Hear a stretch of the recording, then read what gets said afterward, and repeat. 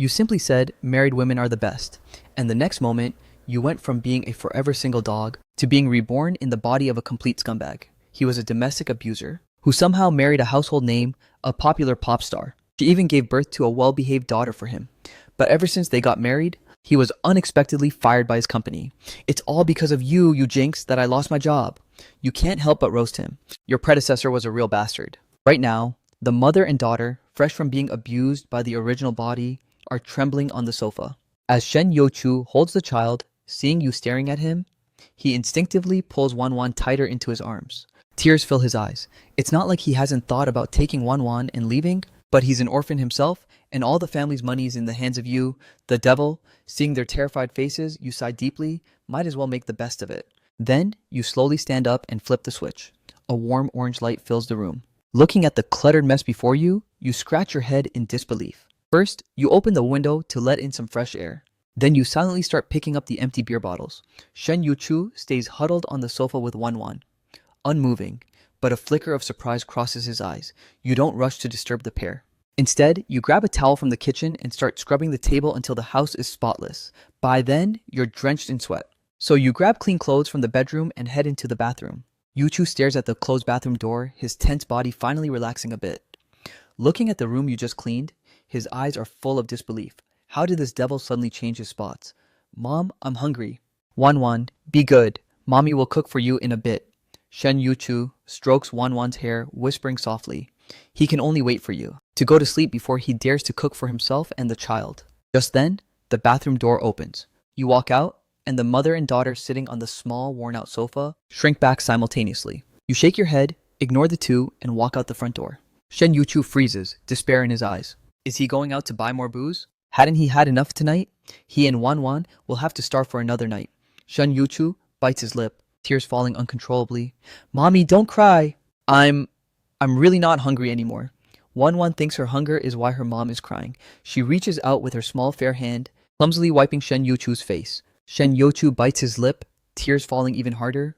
After a while, he says in a trembling, gentle voice, Wanwan, be good. Mommy will tuck you in. You won't feel hungry once you're asleep. Tomorrow morning, Mommy will get up early and make you something delicious.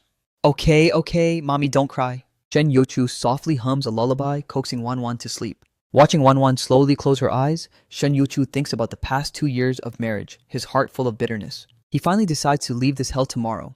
Even dying out there is better than being tortured to death by this devil. Suddenly, the sound of the door lock turns. Shen Yuchu, lost in thought, can't help but tremble again. He instinctively covers Wanwan's ears. Quietly listening to the movement outside, you push the door open. You instinctively look toward the sofa. Your expression freezes. Did they go back to the bedroom? But it seems that they haven't eaten yet. You stare at the food in your hands, think for a moment, set it on the table, and head toward the bedroom. Shen Yuchu's body is rigid. Hearing your footsteps approach the bedroom, he prays you won't come in. But the next moment, I bought some food. If you're hungry, come out and eat. I'm sleeping in the guest room tonight. Hearing this, Shen Yuchu snaps his eyes open. Then he hears your footsteps fade away. The room goes quiet again, with only Shen Yuchu's nervous breathing echoing. Wanwan opens her eyes at some point. She clearly heard your voice and is staring curiously at the closed door. Today, that stinky dad actually didn't come into the room to sleep, and he said he bought food. Thinking of food made her hungry again. She swallows her saliva, looking expectantly at her mother. Shen Yuchu looks down, sees the longing in her daughter's eyes, and finally gathers the courage. She tiptoes quietly to the bedroom door and opens it.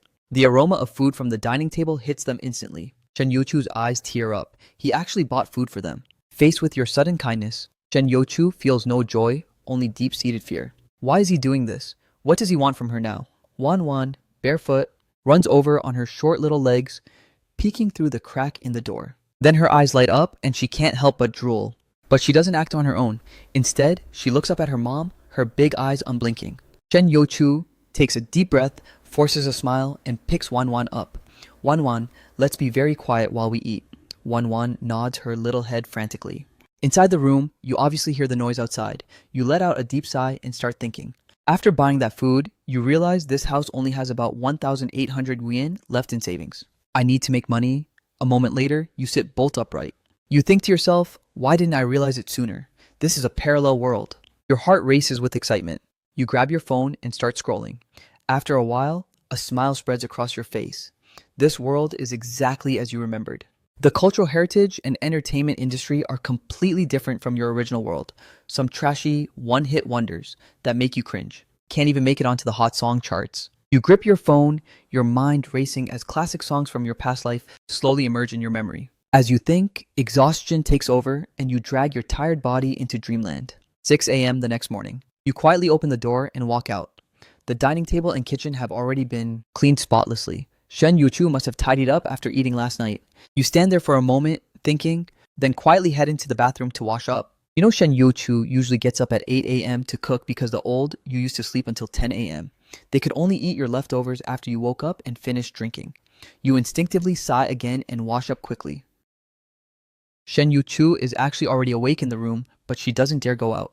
The washing noises stop and the front door clicks shut. Shen Yuchu bites her lip, staring at the bedroom door, wondering where you went.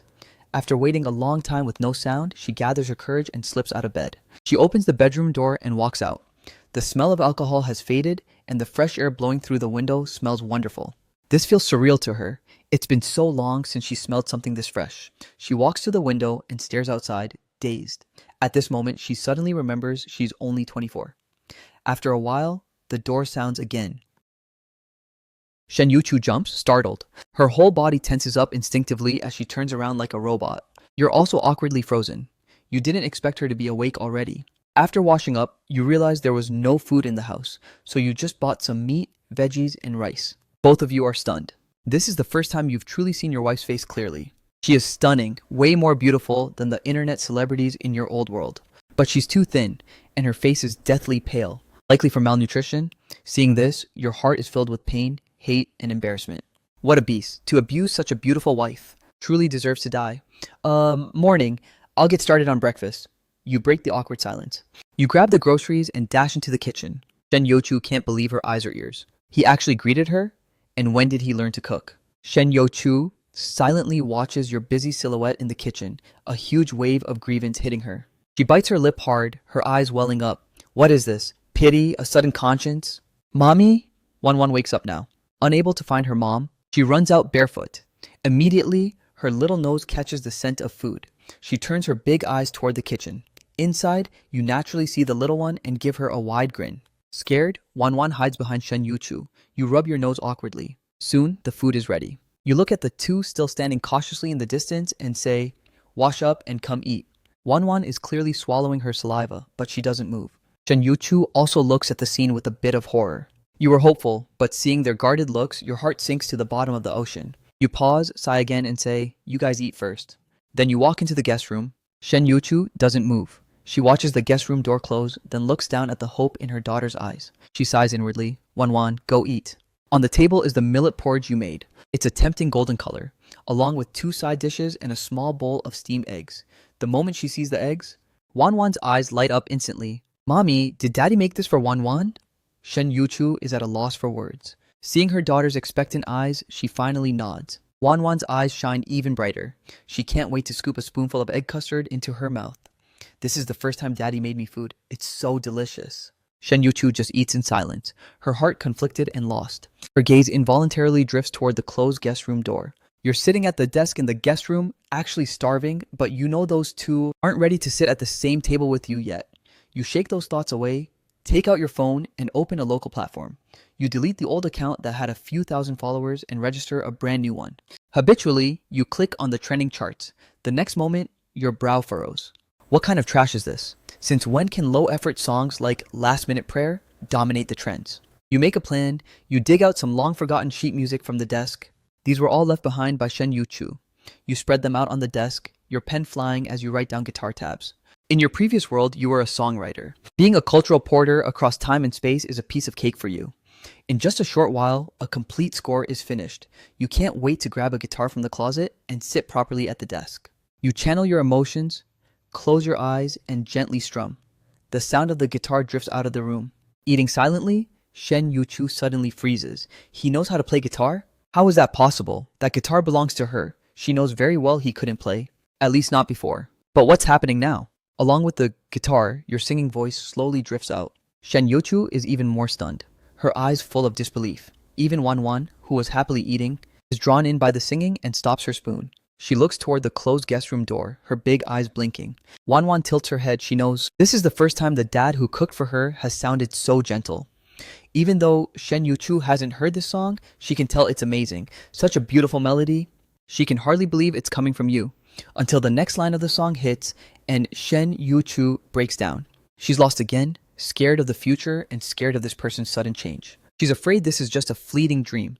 The singing stops at that moment. Wanwan notices her mom crying. Panicked, she climbs onto Shen Yuchu's lap, trying hard to wipe the tears with her tiny hands. Mommy, don't cry. Wanwan will blow on it for you. Wanwan thinks her mom is in pain again. While wiping the tears, she lifts her little face, pulls back her mom's collar, and blows gently. Under the collar, Shen Yuchu's back is covered in rows of scars. Naturally, you have no idea what's happening with the mother and daughter outside. Because of your song, right now you're opening your account and clicking record video. You don't show your face in the video, only showing from the nose down. You hold the guitar and clear your throat. This time, you're much more focused. You play and sing the whole song through perfectly. Once finished, you save the recording and trim the excess at the beginning and end. Finally, you extract the audio and add the lyrics. You submit the copyright ownership online. Everything is set. 151. That's when I edited the title, A Life With You. 152, an original song dedicated to everyone. 153, I hope you all like it. 154, please give it a like and support. 155, vertical bar video uploaded successfully. You let out a soft sigh of relief, thinking it's finally done. 156. Next, just wait for the public's reaction. This song is an absolute banger for this era.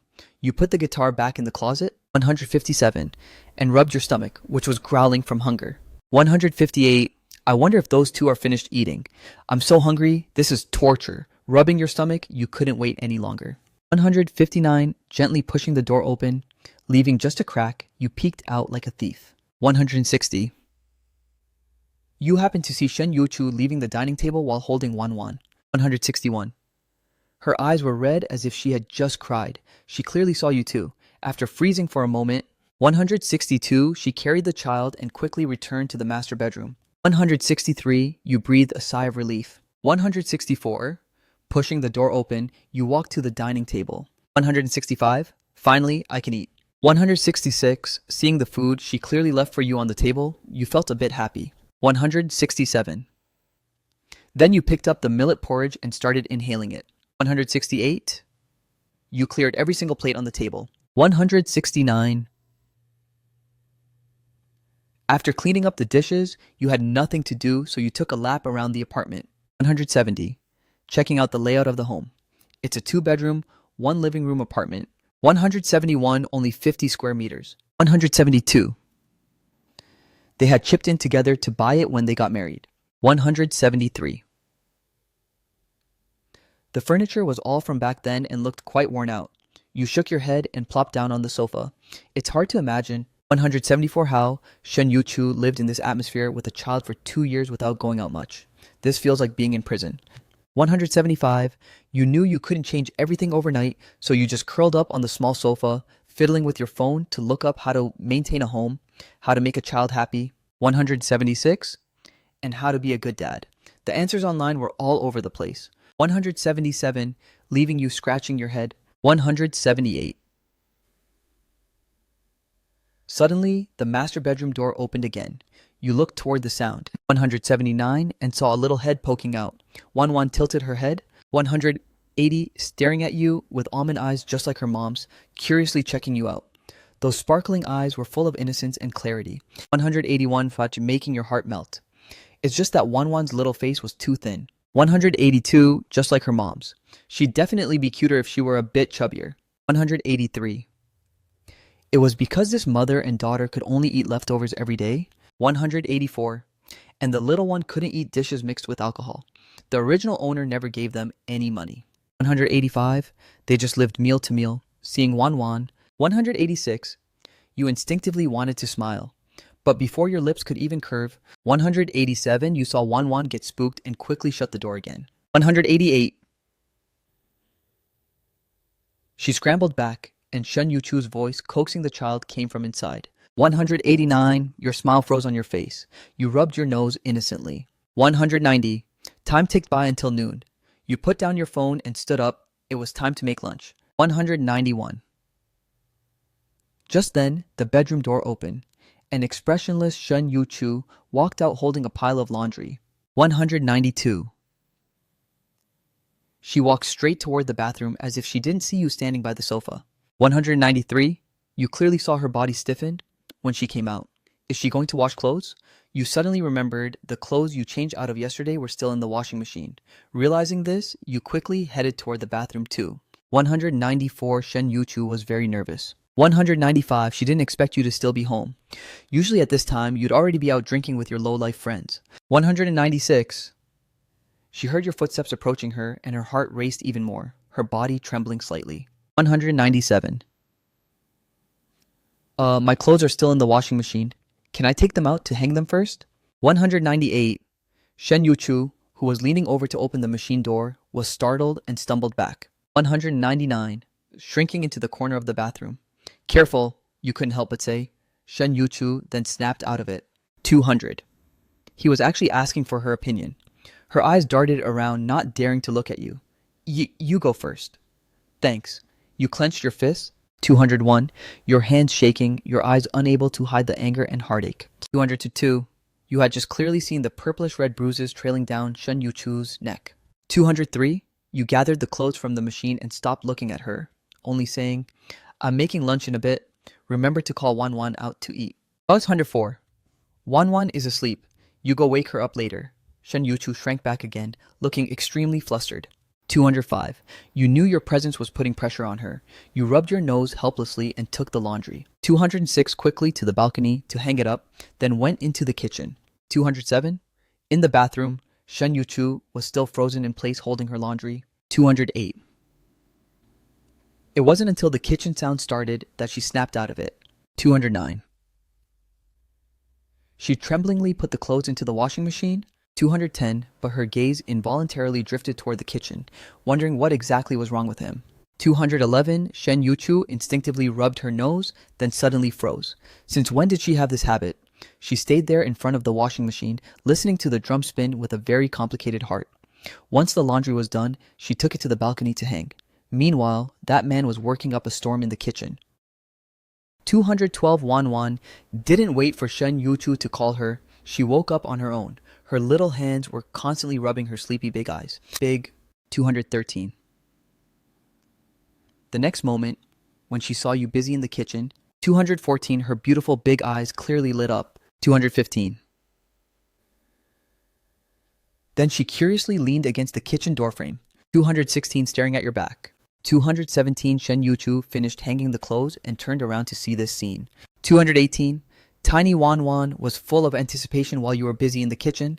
Shen Yuchu's spirit suddenly felt like it was breaking down. 219. She turned around quickly, leaning her back against the wall. 220. Covering her face with both hands and slowly squatting down. Tears fell silently. 221. This was a scene she only used to see in dreams a long, long time ago. 222. This time, you still didn't eat at the table with them. After bringing the food to the table, you hurried out the door. 223 vertical bar, hearing the door close. 224 Shen Yuchu haphazardly wiped the tears from her face, stood up, and carried Wanwan to the table. 225, no one knew how complicated her feelings were right now. 226, even she didn't know what she was thinking. The food was as delicious as breakfast. 227, the little one was happily eating her egg custard. 228. But this peaceful lunch for the mother and daughter. 229 was quickly broken by the sound of the door opening. 230 vertical bar. They instinctively looked up. 231 and saw you coming in carrying a large bag of things. 232 Wanwan's body shifted towards Shen Yuchu. 233 the small spoon for the steamed egg still in her mouth. 234 her big eyes followed your every move. 235 you kept your eyes down, not daring to look at the startled mother and daughter. 236. You just walked to the sofa, set the bag down and said, I bought you some ointment. Remember to use it. Also, I bought a toy for the kid. 237. I don't know if she'll like it, but I saw other little girls have them. 238. So she should have one too. Shen Yuchu didn't respond. 239. After speaking, you were silent for a moment before continuing. I know you won't believe me. 240. But I still have to say it. I won't drink anymore, and I won't hit you guys again. 241. You and Wan Wan don't need to be so scared at home. The child is small. This atmosphere isn't good for her. You said it all in one breath and felt much of the pressure in your heart lift. 242. You didn't wait for Shen Yuchu to respond and silently walked back into the guest room. 243. Shen Yuchu watched your figure disappear. Seeing that door close, 244, she was even more speechless. In just one day, faced with this man's sudden change, she couldn't let her guard down. Inside the room, you were feeling even worse. 245. Your eyes were red. You had obviously cried while you were out. 246. If possible, you'd rather not have transmigrated and known everything that happened here. 247. Especially seeing the rows of scars on Shen Yuchu's body. 248. Your heart was so heavy it felt like breaking. You really couldn't understand. 249. How anyone could harbor such malice toward their own family. 250. They finished eating and left some for you. But when you walked out and saw the stuff you bought for them on the coffee table, 251, the bag was still unopened. 252. You bit your lip and sighed, only able to sit down and eat in silence. However, just then, 253, the master bedroom door opened again. 254, Wan Wan poked her little head out, curiously staring at you. 255. You quickly grinned at her. This time, she finally didn't run away. You felt a slight relief in your heart. 256. Your depressed heart was healed quite a bit by this soft little kid. 257. So you put down your chopsticks and used all the tenderness in your soul to softly call out, Wan Wan. 258. Your voice made her body tremble slightly, but she didn't shrink back. 259. Instead, she glanced back at the bedroom, then looked at you again as if encouraged. A tender, soft child's voice came from her mouth. 260. Hearing that voice, your whole body shook and your eyes instantly welled up. 261. This was easily the most beautiful sound you'd heard since transmigrating, but Wan Wan tilted her head. 262. Looking strangely at you as you cried and laughed, you nodded heavily, then stood up and took the doll out of the bag. 263. You held the doll and gently shook it at her. 264. Wan Wan's big eyes seemed to react. She looked at the doll. 265, then looked back at the bedroom. 266. After a long time, she finally shuffled toward you bit by bit. 267. Your heart was pounding against your ribs, terrified of scaring the little one who was finally 268 approaching you. She walked to your side. 269 lifted her little face and sniffed hard. 270. The next second, she gave a happy smile. Daddy doesn't smell stinky anymore. 271. Is the doll pretty? Her little hand moved. 272. She wanted to take it but didn't dare, just staring at you with her dark big eyes. 273. Vertical bar. You immediately understood her gesture. 274. So you slowly squatted down to her eye level. 275 and gently placed the toy in her hands. 276. Wan Wan finally took the toy. Her little fingers touched the doll's dress.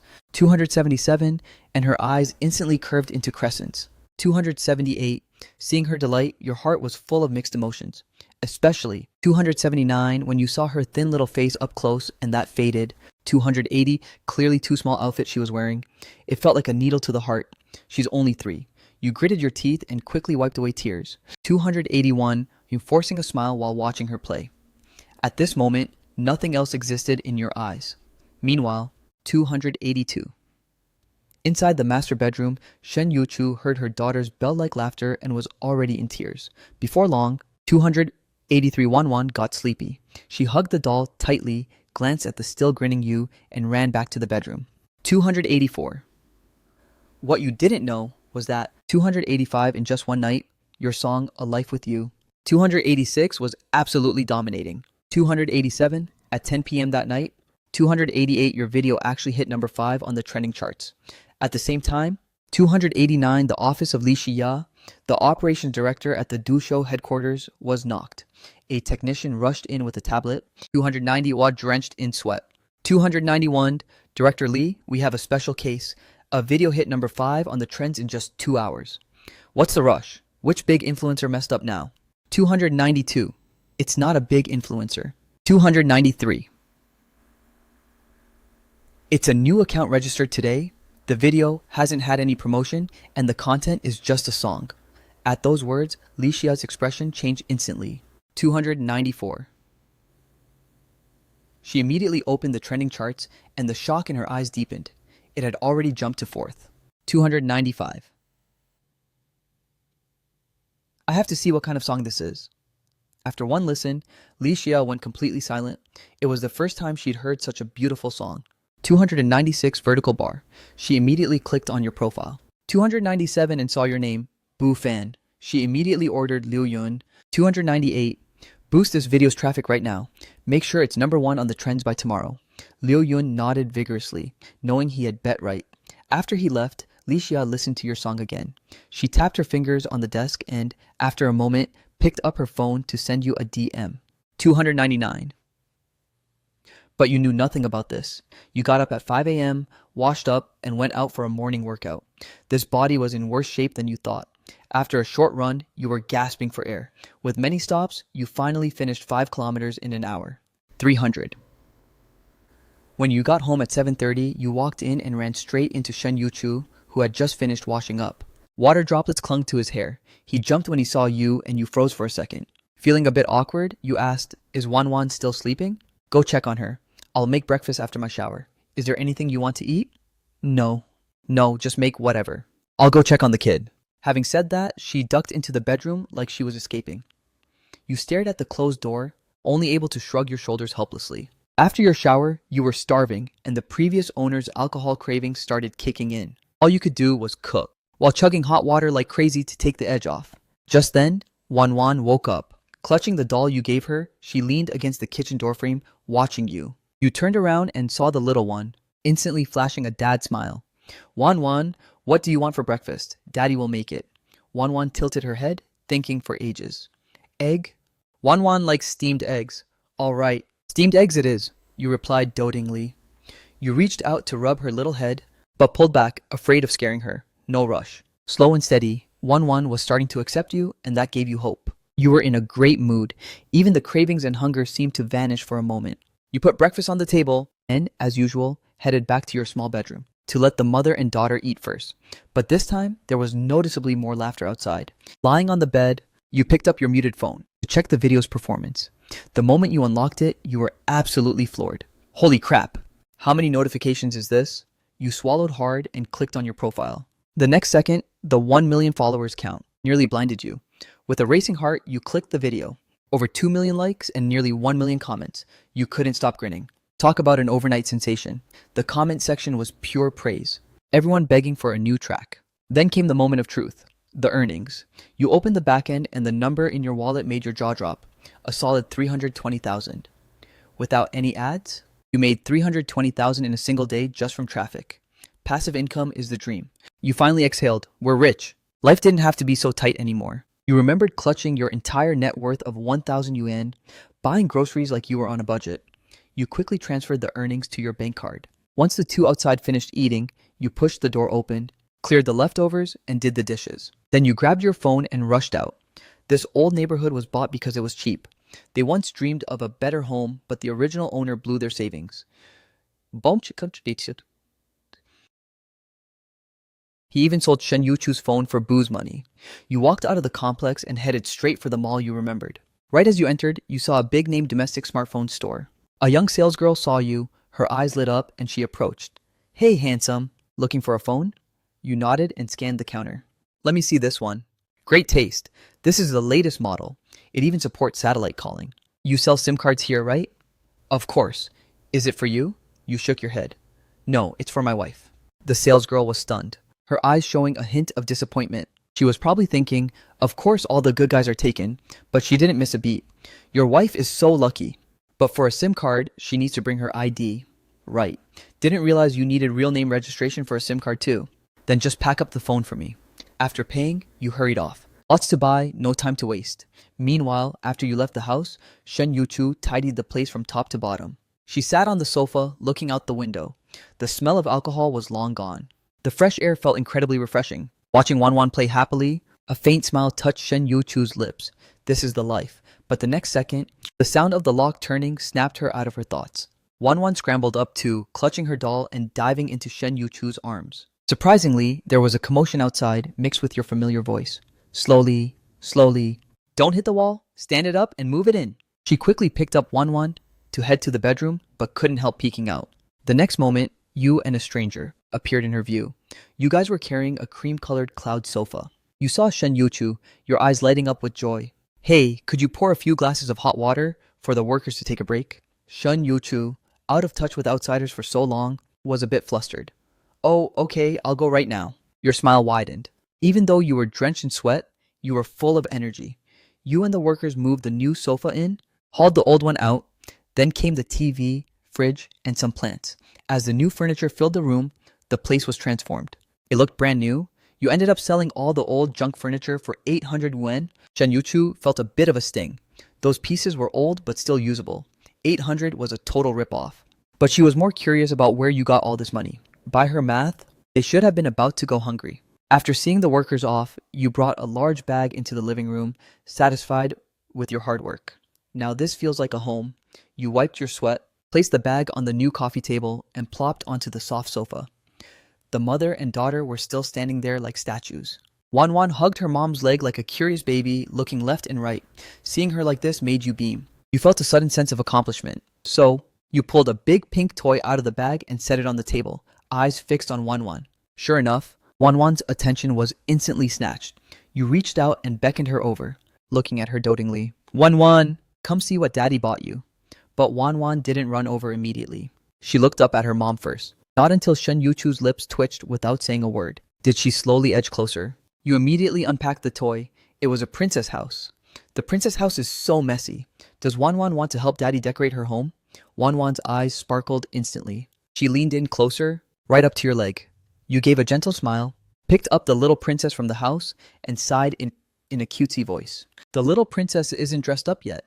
Daddy doesn't know how to put clothes on her. I guess I'll have to ask Wanwan for help. As you spoke, you handed the princess to her. Wanwan blinked her big eyes, tentatively reaching out her hand. Until she touched the princess in your hand, you kept smiling. You put the doll in her hand and even covered her tiny hand with your large one. The moment you felt her warm little hand, your lips curled up. You picked up a pink dress. Dressing the princess is up to Wanwan then. Can Wanwan teach Daddy? Wanwan felt the warmth of your palm and looked at the doll, then at your pleading face and suddenly laughed. Daddy's so silly. Wanwan will teach Daddy. The little one laughed so hard her white teeth showed. Leaning against your leg, she clumsily put the dress on the doll. You laughed along with her.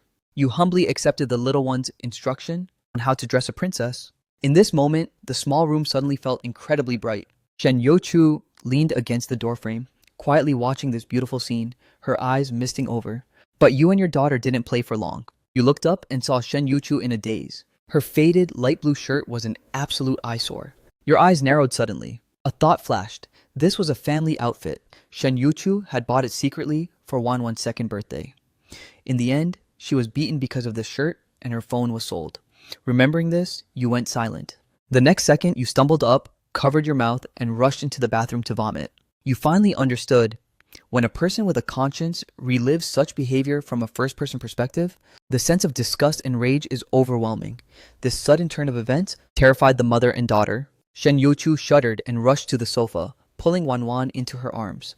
Wanwan burrowed deep into her mom's embrace, terrified that her throwing up dad would suddenly rush out and attack them like before.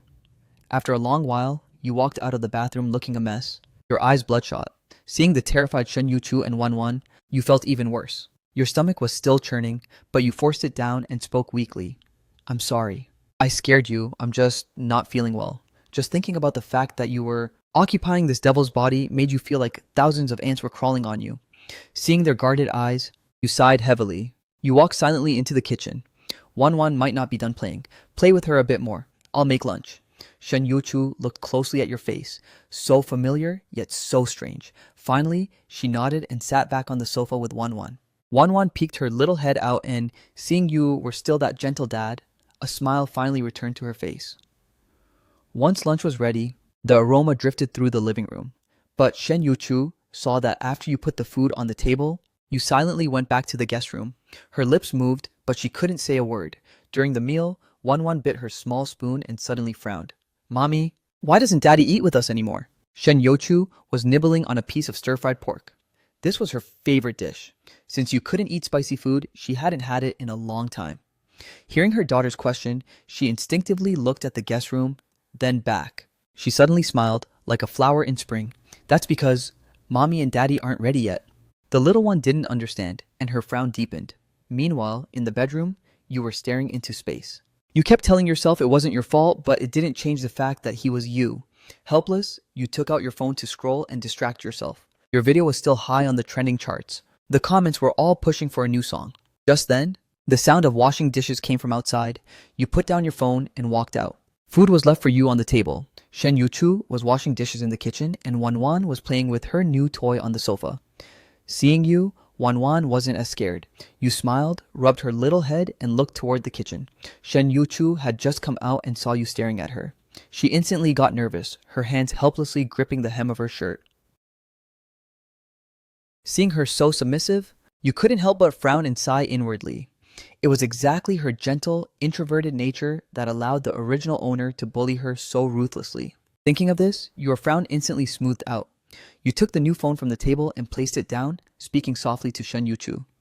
I bought you a phone. See if you like it. Also, I have some things to discuss with you. Could you sit down? Shen Yuchu had her head down, but snapped it up to look at you when she heard that. She first met your clean, clear eyes.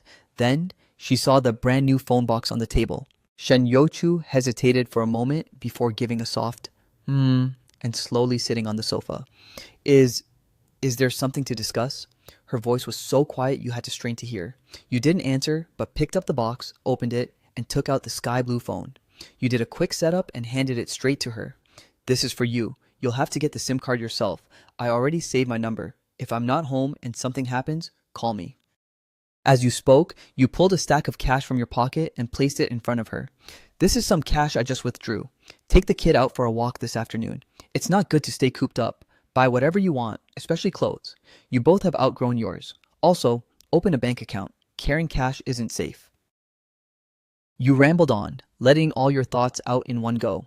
However, Shen Yuchu just looked up and stared at you, listening to your nagging. Her eyes slowly turned red. Seeing her not take the phone, you rubbed your nose helplessly. Don't like the phone? I thought the color was nice and it's the latest model. If you don't like it, we can buy another one. To your surprise, Shen Yuchu gave you another deep look. I like it a lot. Thank you. Her voice was still quiet, carrying a sob and a slight tremble. Just then, your eyes met. You looked away awkwardly, but felt relieved. Good if you like it. No need to thank me. All right. I'm gonna eat now. You immediately stood up and hurried to the dining table to dig in. Shen Yuchu was actually still confused. Where did you get all this money? But she didn't ask. She just picked up the new phone and looked at it closely. Wan leaned in too, curiously looking at her mom's new gadget. Shen Yuchu rubbed the little one's head and the two of them started studying the phone together. You were drenched in sweat after eating and wanted to shower, but the mother and daughter were hanging out in the living room today, making you feel too awkward. Eventually, you could only retreat to the guest room in frustration. By 5 p.m., the heat outside finally broke. Shen Yuchu sat on the sofa looking troubled for a while before finally picking up the money from the table. She led Wan out of the house.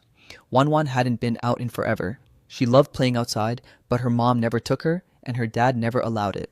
This time, she was ecstatic.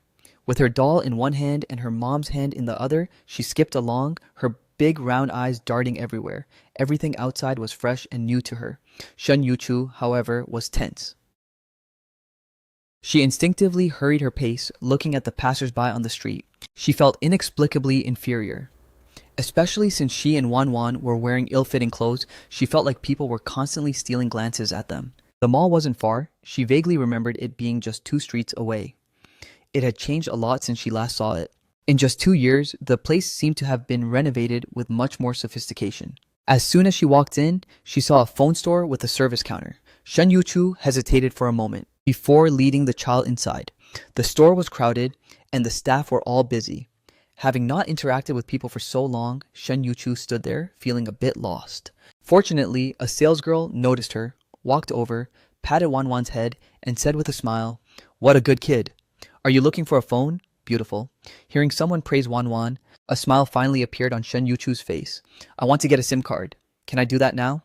The salesgirl kept her smile, leading Shen Yuchu to the counter while she spoke. Yes, right this way. We have several plans for you to choose from, but may I ask, what brand is your phone? If it's our brand, there are discounts on the plan. At the word discount, Shen Yuchu's eyes lit up. She quickly pulled the phone from her pocket, handed it to the girl, and whispered, Is this one okay? I think it's your brand, and it was bought just this morning. The salesgirl froze. She looked closely at Shen Yuchu again. Only a couple of the newest models had been sold today, and now someone was here for a SIM card. Naturally, she thought of you from this morning. So this mother and daughter were the wife and child of that handsome guy from earlier, but why did they look so gaunt? And their clothes were clearly the wrong size. That guy didn't look like someone who would mistreat his family. The clerk couldn't figure it out, but she didn't pry.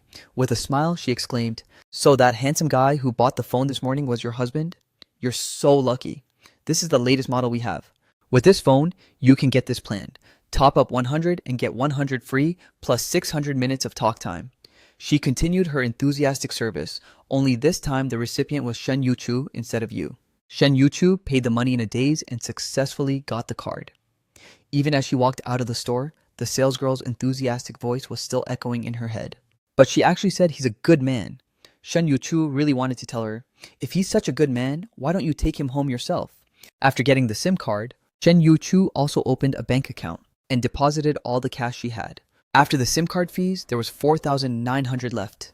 You had given her exactly 5,000. Walking out of the bank with her phone and card, Shen Yuchu looked at the skyscrapers and suddenly felt like she was alive again. Now, she could take the child and leave. With this money, she could find a job to support them and maybe even pursue her dreams again. The sudden freedom made her stand still for a long time until a soft child's voice sounded in her ear. Mommy, can Wan Wan have an ice cream? She snapped back to reality. Wan Wan was still holding her hand. Those round eyes were staring intently at the ice cream shop nearby, with drool almost escaping the corner of her mouth. Shen Yuchu laughed. It was a bright and brilliant smile. Okay, but only one. Otherwise, your tummy will hurt. Wan Wan loves mommy the most. The two had finally gone out. You took a nice shower, totally unaware that Shen Yuchu might not come back. After the shower, you started preparing dinner. The usual 2 meat and 2 veggie dishes. You planned to make noodle soup tonight, but since you didn't know when they'd be back, you didn't start yet. You put the dishes on the table and the cut noodles on the board. Then you went back to the living room, crashed on the sofa, and started scrolling for parenting tips. What to do if a kid won't eat? Just give them a beating. That won't work. Swipe, swipe. Wan Wan is so good. How could she not eat? Besides, with a kid that cute, you wouldn't dream of laying a finger on her. You scrolled until you were drowsy. You yawned and checked the time. 7 p.m. Why aren't they back yet? You sat bolt upright. Did something happen to them? You got nervous and quickly stood up to put on your shoes, ready to go look for them. But just as you opened the door, you ran right into them returning. A light floral scent drifted in from the doorway. You were completely stunned. Right now, Shen Yuchu was humming a little tune, her steps light, and the curve of her lips showed she was in a great mood. She was holding several shopping bags. Wan Wan was holding onto her shirt with one hand, and in the other, she still had the doll you gave her. The main reason you were stunned was that they both had changed into well-fitting new clothes. 2 pairs of soulful almond eyes also froze when they saw you. The next moment, Wan Wan sweetly leaned in and called out, Daddy, clearly. Having gone out for a loop and changed into new clothes, Wan Wan was in high spirits. That, Daddy, almost made your soul leave your body. You replied with a shaky voice, then knelt to rub Wan Wan's hair. You picked up the adorable little girl and led the way inside. Daddy's making noodles for you today, okay? The kind with 2 eggs. Okay? Wan Wan loves eggs. Wan Wan loves Daddy the most. Shen Yuchu was left stunned in the doorway. The kid just said she loved mommy most, and now she's defected. Wan Wan didn't wait long. The noodles with eggs were ready in no time. You set the noodles before her, pinched her little nose, and habitually turned to go back to the bedroom. Just as you turned, you didn't expect the little one to suddenly grab the hem of your shirt. Can Daddy eat with Wan Wan? That soft voice rang out again. You turned back and met Wan Wan's expectant gaze, feeling a bit hesitant. You stole a glance at Shen Yuchu sitting nearby. She didn't say anything or look at you, acting as if she hadn't heard Wan Wan at all, focused on her own noodles. You were speechless. This situation was tough. Just give it to me straight. What does this silence mean? You could only try testing the waters. Then I'll stay and eat with Wanwan. Daddy will sit next to her. It was Wanwan who answered you, happily patting the chair on the other side. You rubbed your nose, looking a bit unnatural as you brought a bowl of noodles from the kitchen and sat next to her. With mommy on her left and daddy on her right, Wanwan was surrounded by both parents for the first time. The smile never left her face. She even ate extra hard, finishing her entire bowl. Eventually, Shen Yuchu had to stop her, afraid she'd overeat. Only then did the kid stop. But after dinner, Wanwan's wish for both parents to help her finish the princess bedroom fell through. In the end, you were the only one playing with her, while Shen Yuchu returned to the master bedroom alone after dinner. You could understand that. Letting you sit at the table to eat must have been a huge internal struggle for her. You put yourself in her shoes and thought if it were you, after suffering that kind of past treatment, you wouldn't be able to get along with your enemy either. No, if it were you, the original you wouldn't even have a body left. You'd have chopped him up to feed the dogs. You played with Wanwan until 9 p.m. Wanwan was so sleepy her head was nodding, but she still didn't want to go to bed. During this time, you noticed a serious problem. Wanwan was already 3 years old, but the little girl still didn't know how to take off her own shoes. You knew most 3-year-olds were already at the age for kindergarten. You knew this was due to the unhealthy family environment and couldn't be rushed, but it still broke your heart. Shen Yuchu walked out of the bedroom at that moment. She didn't speak, just stared at you on the sofa. Wanwan's meaning was clear. You got it instantly, picked Wanwan up from the sofa, kissed her cheek, and said with a smile, "Wanwan, time for bed. Daddy will play with you again tomorrow, okay?" Wanwan's half-closed eyes blinked open. She looked at your face, then at Shen Yuchu, and suddenly buried her head in your neck. Wanwan wants to sleep with Daddy tonight. The sudden words caught you off guard, and Shen Yuchu's face darkened slightly. Nothing like a sudden awkward silence. You looked at Shen Yuchu with an innocent face. This was the kid's own idea. You definitely didn't put her up to it. Shen Yuchu secretly clenched her fists. This little ungrateful cub? All that time spent taking care of her, and she was corrupted by the enemy's sugar-coated bullets in just 2 days. Ultimately, the kid got her way. Shen Yuchu gave her a quick wash, and the little girl happily crawled into Daddy's bed. Wanwan clung to your neck like a koala, refusing to let go. You let her hold you. This was your first time coaxing a kid to sleep, so you recalled some online parenting tips and gently told her a bedtime story. Soon, Wanwan was completely satisfied and fell fast asleep.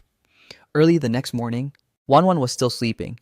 You got up early as usual, tiptoeing out of the bedroom to the living room, ready for your morning run. The next moment, as if in disbelief, you rubbed your eyes. The ointment on the coffee table was gone. Your eyes lit up and a genuine smile spread across your face. You left the house with a joyful mood today. Running, showering, and cooking took about 2 hours total. After making breakfast, you had another task, waking up your daughter. Wanwan was woken up by your gentle voice. She rubbed her sleepy eyes, and the moment she saw you, a cute and sweet smile gradually blossomed on her face. The little one reached out her soft arms, gesturing for a daddy hug. You immediately reached out and gently picked her up, putting on the new clothes you bought yesterday. Then you carried her out to wash up. You had learned how to care for children from videos. But theory is just theory. Once you put it into practice, you realized how hard it is. The kid's body was too delicate. You were afraid to use force, so the whole process felt clumsy, especially when doing the kid's hair. You felt totally out of your league. After working at it for ages, it ended up all crooked. Daddy's a big dummy. Wanwan saw her messy hair in the mirror and pouted mockingly. You pinched her little nose, making her giggle uncontrollably. She also reached out her tiny hand to pinch your nose. Shen Yuchu came out of the bedroom and saw this warm scene between father and daughter. She didn't say anything, just silently went into the kitchen to bring out breakfast. Perhaps even she didn't notice that her lips had unknowingly curved into a faint smile. After the family of 3 had a simple breakfast, to being reborn in the body of a complete scumbag. He was a domestic abuser. She seemed like a different person, clearly showing a spark that was missing before. This was a good sign that made you feel much better. Shen Yuchu was downloading apps while observing the interaction between father and daughter. By now, she also noticed you were subtly teaching Wanwan. She watched silently, a hint of sweetness rising in her heart. She had always wanted to teach the child, but with the previous family environment, their life was already so hard. How could she have the energy to teach Wanwan like a normal mother? Shen Yuchu looked back at her phone screen. It truly was the latest model. The app download speed was fast. In just a few seconds, several apps were done. The moment Shen Yuchu logged into WeChat, unread messages popped up. It was her assistant from 2 years ago, Chuchu. She only had a few people on her WeChat besides you. mostly people from her old company. Chuchu's messages had been coming in non-stop from the time she got married until 2 days ago. They were mostly asking about her well-being, but she had never been able to reply. Looking at the string of messages, Shen Yuchu felt a warmth in her heart and immediately replied, "Sorry, Chuchu. I couldn't reply before. I'm doing quite well now. Don't worry." "So that handsome guy who bought the phone this morning was your husband? You're so lucky. This is the latest model we have. How have you been lately, Chuchu? Is life okay?" Shen Yochu didn't respond to the gossip, but asked about her well-being instead. "I'm great, Sister Shen. Don't worry. I'm a tough cockroach. I just miss you. Sister Shen, will you ever make a comeback?" Shen Yochu paused, a flash of longing in her eyes. Could she really make a comeback? She turned her head to look at you. Then at Wanwan. After a moment, the longing in her eyes faded. "Probably not. If you miss me, we can find a time to meet up." Meanwhile, at the Tianmei Entertainment Building in the city center, a girl about 1.6 meters tall put down the heavy equipment on her shoulder. Her hands were shaking with excitement as she typed on her phone. But soon, a sharp female voice snapped her out of her joy. "Zhao, Chuchu, are you slacking off? Get back to work. Do you still think you're the assistant to a top star? If you don't want to work, get lost." The owner of the voice was a woman with a fox-like face. She held her head high, her narrow eyes full of disdain. "What are you looking at? Get that equipment into the recording studio. If you delay my session, can you afford the cost?" Zhao Chuchu rolled her eyes but still hoisted the gear. "Okay, Sister Shen, I'm off this Saturday. Let's keep in touch." Shen Yochu looked at the message and finally smiled. She scrolled a bit more, and seeing no other messages, she switched to Weibo. Her last post was from 2 years ago. Her retirement announcement, her hundreds of thousands of followers, had dwindled to a few thousand. Besides the bot accounts, there were actually some old fans who frequently left caring comments. She casually scrolled through the trending topics, mostly recent gossip, but a few were talking about a viral song, "A Life With You," divine song, mysterious singer, millions of followers overnight based on one video, View fan. Who is he? Deep analysis of the latest treasure song. Shen Yuchu was quite curious about what a viral song sounded like nowadays, so she clicked on the title. The screen jumped to a video interface. A familiar guitar melody played, and the living room went silent. Only the singing echoed in their ears. You turned your head awkwardly. Wanwan's big eyes blinked as she dove into Shen Yuchu's arms to look at the phone. Shen Yuchu was completely stunned. This familiar voice, wasn't this the song that came from your room a couple of days ago? "So that day you were recording a video." Wanwan was the first to speak. She pointed her tiny hand at the screen and looked up at Shen Yuchu. "It's Daddy. Daddy's in the phone." It's Daddy," Shen Yuchu replied, stroking the kid's head. She finally understood why you had so much money for new furniture. With millions of likes, how could you not have money? She looked at your sharp profile with a complex gaze. Getting her mom's confirmation, Wanwan happily dove back into your arms, holding your face with her short hands. Her big eyes were full of light as she said in a milky voice, "Daddy's so gentle. Wanwan wants to sing too." Your heart melted at those soft hands on your face. You cupped her little face with your large hands. "Wanwan likes singing too?" "I love it," Wanwan replied without hesitation, her smile widening. "Okay, Daddy will teach you. When you learn, we'll sing into the phone, okay?" Wanwan nodded her head nonstop and then gave your cheek a big, hard kiss. Getting that reward, you beamed. Under the kid's idolizing gaze, you rushed back to the guest room and brought out the guitar. Returning to the sofa, you tuned the strings. You saw Shen Yuchu and Wanwan both staring at you unblinkingly. Your face actually turned a bit red. You stroked the strings. "Today, Daddy's creating a nursery rhyme just for Wanwan. I'll sing it once for you, then I'll sing a line and you follow me, okay?" Wanwan nodded happily. Her face was full of anticipation. This song is called Courage Explosion. Listen close, Wanwan. You gently strummed the strings. A cheerful melody filled the living room. Wanwan's sense of rhythm was surprisingly good. She bobbed her head along with the melody. You couldn't help but sway your body with her. Looking at the father and daughter moving in sync, Shen Yuchu's gaze softened and a smile quietly appeared on her face. She actually joined in the rhythm. For the first time, the whole family was immersed in a sea of joy. At this moment, even the living room seemed brighter. Following the song, Wanwan clenched her small fist and made a superhero charge gesture. You put down the guitar and copied her gesture, then gently tapped her nose. Wanwan dove into your arms, her short arms tightly hugging your neck. "Daddy, Wanwan likes this, Daddy. Please don't change back to the old one, okay?" Her soft voice rang in your ear and you gasped, your eyes suddenly misting over. You held her tight, burying your face in her clothes. Daddy will never be like that again. Your voice was raspy but firm. Shen Yuchu couldn't see your face, but she was already in tears. Yet, she had a smile on her face. She knew the old days would never return. Never. You were the first to pull yourself together, setting the guitar aside and sitting Wan on your lap. All right, time to learn the song. I'll sing a line and you follow me, okay? Okay, Wan agreed instantly. The rest of the time became a father-daughter teaching session. For the whole morning, their singing echoed in the living room. Seeing them immersed in the music, Shen Youchu silently made lunch. It's just that her cooking clearly wasn't as good as yours. During the meal, Wan kept insisting that she wanted to eat Daddy's cooking from now on. Shen Yuchu gave her a jealous glare, feeling indignant.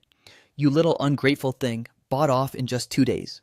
This family vibe made you feel very at peace. It felt like how a real family should be. Wan learned fast. In just 3 days, she could sing the whole Courage Explosion. At her strong request, you filmed a video and posted it on the platform. In the video, Wan wore a pink princess dress and a bow. Her tiny body swayed with the music. It was cutely overload. You were beaming while filming, your face screaming, "That's my girl," with pride. Shen Yuchu, watching the fun from the side, caught your expression and almost died laughing. It was the first time she'd seen you like this. Over these 3 days, because of your good behavior, the relationship between you and Shen Yuchu had thawed considerably. At least, Shen Yuchu would now initiate a word or two with you. No one expected that the second video on the Bufan account would actually be a nursery rhyme. The song was another original and just as catchy. At the platform headquarters, Liu Yun discovered the video immediately. After watching it, she didn't hesitate to give it the maximum push. Such a cute little munchkin, and such a great song. Liu Yun had a huge stand smile that stretched from ear to ear. Soon, the platform's trending list exploded again. Before the A Life With You hype had even died down, the Courage Explosion storm began to howl. This time, the heat grew even faster. In just one afternoon, the likes hit 5 million. The number of comments was straight up ridiculous. This led to you having to mute your phone again that evening. Holding Wan on the sofa, you tirelessly scrolled through the comments. They were all gold. You couldn't stop. "If I had a daughter this cute, no boys allowed within a 100-mile radius." That was the most liked comment. One Saturday, you just finished your morning run and pushed open the door, wiping sweat, only to see Shen Yuchu in a new spaghetti-strap nightdress. She had just stepped out of the bathroom after a shower, drying her hair. Her face was slightly flushed from the steam. You both stared at each other, stunned. A poem flashed through your mind. Natural beauty needs no adornment, a lotus emerging from clear water. It fit Shen Yuchu perfectly right now.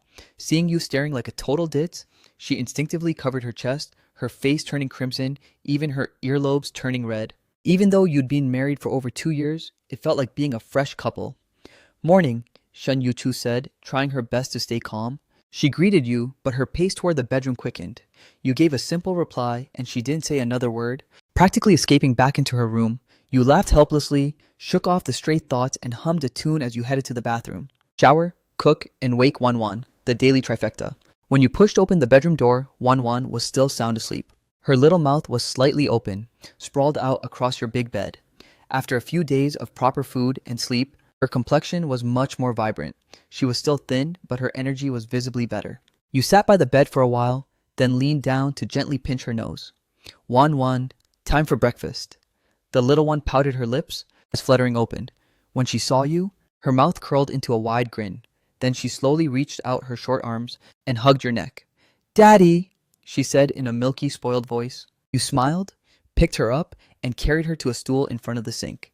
She had been washing her face and brushing her teeth herself lately. You just stood by to help with the toothpaste or a towel. Wan was smart. She mastered this skill in just 2 days of teaching.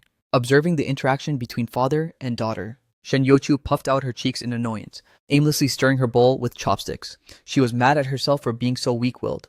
Just then, you sat down with the freshly washed Wan. Wan gave a sweet, "Mommy," and picked up her special spoon to scoop some golden millet porridge. "Can you come out with us today?" You, who were enjoying your meal, suddenly looked up at Shen Yuchu's words. Full of confusion, Shen Yuchu nodded without looking at you, though her earlobes were bright red. "Sure," you agreed readily. Later, you hailed a taxi on the street. You were heading to Yida Plaza in the city center. Shen Yuchu was meeting her former assistant, Zhao Chuchu, at a milk tea shop there. The reason you and Wan were invited was purely because Zhao Chuchu wanted to see the kid, and since Wan had become your little shadow lately, you were essentially riding her coattails.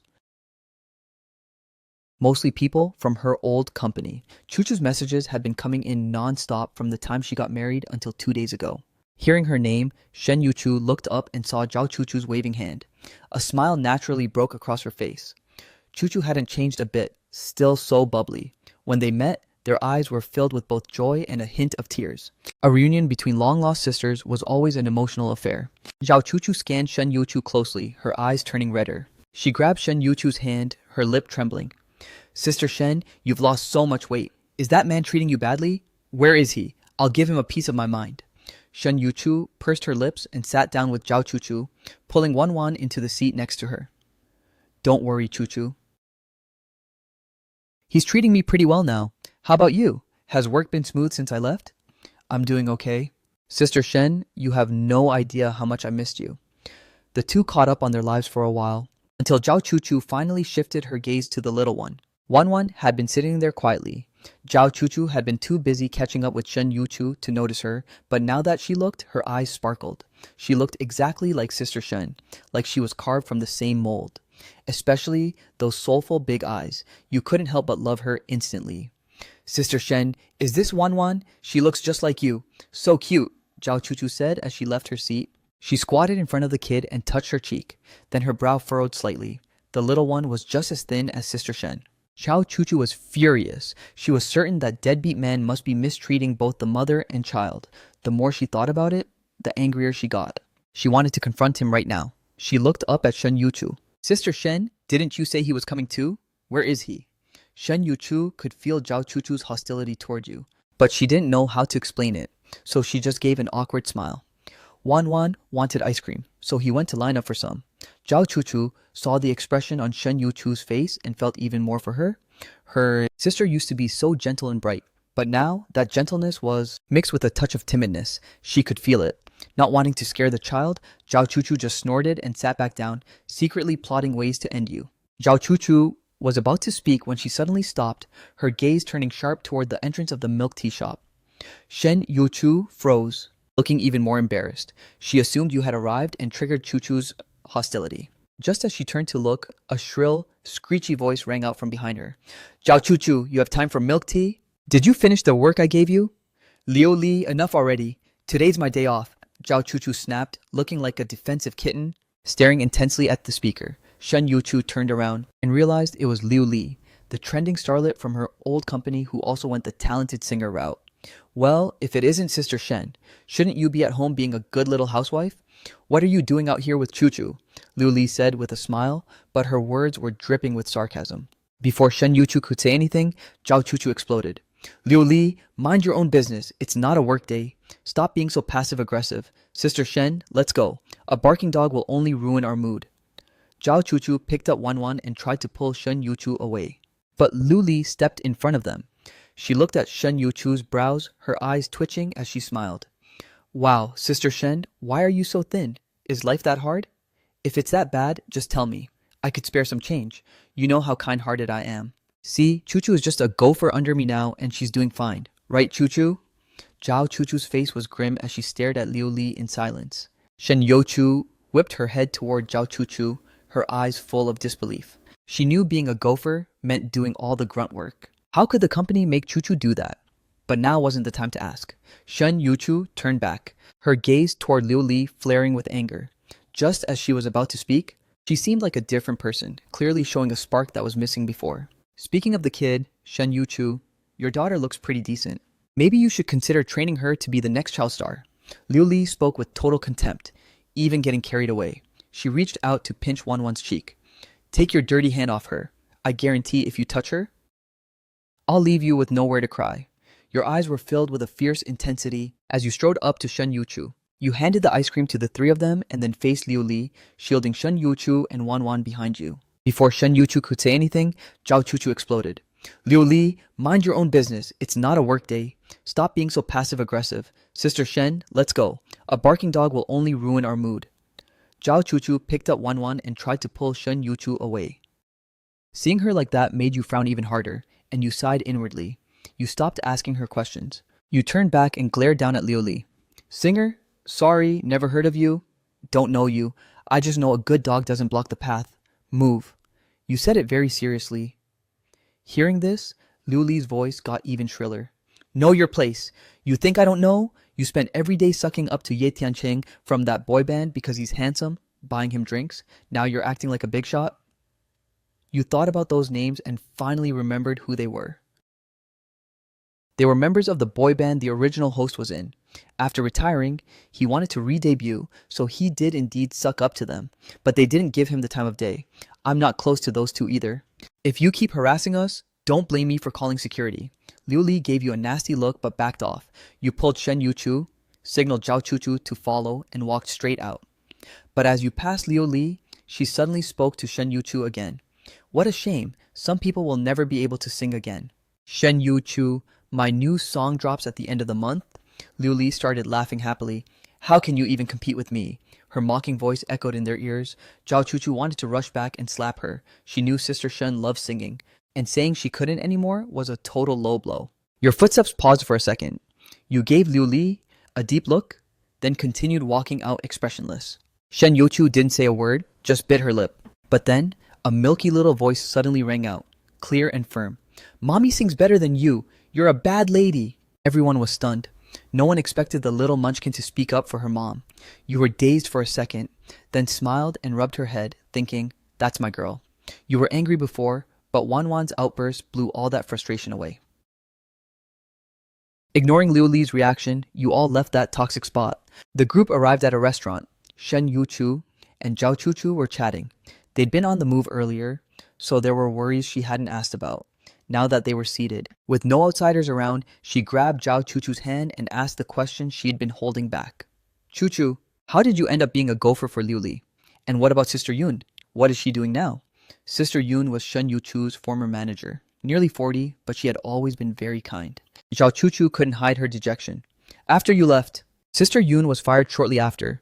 She looked for work for a long time but couldn't find anything. Later, her mother got sick and was hospitalized. She needed to care for her mother constantly, so she could only find a job as a nanny. Shen Yuchu didn't expect Sister Yun to fall so far. Her vision blurred, vaguely remembering Sister Yun's sharp, efficient manner. Both went silent. Shen Yuchu bit her lip. She knew it was all her fault. If it wasn't for her selfishness, Sister Yun wouldn't be in this position. She had defied the company's orders so many times for her. When she had a future, the company said nothing. But then she just tired out of the blue. It was obvious what kind of treatment Sister Yun would face. The mood was heavy. After a quick meal, Zhao Chuchu talked with Shen Yuchu a bit more and then left in a hurry. Shen Yuchu's mood remained low. You had all planned to go to the amusement park with Wanwan that afternoon, but now she wasn't in the mood to play. You could sense it and wanted to say something, but you kept quiet. Honestly, you didn't understand either. Why Shen Yuchu had been so obsessed with marrying you. The original host didn't know, and you definitely didn't. Shen Yuchu wanted to go home and be alone, but when she saw Wanwan's hopeful eyes, she couldn't bear it. To not disappoint the kid, you all ended up at the amusement park. Wanwan was thrilled. It was her first time and she dragged you toward the entrance. Shen Yuchu managed to pull herself together. She didn't want Wanwan to remember her first park trip as a sad one. The family started with the carousel, then a few other rides. The sky gradually darkened and the park lit up with colorful lights. The last ride was the Ferris wheel. By the time you carried Wanwan into the cabin with Shen Yuchu, she had already fallen asleep in your arms. The Ferris wheel slowly rose. The glowing buildings below grew smaller. What you didn't know was that this was also Shen Yuchu's first time at an amusement park and her first Ferris wheel ride. Her almond eyes peered curiously out of the cabin, sparkling. She looked at the window. You looked at her. Feeling your gaze, her earlobes turned red, and she gave you a playful, annoyed look. It was the first time you'd seen that look. It was a bit much to handle. The cabin lights illuminated her thin face, and you suddenly felt a bit dazed. The wheel was still rising. The next second, fireworks shot into the sky from all around the castle at once. As they exploded, you clearly saw a stunning smile on Shen Yuchu's face, a smile from the heart. You were mesmerized. The Ferris wheel slowly reached the top, and the fireworks were even clearer. Shen Yuchu's face was even more captivating. You don't have to be afraid like before, you said softly. She didn't hear you over the fireworks and turned to you with a questioning look. You didn't look at her, but kept watching the brilliant display. You're too gentle, you whispered. That's not good. You'll get bullied. You don't have to be scared like you were. I know you want to sing. I know there are things you want to do. Go for it. I'll take care of Wanwan. Shen Yuchu didn't answer. When she turned, 2 streaks of tears were already on her face. She bit her lip and stared at you unblinkingly, her eyes full of such intense grievance and complexity that it felt like they could drown you. You immediately got nervous, not understanding why she suddenly started crying. "Who are you?" Shen Yuchu stared at you intently. Those almond eyes were a misty mess. Her voice wasn't loud, but it rang like thunder in your heart. You went silent, and the air grew still. Even the sound of the fireworks seemed to vanish. After a long while, you gave her a gentle smile and spoke, your voice suddenly a bit raspy. "I'm Lu Fan." Shen Yuchu kept looking at you. Your smile made her heart skip a beat like a fluttering deer. Your answer was something she never expected. She looked into your eyes, which were clear and shining. Her tears fell even faster. She pulled her legs in, buried her head, and sobbed softly. Then she spoke. "Right. You're Lu Fan. Who else could you be? Let me tell you a cliché story. Once there was a little girl in an orphanage. She was very timid, but there was an older boy, a year older, who always protected her. One day she was bullied by a group of boys. That brother shielded her and never let her get hurt, even though he ended up covered in bruises. Back then, in her eyes, that brother was her entire world. But after that, he disappeared, until she grew up and saw him again. And she got her wish. She married him. You were stunned after hearing that. Finally, things made sense. Shen Youchu looked up, her eyes misty, looking so lonely and pitiable. She had finally revealed the secret in her heart. No one understood her stubbornness. Everyone thought she was making a mistake. Only she believed it was worth it. But the result was so terrible. She had regretted it countless times. Until you appeared, she asked who you were. He said he was Lu Fan. That was enough. You suddenly understood her feelings. Seeing the tenderness and affection in your eyes, Shen Yuchu couldn't take it anymore and dove into your arms, competing with Wanwan for space as she sobbed. Wanwan was woken up, looking confusedly at her mom for taking her spot. The little girl was dazed for a second, then joyfully hugged her dad with one arm, and her mom with the other, giving them both big kisses on the cheeks. This was Wanwan's best day ever. Looking at the big and small beauties in your arms, you were speechless. Life was finally moving in the right direction. That was enough, but some plans needed to change. The fireworks faded, and the Ferris wheel slowly descended. Back on the ground, Shen Yuchu walked ahead holding Wanwan. You followed behind, watching her brisk pace. You rubbed your nose as you strode up to Shen Yuchu. Once you were out of the park gates and saw she had no intention of stopping, you had to call out, "Hey, are you planning to walk all the way home? Let's get a taxi here." Only then did she stop, standing by the road without looking at you. She was even more convinced you were laughing at her from behind. So humiliating. It took a long time to get a taxi, which gave you the idea of buying a car for the first time. Back home, you settled Wanwan into her room. You quickly went to the bedroom too, falling fast asleep as soon as you hit the bed. In contrast to your deep sleep, Shen Yuchu was tossing and turning. Every time she closed her eyes, the scenes from the amusement park would pop up. 731 Shen Yuchu pulled the blanket over her face in frustration, trying to force herself to sleep. But her fluttering eyelashes, Shen Yuchu pulled the quilt over her face in annoyance, trying to force herself to sleep, but her eyelashes kept fluttering, showed just how restless her heart was. At 6 a.m., you woke up right on time. Morning run, shower, cook. The wake-up Wanwan routine was done, but Shen Yuchu hadn't come out of her room. Looking at the closed master bedroom door, you scratched your head. You did get back quite late last night. To think she was still sleeping. You didn't plan on waking her, you just leave her some breakfast. Then you washed and put away the used dishes. As you came out of the kitchen, Shen Yuchu had finally gotten up, her face slightly red as she crossed the living room to the bathroom. "Do you still want to sing?" you asked, hearing your voice. Shen Yuchu froze for a moment, not responding for a long time. You leaned against the bathroom doorframe with your phone, quietly waiting for her answer. A moment later, her soft voice reached your ears. Yes, just one word, no further explanation. To her, her current life was already something she hadn't dared to imagine for 2 years. Singing was a distant dream buried in her heart. You didn't ask further, just nodded and went back to the guest room with your phone. You opened your DMs and started searching. Your inbox had already exploded. Ever since the first video, you'd only skimmed it. You hadn't looked since, so finding anything now was hard. But you silently scrolled, patiently filtering through them one by one. Finally, your eyes lit up. You clicked on one specific DM and read its contents. Your fingers tapped the screen absent-mindedly. Originally, your only goal in posting videos was to make money. Once you earned enough to settle Wanwan and Shen Yuchu down, you planned to bow out. But after yesterday's events, you changed your mind. This DM was simple. Fangsing Entertainment sincerely invites you to join our team. With your talent, we can make you a top-tier superstar in no time. At the end was a contact number. Fanxing Entertainment was one of the big three in China. Without hesitation, you dialed the number. It only rang a few times before someone picked up. A mature, professional female voice came through. Hello? Who is this, please? Hello? My account name is Boo Fan. I received an invite from your company. Is now a good time to chat? In the Shanghai headquarters, Lixia froze. She didn't expect this creator named Boo Fan to actually call. It had been days since she sent the invite. She thought he wasn't interested in showbiz. Hello? You still there? Seeing the other side go quiet, you asked again. Lixia snapped out of it, a look of joy spreading across her face. These days, the hottest thing online was undoubtedly this mysterious Boo Fan. This is Lixia, Deputy Director of HR at Fanxing Entertainment. Are you interested in joining us, Mr. Bufan? Director Li, sorry, but I don't plan on entering the industry myself right now. However, I want to recommend a singer to you. I wonder if your company would be interested.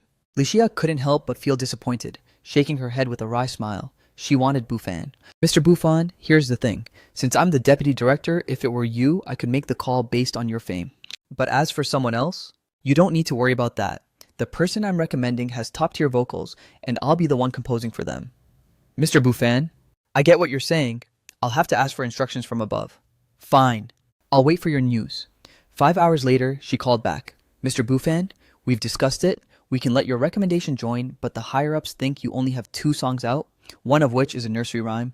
Don't get me wrong, they're both great. But they want to see more of your composition skills. Would that be convenient? As expected, they didn't trust your ability based on just 2 songs. Composing, huh? Sure. Your answer was short and clear. Lixia had been nervous, but hearing such a blunt agreement, she felt a sense of relief. She had spent the whole day running around for this. She believed in Bufan's talent. The higher-ups were skeptical, but they eventually agreed to give him a shot. Coincidentally, Hua Ying had just given several entertainment companies a tough challenge. Because of this problem, they had invited many songwriters, but none of them were good enough. All of them got passed over. If Bufan could solve this, the company would never doubt him again. Mr. Bufan, can we meet in person to discuss the details? We need you to come over for an on-site songwriting session. Lixia spoke very sincerely. She also wanted to see what this mysterious guy actually looked like. You thought about it. Aside from watching the kid, you had nothing else to do, so you agreed. Sure, when and where? Shanghai. If possible, tomorrow would be best. The sooner, the better for you. It'll show your value. Tomorrow afternoon then. After hanging up, you booked a flight for 10 a.m. tomorrow. Soon, you fell into a deep sleep. When Shen Yuchu returned with Wanwan, she saw you sleeping soundly. Wanwan walked to the sofa and gently snuggled into your arms.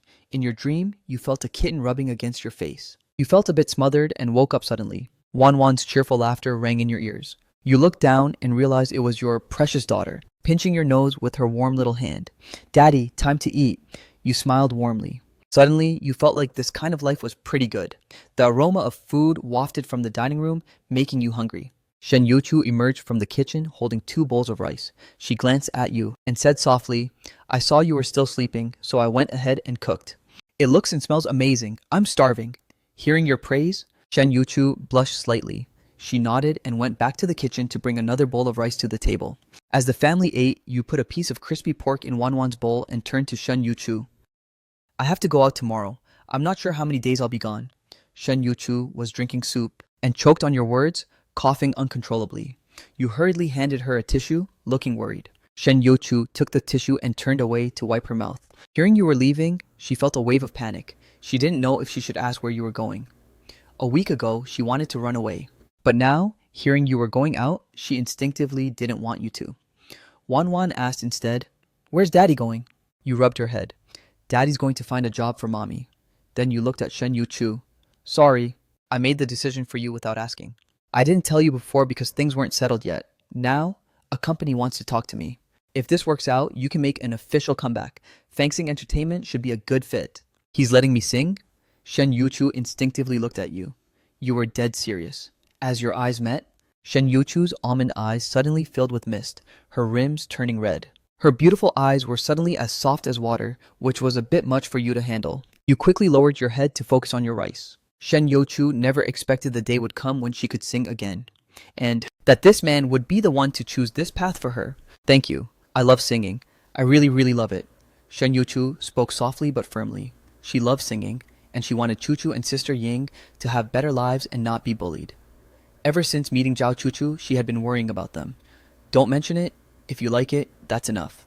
You looked up with a gentle smile. One morning. You guys head back. I'll probably be back in a day or two. Don't worry. You hailed a taxi to the airport and turned to Shen Yuchu. Shen Yuchu nodded, her eyes showing a hint of reluctance. Just a short while ago, she couldn't wait to escape you. Who knew that in just a few days, she would feel sad about your departure?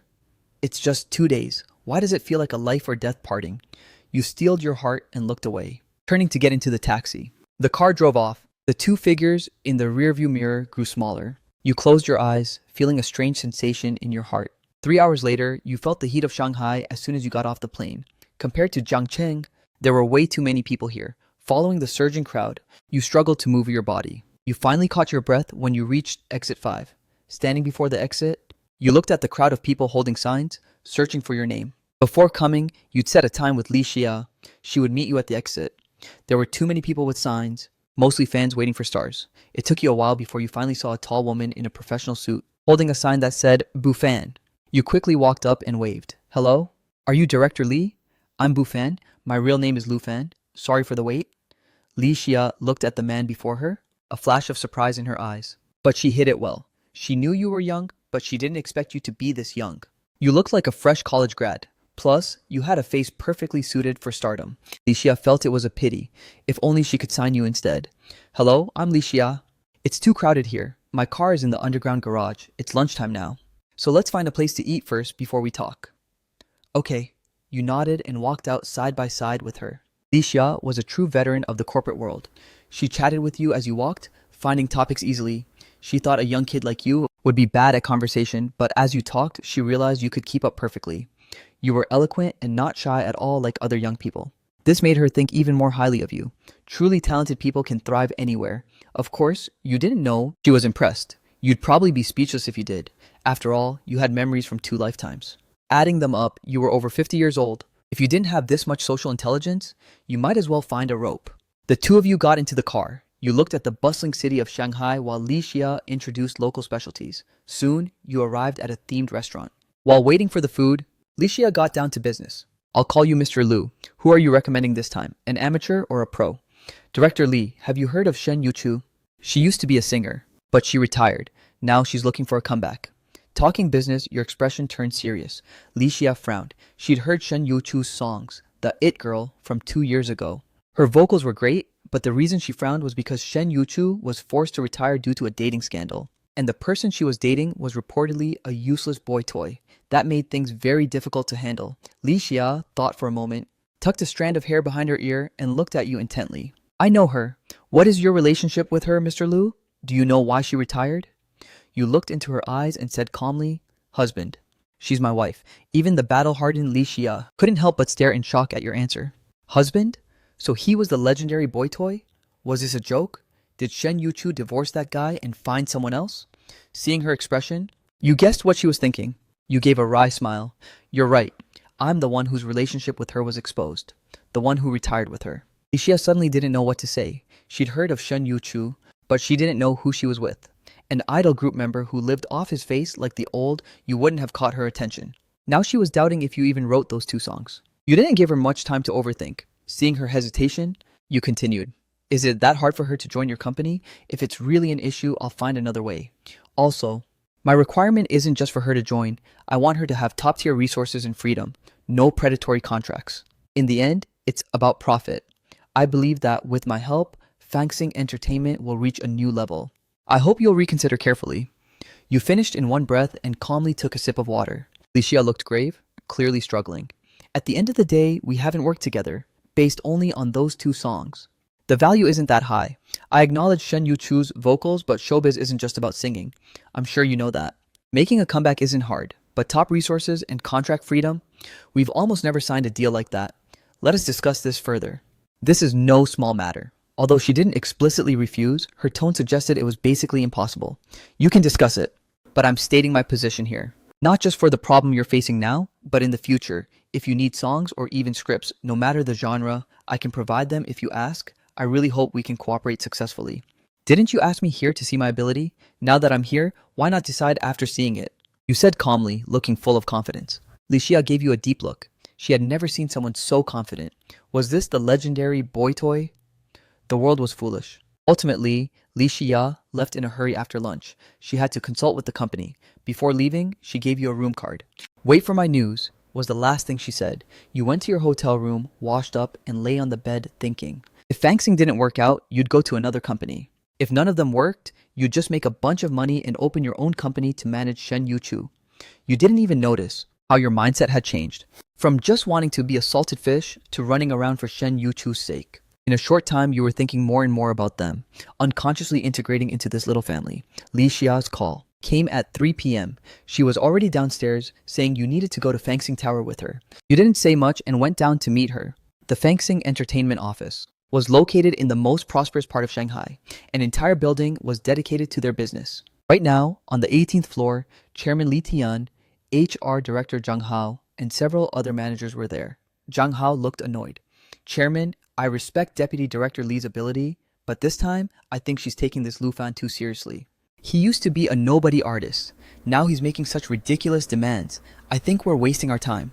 Regarding Zhang Hao's complaints, Li Tian waved his hand with a kind smile. We should give young people a chance. Let's see his talent first. If it doesn't work, I'm sure my daughter won't have much else to say.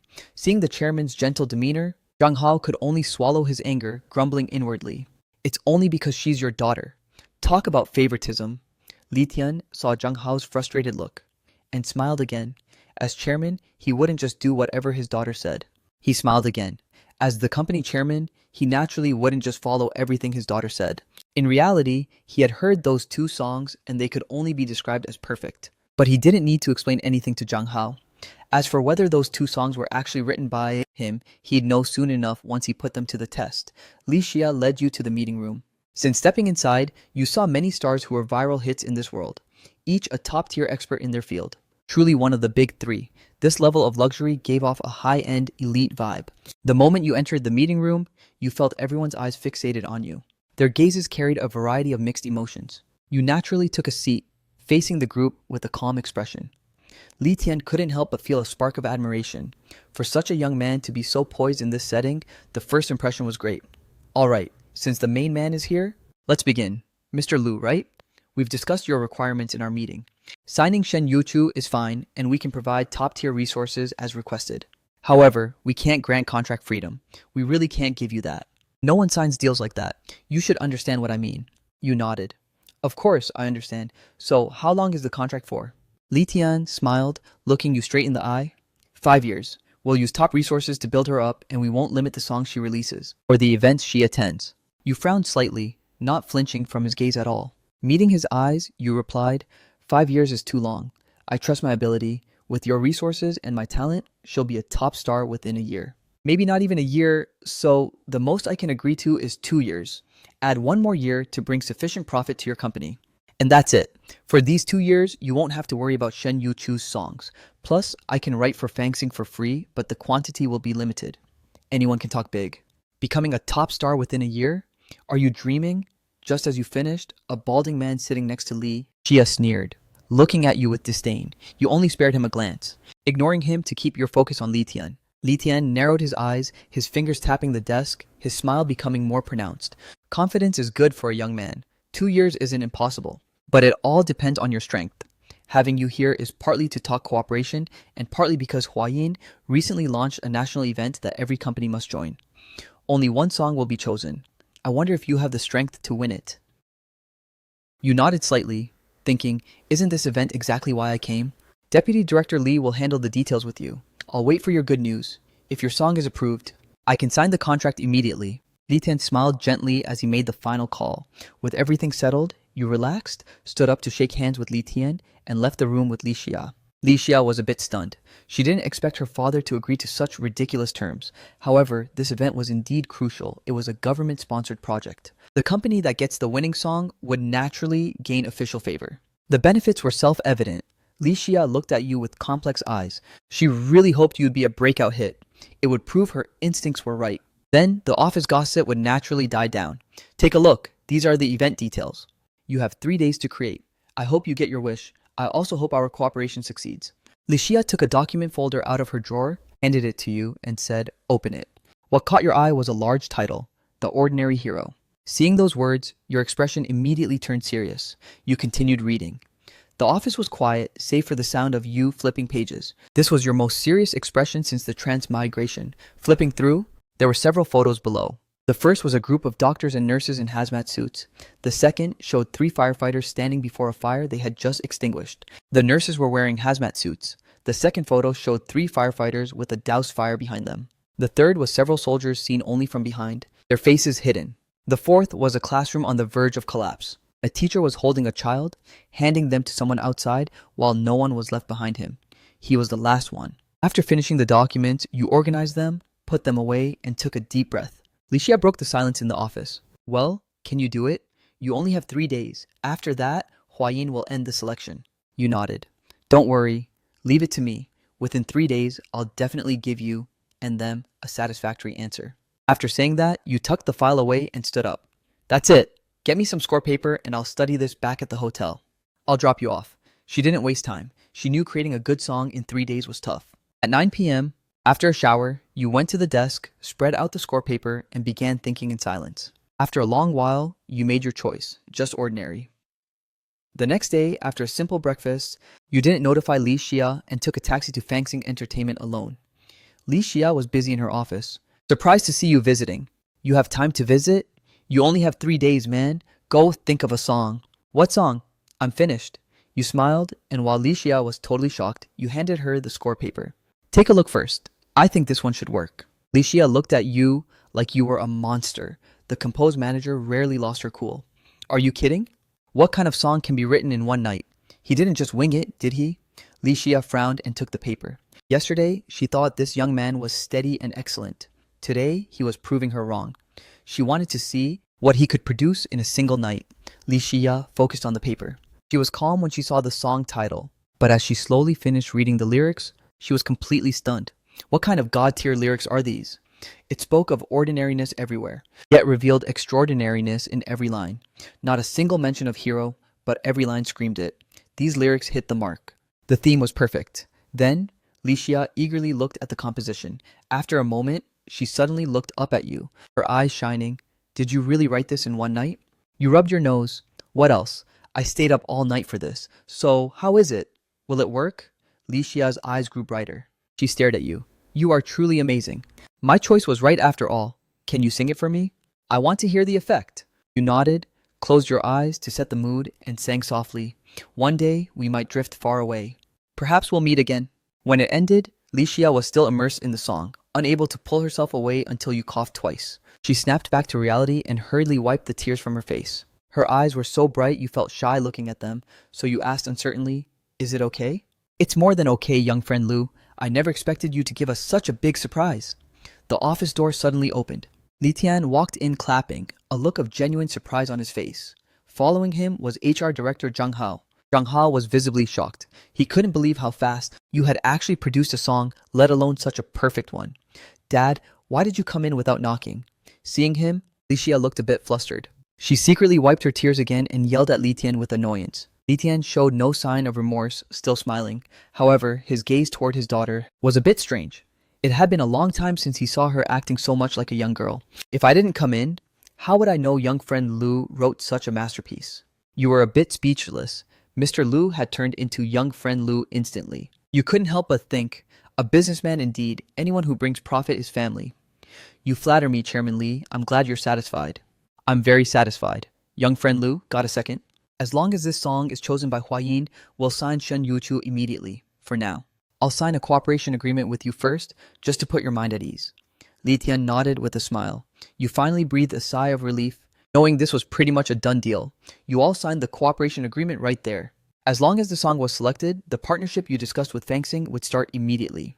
After signing, you excused yourself to Li Tian. Chairman Li, since things are settled, I'll be heading off. Good. I hope our future cooperation is pleasant. You nodded slightly, took the agreement, and walked out of the office. I'll walk you out, Li Xia suddenly said as you were about to leave. You noticed she'd been avoiding your gaze, seemingly embarrassed by her fangirl behavior. For a professional woman like her, it was... But now that you were leaving, you saw a trace of inexplicable reluctance in her eyes. Don't you still have work to do? Lu isn't a child. He doesn't need you to escort him. You had just turned your head and hadn't spoken when Li Tian beat you to it. Seeing this, you could only smile at Li Xia with gratitude. Thanks for the offer, Director Li. I'll just grab a taxi back. After saying that, you turned and walked out, gently closing the door before striding away. Inside the office, Li Xia was like a furious kitten. What's wrong with you? He just delivered a song and you kick him out immediately? Who does that? Zhang Hao, still in the room, saw this scene and suddenly felt a chill.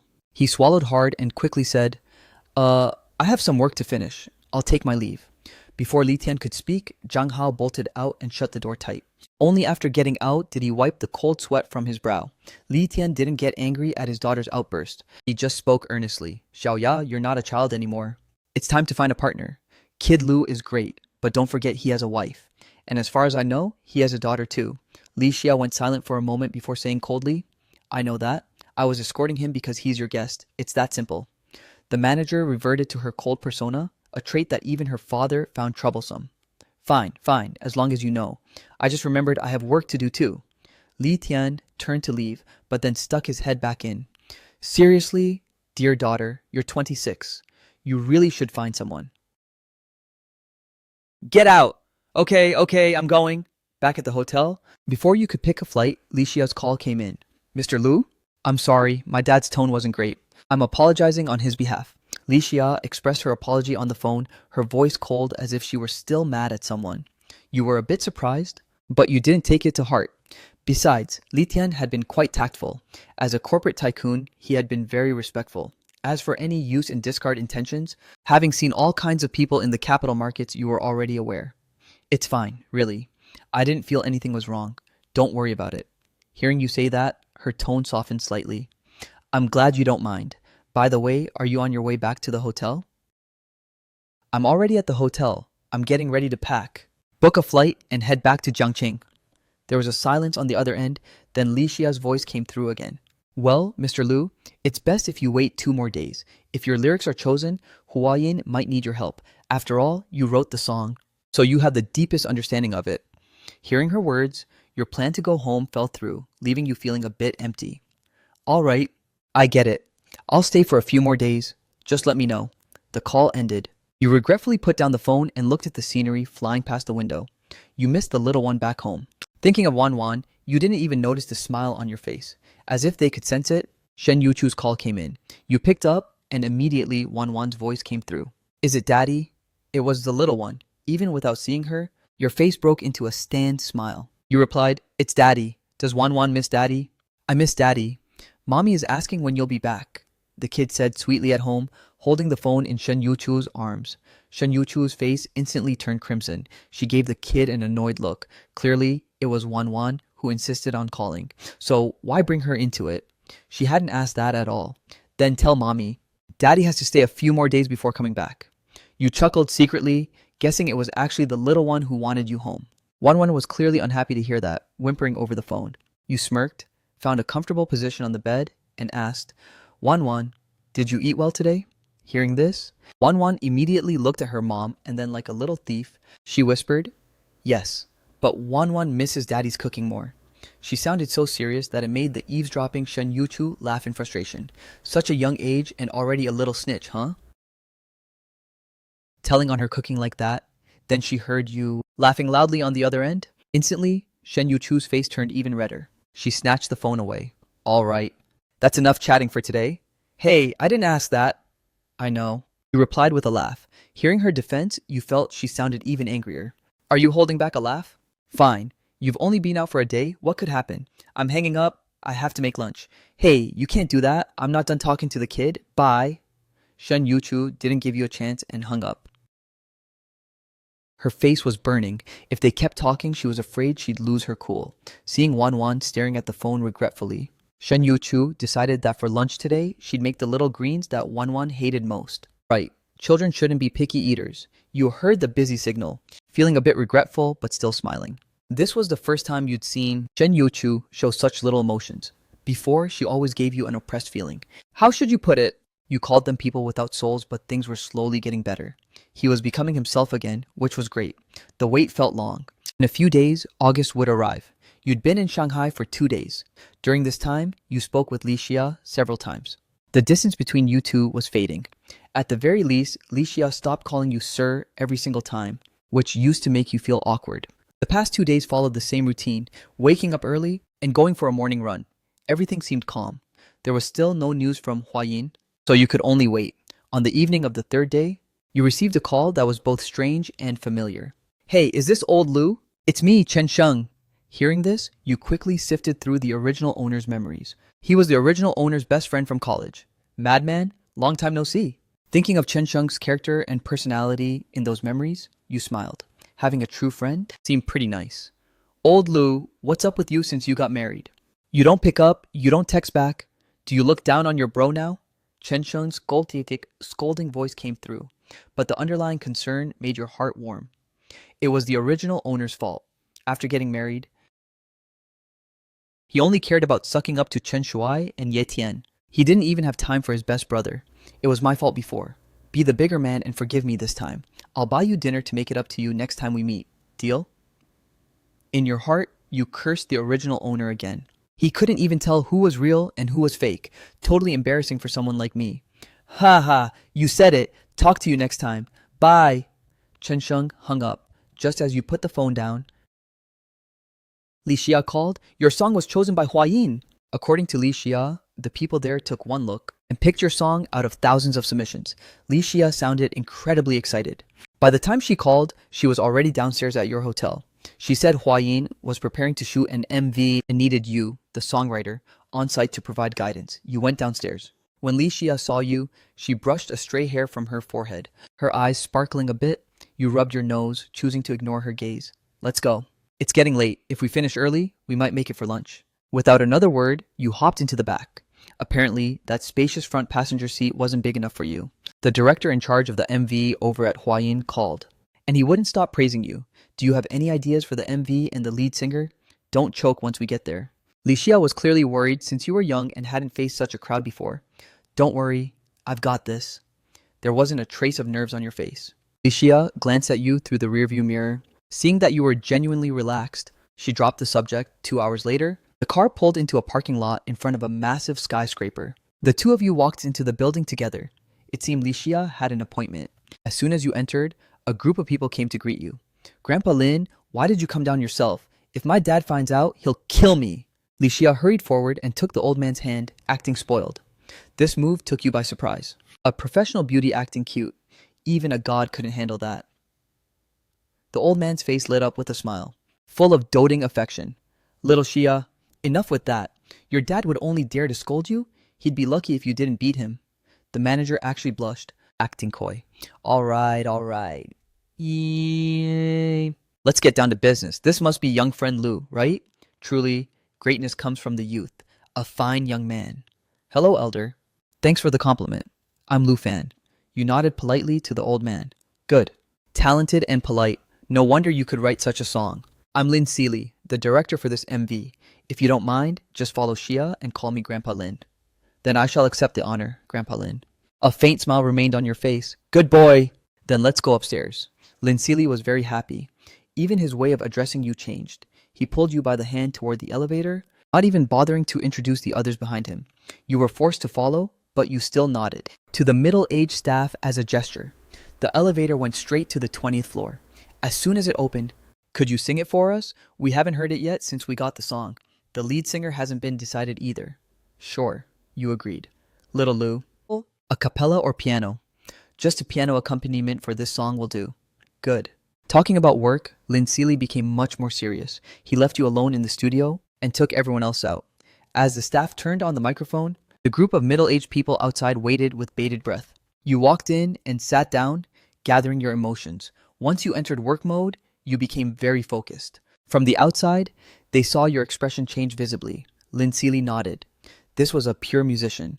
Inside, you began to play the piano. The intro to Just Ordinary began to ring out.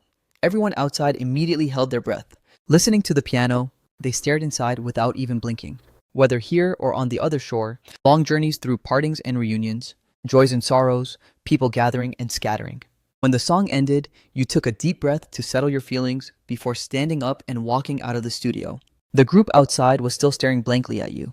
A moment later, everyone couldn't help but burst into applause. Lin Seeley excitedly stepped forward and grabbed your hand, his eyes burning. Little Lu, that's the feeling. I don't think we need to change the lead singer. You should do it. I have a feeling this song will trigger a storm of attention for ordinary heroes online. This is exactly what we wanted. Those heroes who serve silently deserve to be heard. Hearing the elders' praise, even you, who had seen it all, couldn't help but blush. But you shook your head and spoke to Lin Seeley earnestly. Grandpa Lin, I won't be the lead singer. I have a better idea. Would you like to hear it? Lin Seeley frowned. Was there a better lead than the songwriter himself? Seeing his reluctance, you stopped beating around the bush and quickly shared your thoughts. It's like this. Grandpa Lin, I think this song is better suited for children to sing. On one hand, their voices are clearer and more ethereal. On the other hand, having the flowers of our nation sing for the unsung heroes will touch people's hearts more deeply. Hearing your explanation, Lin Seeley's eyes widened. My God, is this guy a genius? Why hadn't he thought of that? Children naturally have a quality that makes people feel close to them. Having them sing, combined with the footage he'd shot, would definitely hit home. Amazing. He wasn't wrong about this, young man. Lin Seeley's gaze became even more intense. Even the middle-aged men behind him seemed to have a sudden epiphany, looking at you in disbelief. They had chosen these clips from thousands of materials to match the song's length, but they couldn't decide on a singer. One sentence from you solved it. Little Lu, you're a genius. Interested in working at Huayin? Rest assured, your talent won't be wasted here. It was clear Lin Seeley wanted to scout you. He wanted you by his side, thinking such talent was wasted being on the outside.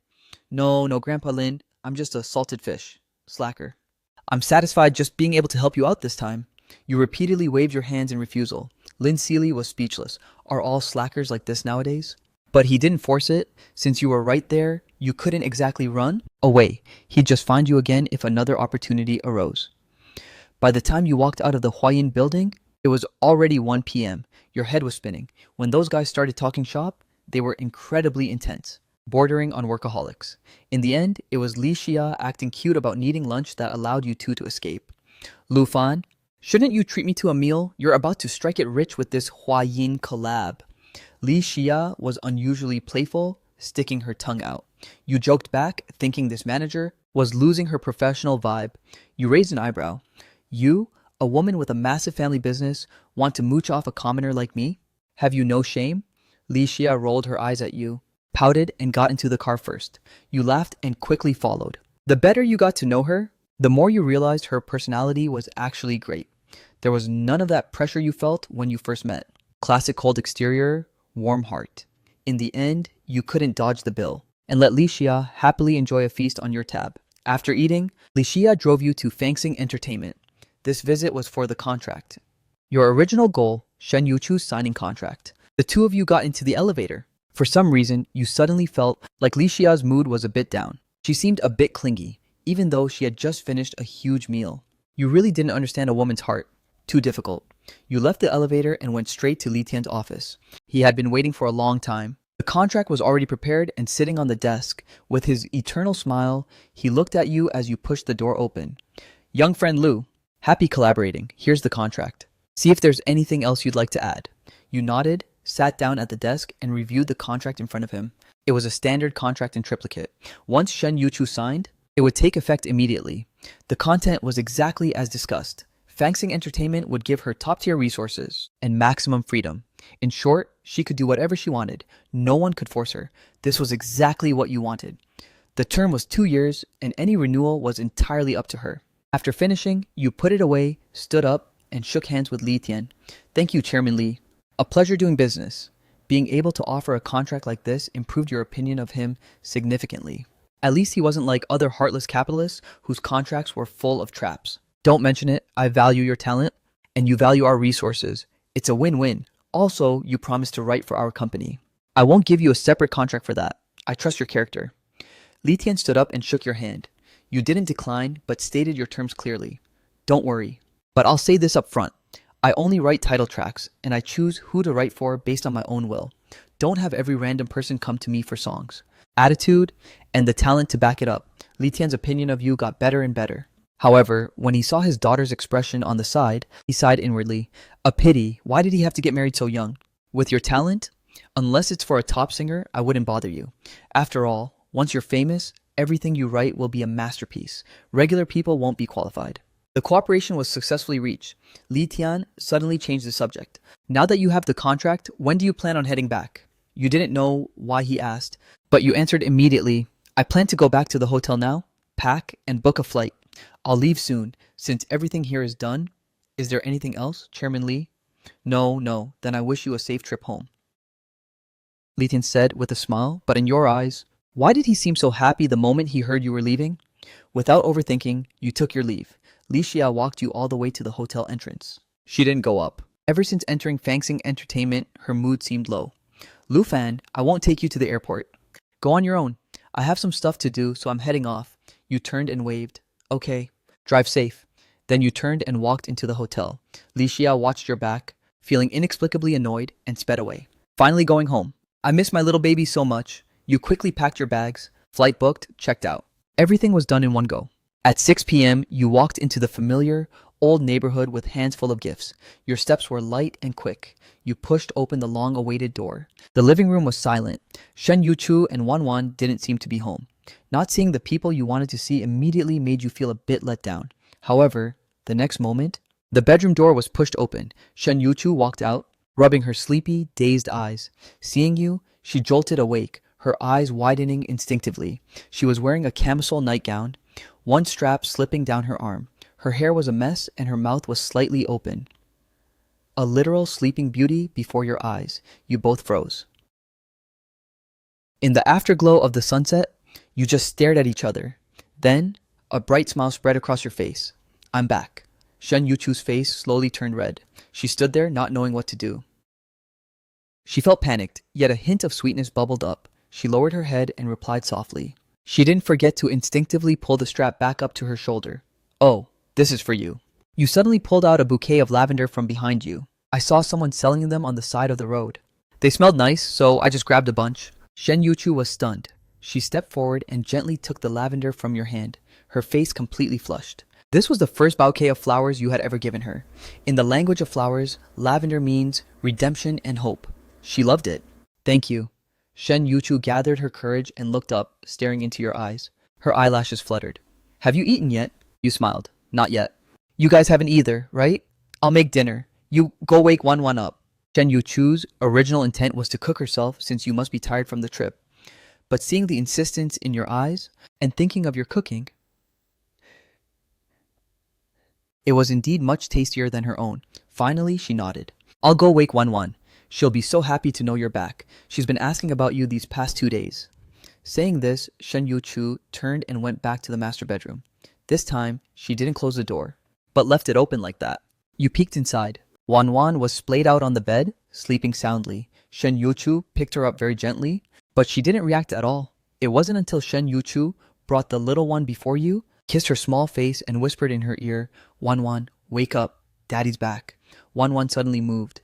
She slowly opened those cute almond eyes, looked around dazed for a second, and then her eyes suddenly lit up. Her 2 short arms reached out towards you, waving. It's Daddy! Daddy, hug! Wan missed you so much! The little one was like a koala.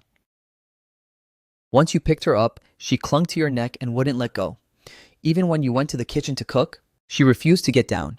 In the end, Shen Yuchu had to put on a stern face and use the new toys you bought as a bribe to finally detach the little one and put her on the sofa. While Wan played with her toys, her big eyes kept glancing toward the kitchen, as if she were afraid your figure would disappear again. After a while of busy work, the food was on the table.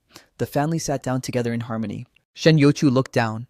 Wan was already using her small chopsticks to slurp loudly. A noodle vanished into her stomach in an instant. At the same time, her eyes had already turned into crescents. Eating like this, it looked like Shen Yuchu had starved her for days, making Shen Yuchu both annoyed and helpless. Her skills just weren't up to par. What else could she do but admit defeat? This also made Shen Yuchu speed up her own eating. Why? When it was just the 2 of them at home, they didn't seem to have this much appetite. Once he returned, they both inexplicably relaxed. Shen Yuchu let her mind wander while eating. It was scary to think about. Before, they couldn't wait to stay away from this man. In such a short time, they had been subtly corrupted by your influence. Only the sound of slurping remained at the table. It wasn't until Shen Yuchu finished that she realized you and Wan had finished a long time ago. The 2 of them were staring at her in perfect sync. Shen Yuchu's face couldn't help but turn red again. She quickly wiped her mouth and stood up to hide the embarrassment, gathering the dishes from the table. I'll go wash the dishes. You spend more time with Wan. She stacked your bowl too and headed for the kitchen.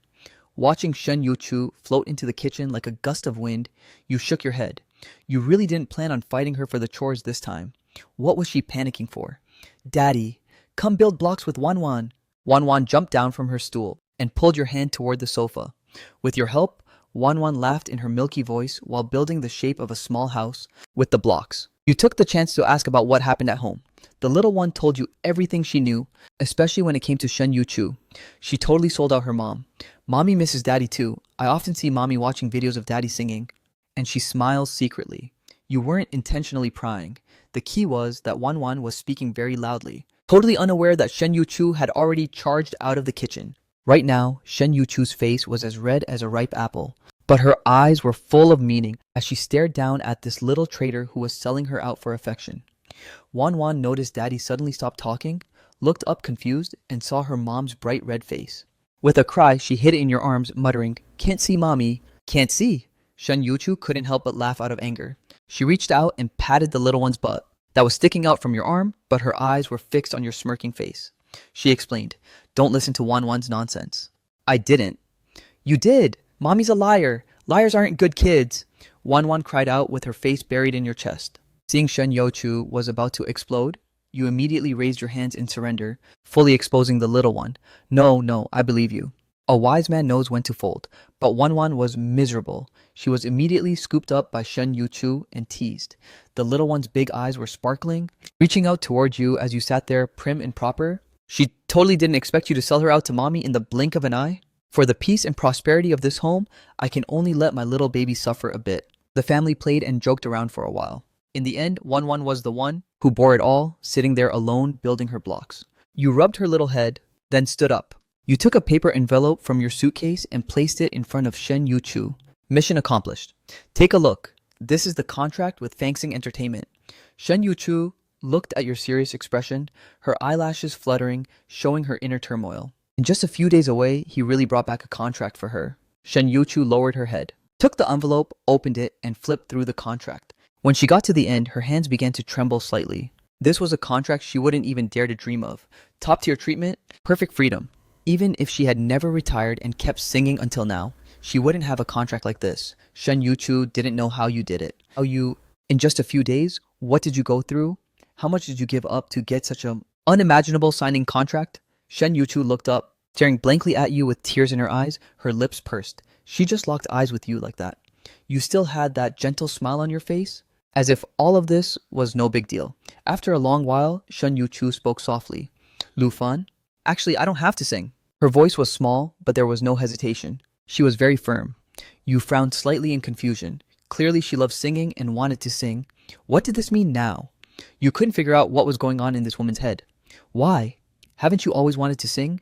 Now that the chance is here, why are you backing out? Your tone became a bit sharper. This was the first time since you arrived that you had spoken to her like this. As someone who had been a single dog for 2 lifetimes, you naturally wouldn't understand Shen Yuchu right now. Her mind was a mess. She suddenly felt that just living like this was quite good. If she really went to sing, she was afraid things would change, afraid life would never be like this again. Shen Yuchu's small mouth twitched again. She looked straight at you, tears sliding down one by one. After a moment, she said slowly, "I'm scared. Scared that bad changes will happen in the future." This was the first time Shen Yuchu had ever been so direct about her fears. You were stunned for a second, then your frown vanished and you smiled. It was a very warm smile. You took a tissue, raised your hand, and gently wiped the tear tracks from Shen Yuchu's face. "Shen Yuchu, what kind of person do you take me for? I'm telling you seriously, go for it. No matter what happens, none of this will change. After all, I'm already prepared to be a full-time stay-at-home dad." Shen Yuchu totally didn't expect you to say that, even going so far as to wipe her tears himself. Having not experienced such intimacy in so long, Shen Yuchu immediately lowered her head in embarrassment. Her slightly red face instantly turned a deep crimson. She didn't even have the mental space for her messy thoughts. You thought she was still scared of those random things. Now you knew. You realized Shen Yuchu was likely afraid of making a change. After all, someone who hasn't been out of the house for a long time will naturally have this psychological barrier. So you spoke again. "I'm serious. Leave Wanwan to me. I'll take good care of her. And you've seen your contract. The freedom is very high. You can come back whenever you want. Don't worry about home. Just take care of yourself out there." As you spoke, Shen Yuchu didn't hear a word. In her head, It was still the scene of you gently touching her face. Wanwan on the sofa had long been peeking at her parents' interaction. She clearly saw that on her mom's lowered face, the corners of her mouth were already slightly upturned, but her dad was still nagging on and on. Her little self didn't know what was happening, only that mommy should be happy now.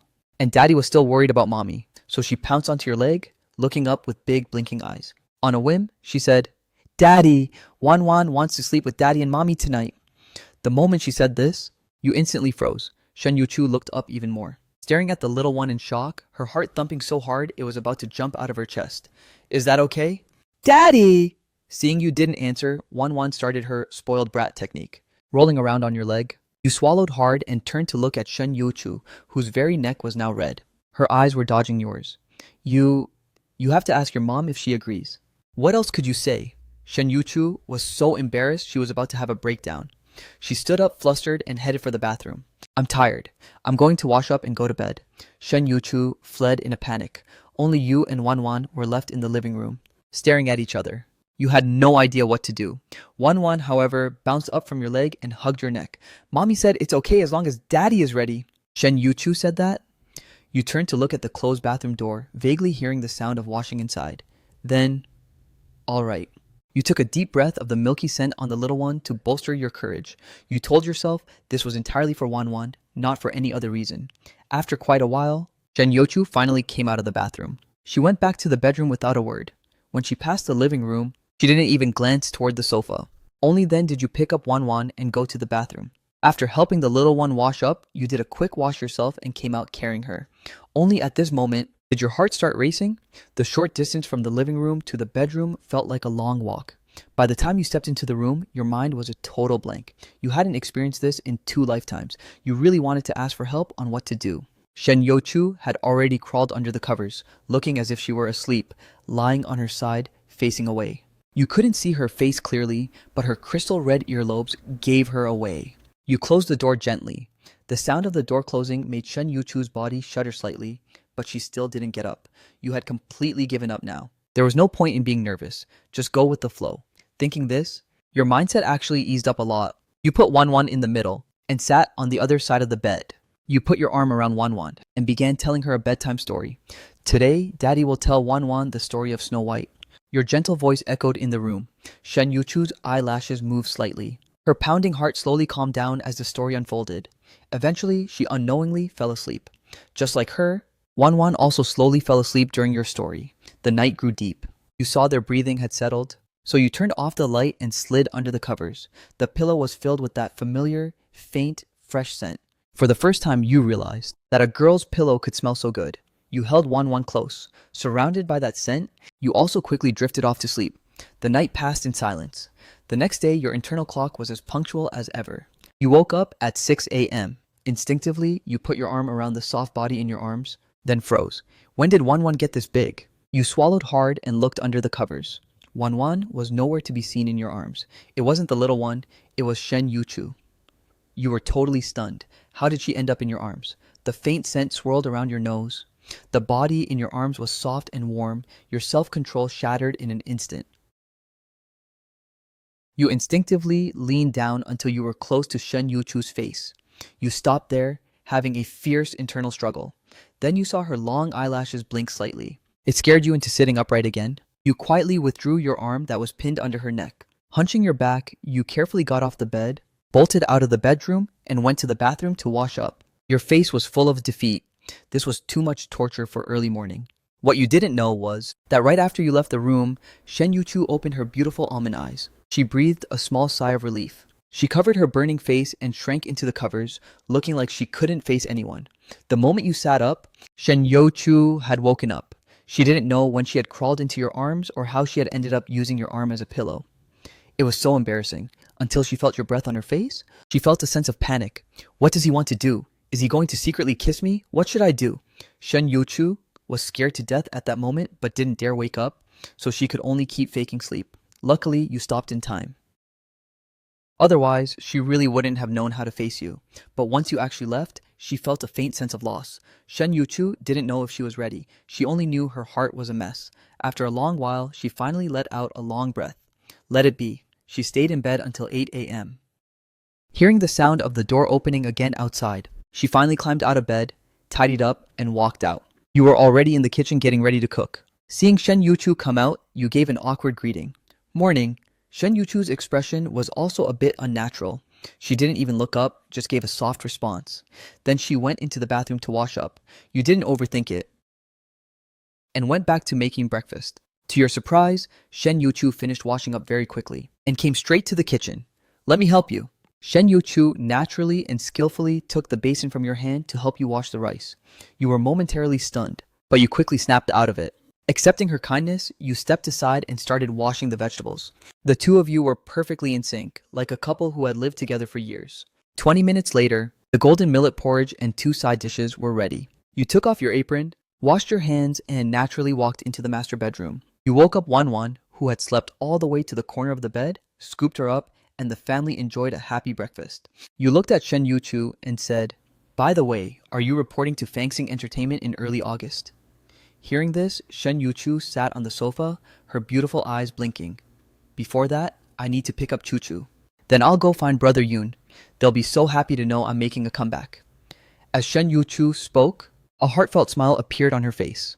When she abruptly retired before, she felt she had let those two down the most. Now, even if not for her own dreams, she had to work hard for them. You nodded and ruffled Wanwan's hair while thinking about what song to write for Shen Yuchu's comeback. This was her first battle. It had to be a total banger. Shen Yuchu had a great vocal tone. Whether it was sweet tracks or soulful ballads, she could pull them off. There were too many choices, making it hard to decide. After some fruitless thinking, you thought of something else. Right, let's buy a car in a few days. Let's buy 2. Wanwan starts kindergarten in a month, so it'll be easier to drop her off and pick her up. Also, even though Fangsing will give you a van, you'll still need a personal car for your free time. Shen Yuchu thought about it and agreed. Before, she never left the house, so a car didn't matter, but now it was a necessity. Still, she worried if you had enough cash. After all, the revenue from your first 2 videos went toward buying furniture. She didn't know how much was left after your trip, and Wanwan's kindergarten was another expense. Thinking about it, Shen Yuchu looked up, her eyes showing a trace of worry. Let's just buy one first. It'll be easier for you to pick up the kid. I'll have a company car for now, so I don't really need one. Let's wait until you've made more money. Shen Yuchu thought she'd wait until her singles and albums started bringing in revenue. Thinking of this, she felt a bit anxious. She wasn't sure when she'd actually get to sing. Though her Fangsing contract provided top resources, it also mentioned creative freedom. She didn't know how you negotiated with the company. If the resources were top tier, why didn't they help her commission songs? She was confused since she didn't know many songwriters. Thinking of songwriters, Shen Yuchu suddenly froze and looked at you. You seemed pretty chill. She remembered you could write songs, even though she didn't know when you learned how. But regarding those 2 songs on TikTok, you actually taught one to Wanwan right on the spot. You naturally sensed her worries about the money. You waved it off calmly. Don't worry about the money at home. Just let the bullets fly for a bit. We'll have cash in a few days. On Sunday, the Just Ordinary MV went live at 8 a.m. sharp. It was a collaboration between Huayin and several major accounts. With multiple departments reposting, the lineup was unprecedentedly hyped. Of course, no matter how hyped the lineup, the audience cares about quality. Only high-tier content gets people to buy in and care about the story. However, there was a saying going around the net. If Bufan produced it, it's a guaranteed masterpiece. Now, seeing that Bufan was the songwriter for this MV, everyone's interest was piqued. This mysterious guy doesn't move often, but when he does, it's legendary. The audience clicked the MV one after another, wanting to see the hype. Even after the music faded and the last clip disappeared, Bufan never showed his face. You remained a mystery, but everyone was satisfied with the footage. The figures in the video were deeply engraved in everyone's hearts. Even long after the main feature ended, not a single person liked or commented. It was like everyone had collectively vanished. In the Huayin meeting room, Lin Sili was tracking the real-time data. He didn't understand why there were over 100 million people watching, but not a single like. Did people not approve of the video? Lin Sili felt a bit let down. He wiped his reddened eyes, finding the situation hard to swallow, but the next moment, the video's data suddenly skyrocketed. Likes and comments exploded like a flood. For the first time in history, data surged in such a massive wave in a short time. Within a few breaths, likes jumped from 100,000 to 5 million, then 10 million, then 20 million. The The platform experienced its first ever comment section lag. Even so, nothing could stop the netizens from liking and commenting. From the start, they were curious about this MV released by Huayin. They were excited when they saw it was written by Bufan. But after watching the whole thing, they were completely moved.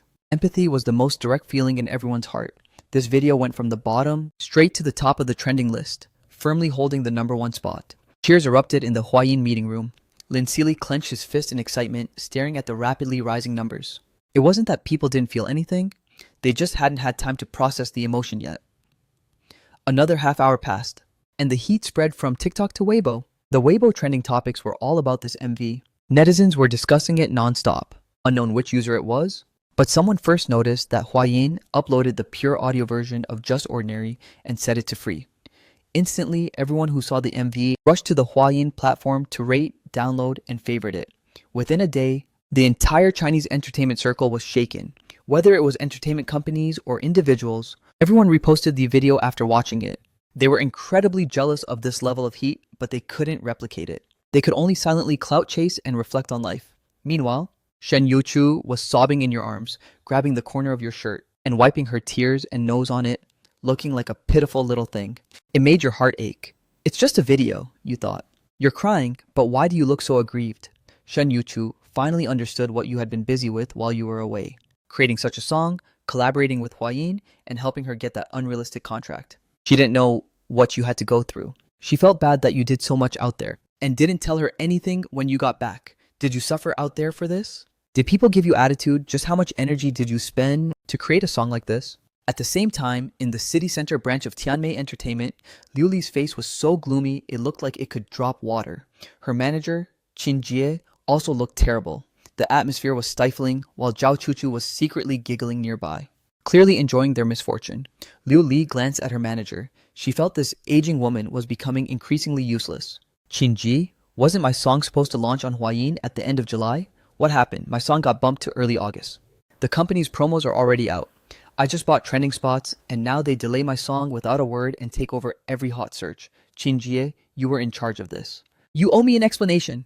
Qin Jie's face darkened further. She was already in a bad mood over this. Now Liu Li was shouting at her. Her anger flared up instantly. You want an explanation from me? If you're so brave, go talk to Huayin. Why take it out on me? Who knew this Bufan would come out of nowhere? One song made Huayin drop their MV early. If she didn't rely on Liu Li for her paycheck, Qin Jie wouldn't even bother with her. So what do we do now? Liu Li's tone was still aggressive. Qin Jie frowned. They were on the same boat, so she couldn't flip out yet. She gave a cold laugh. We'll do this. Hearing this, Liu Li knew it was their only choice. She cursed Bufan in her heart. It was all his fault for stealing her spotlight. When Liu Li turned around and saw Zhao Chuchu giggling nearby, she lost it. Zhao Chuchu, can't you see how messy things are over here? Get over here and clean up. The voice was shrill. Zhao Chuchu poked her ear. Oh, sorry. My contract is up today and I've already submitted my resignation. I'm done serving you. Zhao Chuchu laughed.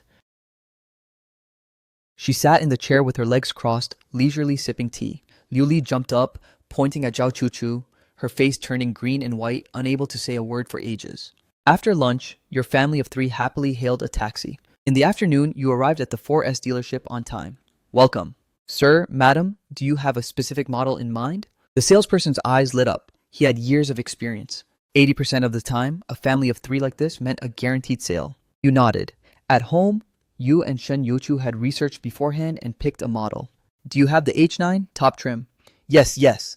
Hearing that you had a specific model in mind, the salesperson's eyes got even brighter. The top trim H9 was the most expensive one. After taxes and fees, it would cost over 300,000. Sir, we happen to have the top trim H9 in stock.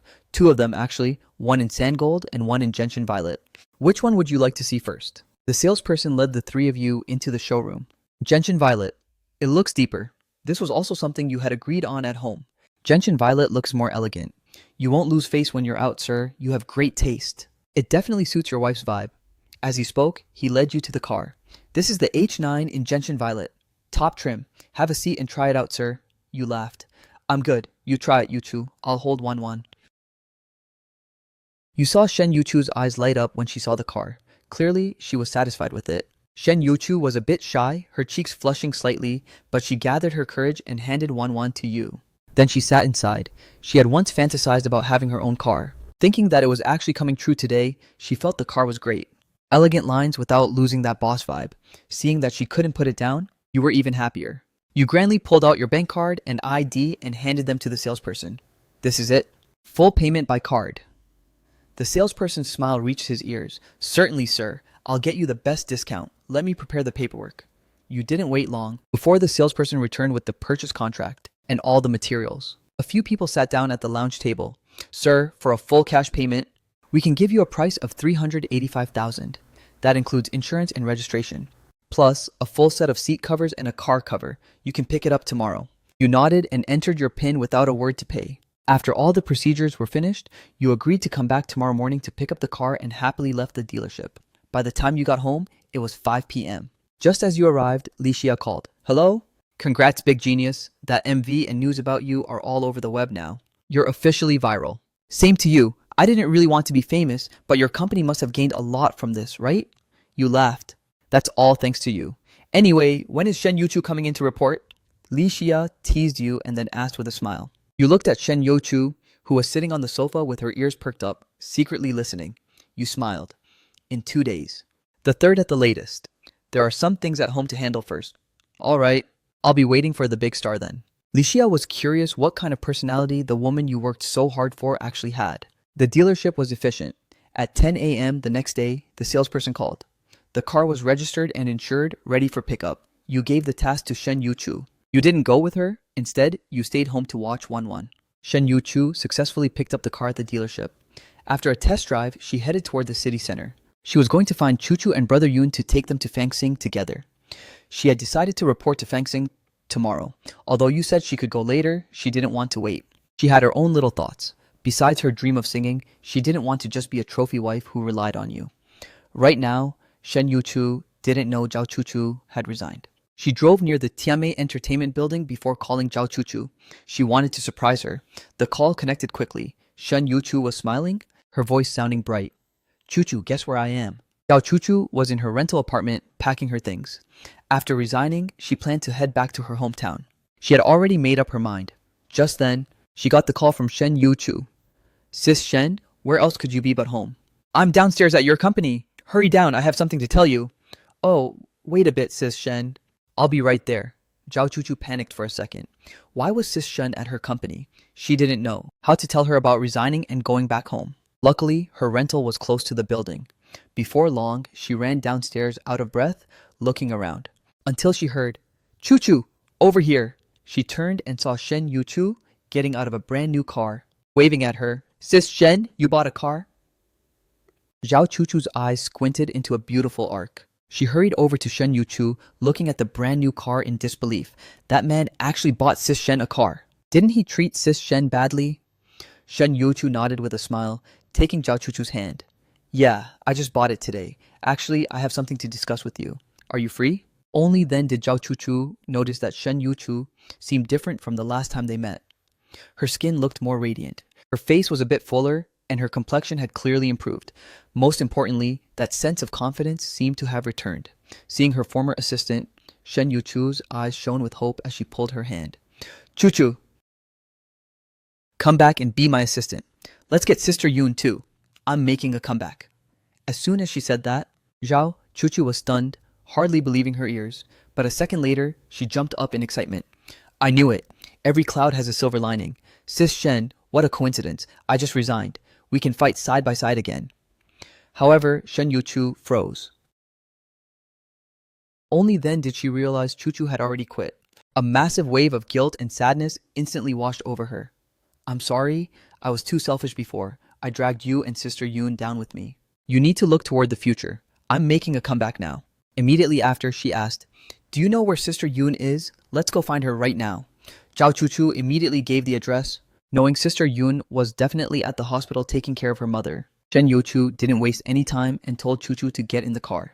The two rushed to the hospital. While in the car, Zhao Chuchu looked at the brand new interior and suddenly asked curiously, Sis Shen, does he know about your comeback? Shen Yuchu nodded, the corners of her mouth curling up unconsciously. He knows. He actually negotiated the contract for this comeback, and he bought me this car too. This sentence made Zhao Chuchu's jaw drop. He negotiated the contract? No way. Sis Shen, you're not pulling my leg, are you? Shen Youchu shook her head and dropped an even bigger bombshell.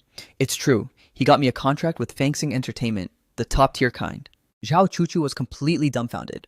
She couldn't wrap her head around how that man could secure a top-tier contract. Seeing her silence, Shen Youchu continued. He's really good to me now. Don't treat him like that anymore. Zhao Chuchu finally snapped out of it, pouting playfully. Wow, sis Shen, such a protective wife. I'm jealous now. I need serious bribing to feel better. Shen Yuchu's face turned red, but she didn't deny it. Soon, they arrived at the hospital. Standing at the door of room 302 in the inpatient department, Shen Yuchu felt incredibly nervous. But the moment she opened the door and saw Sister Yoon, tears nearly burst out. Sister Yoon, who used to have beautiful black hair, now had streaks of white. Her resilient face was covered in the marks of hardship. She looked exactly like Shen Yuchu used to. Sister Yoon was also completely stunned to see Shen Yuchu. She stared blankly at her. The two locked eyes in silence until Zhao Chuchu ran in to break the ice. Sister Yoon, Sis Shen and I came to find you. Sister Yoon finally reacted, awkwardly rubbing her hands. You're here? Why didn't you say anything? Look at me looking like this. She forced a smile and said her mother was doing okay, claiming she'd be fully recovered after one more surgery. But there was a trace of bitterness in that smile. She was at the end of her rope, owing over 100,000 outside. How was she going to pay for the next surgery? Shen Yuchu walked into the room, bowing her head and biting her lip like a child who had done something wrong. Sister Yoon walked over and took her hand, a gratified smile on her face.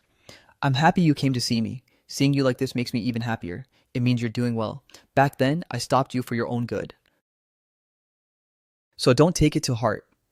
At that moment, Shen Yuchu could no longer hold it in. Sister Yoon, I'm sorry. She suddenly threw herself into Sister Yoon's arms, her tears falling like rain. Sister Yoon gently patted her back and comforted her softly. No need to apologize. What mother would blame her own child? I truly treat you like my daughter. Hearing this, Shen Yuchu cried even harder. Sister Yoon just held her, patting her until she was cried out. Lifting her swollen eyes, she saw Sister Yoon's gentle smile. Shen Yuchu pursed her lips. Sister Yoon, I'm making a comeback. Will you be my manager again? Hearing this, Sister Yoon was momentarily stunned and then frowned. What about your child? Are you comfortable leaving her with that guy? In Sister Yoon's eyes, Lu Fan was hardly the type to be a reliable father. But Shen Yuchu nodded firmly. Lu Fan is Wanwan's father. He'll take good care of her. I trust him. Sister Yoon rubbed her temples, suppressing the doubts in her heart. Even if he can take care of the kid, a comeback isn't easy. Do you have a company to sign with? What resources will they give you? Before she could finish, Shen Yuchu immediately took a contract out of her bag and handed it over. Sister Yoon, look. This is the contract from Fangsing Entertainment. Seeing the words Fangsing Entertainment, Sister Yoon was instantly shocked. That was one of the big three in China. She took the contract skeptically and flipped through it. But the more she read, the more shocked she became. By the end, her hands were trembling. What kind of god-tier contract was this? Did Shen Yuchu kidnap Fangsing's boss? Top resources, no restrictions on freedom, and a short 2-year term? This was basically a lopsided deal in her favor. Sister Yoon looked up sharply, her voice shaking. Is this real? Of course it's real. It even has the Fangsing Entertainment seal. Shen Yuchu explained quickly, fearing she wouldn't believe it. But Sister Yoon was completely dazed. She stared at her blankly. The terms in this contract? She had never seen anything like it in her entire career as a manager. It was too absurd. Had Fangsing Entertainment gone crazy? Sister Yoon, I have to report tomorrow. Shen Yuchu emphasized again, seeing she was still skeptical. Finally, Sister Yoon believed it. But the shock on her face didn't fade at all. Yuchu, tell me the truth. How did you get this contract? Shen Yuchu finally breathed a sigh of relief, her cheeks slightly red. Lu Fan went to Shanghai to get it for me. He wrote a song for Fangsing Entertainment. That one sentence made Sister Yoon question reality. Lu Fan wrote a song and got this insane contract in return? This is pure fantasy. In all my years. Yuchu, don't blame me for not believing him. He can write songs? Even if he can, what kind of song is worth a contract like this? Don't let him fool you. He really wrote it. Seeing Sister Yoon's disbelief, Shen Yuchu immediately took out her phone and opened the TikTok account named Bufan. Sister Yoon took the phone skeptically and Zhao Chuchu leaned in as well. A second later, over 100 million likes on the first day? Zhao Chuchu shouted out in exaggeration, then quickly covered her mouth. This was a hospital ward after all. Sister Yoon was also floored. What kind of video could get over 100 million likes? Then she saw the account name, Bufan, followed by co-created with Huayin. Bufan and Huayin? Sister Yoon was momentarily lost. She looked up as a ridiculous thought emerged. Bufan is Lu Fan? Zhao Chuchu also whispered in shock. Ah, Bufan, the most viral and mysterious guy on the net right now? Seeing their shocked expressions, Shen Yuchu's face turned even redder. Yeah. Sister Yun finally snapped out of it. She handed the phone back with a complex look. She was happy for Shen Yuchu's bright future, but then she sighed. Yuchu. With your potential, you can definitely find a better manager. I'll pass. Why? Sister Yun, do you not want me anymore? Shen Yuchu cried out. Sister Yun looked at the hospital bed with a helpless expression. You see this? Your mother needs care. I really can't leave. We can hire a nanny. But Sister Yun looked troubled. How could she afford a nanny? Following Shen Yuchu would only drag her down. Yuchu, don't try to persuade me anymore. You must cherish such a great opportunity. Don't be so headstrong anymore. Having said that, Sister Yun heartlessly turned her head away and stopped looking at her. Shen Yuchu bit her lip. She didn't understand why Sister Yun refused to go with her. She came with hope and left with disappointment. She remained silent the whole way back. After dropping off Zhao Chuchu, she drove home alone, but when the door opened and you saw her, you were stunned. She was crying. Did things go well? You asked directly. To your surprise, as soon as you spoke, Shen Yuchu's mouth puckered. She flopped onto the sofa, looking at you as if she had found her only support. Tears started welling up again. Sister Yun, she doesn't want to go with me. You frowned. Why? In your memory, wasn't that strict woman the one who spoiled Shen Yuchu the most? Then, a pouting Shen Yuchu told you everything that happened at the hospital. You listened silently until she finished, and nodded thoughtfully. I see. You suddenly stood up. You're really a dummy. Stay home and watch Wanwan. I'm going out for a bit. Where are you going? Shen Yuchu looked unhappy, either because you called her a dummy or because she didn't want you to leave. You looked back with a slight smirk. I'm going to bring back someone very important to you. After saying that, you headed out. First, you found a housekeeping agency, then drove straight to the hospital. But you didn't go to Sister Yun directly. Instead, you found the attending physician. Once you learned everything about Sister Yun's mother's condition, you went up to the inpatient department. Arriving at room 302, you composed yourself, putting on a cold expression, and knocked gently on the door. A second later, the door opened and Sister Yun appeared with red eyes. She was stunned to see you. You spoke calmly and with an imposing aura. Sister Yun, aren't you going to let me in? Sister Yun frowned but stepped aside to let you in. As you entered the room, a white-haired, frail elderly woman looked over. Xiao Yun, is this your friend? Before Sister Yun could answer, you walked quickly to the bedside and took the old lady's hand. Auntie, my wife is Sister Yun's friend. She was here earlier but didn't want to disturb you while you were sleeping. The old lady immediately gave a kind smile. Oh, Xiao Yun's friend. That's very thoughtful of you. You immediately followed up. Auntie, we're the lucky ones to have Sister Yun as a friend. My wife talks about how good she is every single day at home. My ears are growing calluses. You shifted the topic. It's just a shame. For this job, my wife wanted to be with Sister Yun, but she's worried about your health and refuses to go. You have no idea, my wife went home and cried so hard. Sister Yun's face darkened behind you. In her eyes, you were just a lobbyist sent by Shen Yuchu. What job? Xiao Yun, what's going on? Sister Yun's mother didn't know the specifics of her daughter's work. Hearing this, her white eyebrows immediately furrowed. Mom, don't listen to his nonsense. There's no job. Sister Yun glared at you and tried to explain, but the old lady wasn't stupid. She immediately gripped your hand. Young man, tell me, what kind of job is it? You pretended to look at Sister Yun with difficulty before speaking slowly. Auntie, this job requires business trips. We wanted to hire a nanny for you, but Sister Yun isn't at ease and insists on taking care of you personally. Xiao Yun, you child! Hearing this, the old lady immediately turned to her daughter.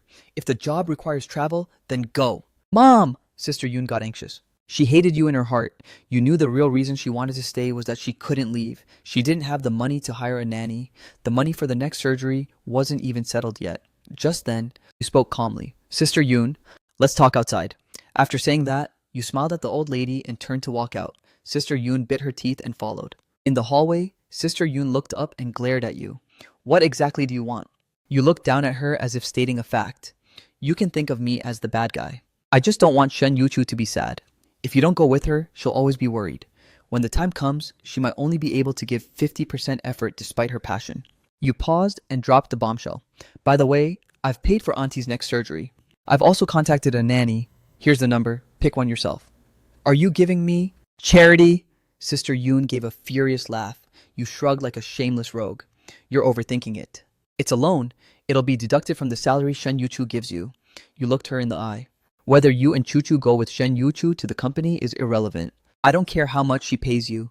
This is my money, and you must pay me back. You spread your hands, looking completely unbothered. Anyway, I've paid for the surgery and the nanny, and they don't give refunds. I don't care what you do next. You didn't give her time to react. You turned to leave. Lu Fan, don't tell Shen Yuchu. When you were almost at the door, Sister Yun's voice came from behind. You didn't look back. You just waved your hand and walked away. In the hallway, Sister Yun watched you disappear, her eyes full of complex emotions. It was a long time before she returned to the ward. Xiao Yun, did that young man leave?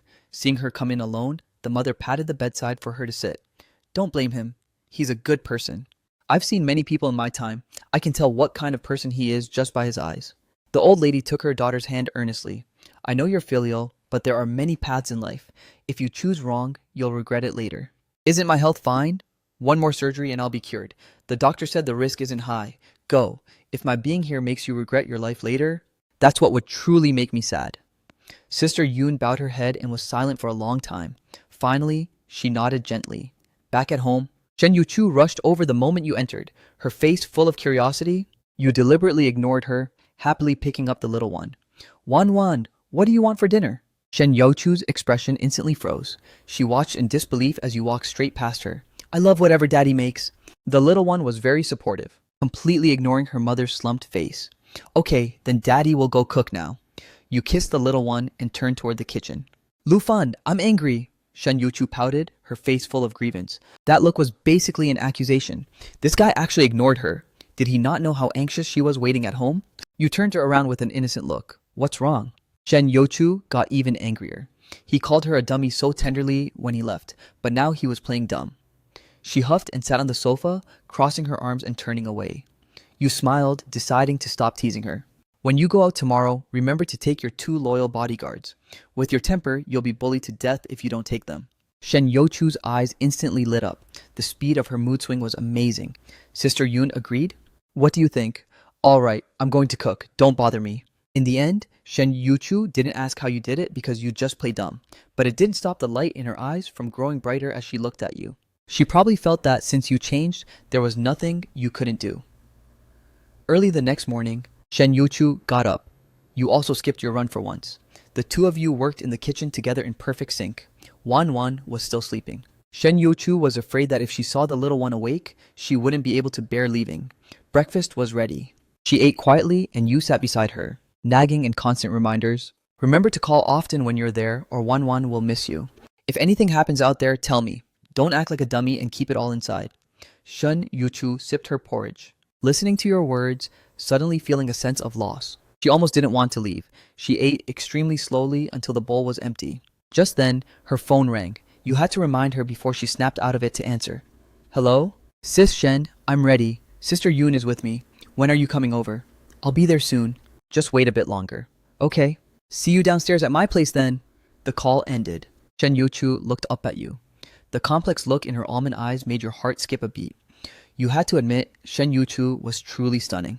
You quickly turned toward the luggage in the living room. Time to go. Don't keep them waiting. Yeah, let me check on Wan Wan one last time. Shen Yuchu looked away, her voice very soft. You nodded. You walked into the bedroom with her. The little one was fast asleep, sprawled out, completely unaware her mom was about to go far away. Shen Yuchu leaned down and kissed her little face repeatedly, then buried her face in the crook of her neck for a nuzzle before reluctantly getting up. She walked out of the bedroom, looking back every 3 steps. You followed silently and helped load her bags into the car. Once she was in the driver's seat, you closed the door and walked to her side. I'm off. Shen Yuchu turned to look at you. Remember to come home often, or the little one will turn the house upside down. Got it. The car started. Suddenly, Shen Yuchu turned back again. With an incredibly serious expression, Lu Fan, I like you. Before you could respond, the car roared away, heading straight for the city center. Zhao Chuchu had been waiting impatiently. Beside her, Sister Yun shook her head. This girl is still so restless. Sis Shen is here. Seeing the car, Zhao Chuchu waved frantically. Chuchu, Sister Yun! Have you been waiting long? Shen Yuchu took Zhao Chuchu's hand and looked apologetically at Sister Yun. Not long, this girl is just impatient. Sister Yun had a smile on her face. She never imagined The three of them would reunite like this, and all of it was because of that guy who looked like a pretty boy. Sister Yoon, thank you for coming. Without you and Chuchu, I wouldn't know what to do. All right, all right. You're a mom now, yet you're still acting like a child. Sister Yoon patted her hand, looking capable as ever. You should thank your man instead. Enough talk. Get the luggage. These words made Shen Yuchu's face turn bright red instantly. To this moment, she still didn't know how you convinced Sister Yoon. The three of them didn't have much luggage. The car handled it easily. Once inside, Zhao Chuchu waved her hand and shouted excitedly, "Let's go! The road to glory awaits!" The car sped toward Shanghai. Meanwhile, at the Fangxing Entertainment Building in Shanghai, Lixia arrived early but felt restless all day. Finally, noon arrived. She calculated the time and headed downstairs immediately. She stood at the building entrance, just wanting to see what kind of person that guy's pampered wife really was. Before long, a car with a Zhangcheng license plate entered the parking lot. Lixia narrowed her eyes slightly. Three people got out, one chatty and full of energy, another older and looking dotingly at her friends. Seeing these two, she knew Shen Yuchu's personality couldn't be bad. Then, she fixed her gaze on the woman in the middle. Oval face, almond eyes, with a gentle smile that made people's hearts ache for her. No wonder Lufan was like that. Lixia composed herself and walked up. "Hello, you must be Shen Yuchu. I'm Lixia, deputy head of HR at Fangxing. Welcome aboard." "Hello, I'm Shen Yuchu." Shen Yuchu's voice was soft and sweet. She was also sizing up this career woman. Great aura, nice voice, and surprisingly clean and pure vibes. But Lixia was thinking, how did such a good woman get swindled away by Lufan back then? She was the first to look away, a rare occurrence. She looked at Zhao Chuchu and Sister Yoon. "And these two are?" "Zhao Chuchu, my assistant. And Sister Yoon, my manager?" Shen Yuchu answered seriously. But she felt this career woman was being very polite yet had a strange reaction. Shen Yuchu tilted her head in confusion. Suddenly, as if thinking of something, her eyes dimmed a bit. "Bringing your own crew, huh? That saves trouble." Lixia nodded to the two, then turned back. "I'll give you a tour first. After all, you'll be working here for the next 2 years, then I'll take you to the apartment." They followed Lixia into the building. Along the way, Zhao Chuchu was completely floored. This place was way more luxurious than Tianmei in Jiangcheng. You could see trending stars everywhere. It was on a whole different level. Back in Jiangcheng, even a second-tier singer like Liu Li could act like a tyrant. Lixia took the elevator straight to the 11th floor. She introduced enthusiastically. "This entire floor is recording studios, all equipped with top-tier professional gear. Now let's go to the 12th floor. That's the exclusive lounge for singers. Creative work and booking meetings happen there." People kept greeting Lixia along the way, all with a strange kind of flattery on their faces. Shen Yuchu was even more puzzled. Why did these people look at her with jealousy? Shen Yuchu didn't get it. Wasn't Lixia just a deputy head of HR? Why did everyone look at her so strangely? Even weirder, a balding man with a head of HR badge actually stopped to greet Lixia. He even greeted her. Shen Yuchu responded, feeling a bit overwhelmed by the attention. She thought this manager named Zhang Hao had such a good temper. At Tianmei, the leaders all walked around with their noses in the air. Just then, Lixia stopped at the end of the hallway. She pointed to the room in front. "This will be your exclusive lounge?" Shen Yuchu looked up. The door was closed with a digital lock. The nameplate clearly had her name on it. Lixia entered the code and explained. "The initial code is 6 sixes. You can change it later. Take a look." The door opened and they walked in. Zhao Chuchu gasped. This lounge was huge. The decor was incredibly fancy. Even Shen Yuchu was shocked. She had never seen such a luxurious lounge before. Zhao Chuchu was so happy she almost fainted. Thinking back to their dog kennel at Tianmei, it was just painful. If there weren't outsiders around, she'd have rolled around on the sofa.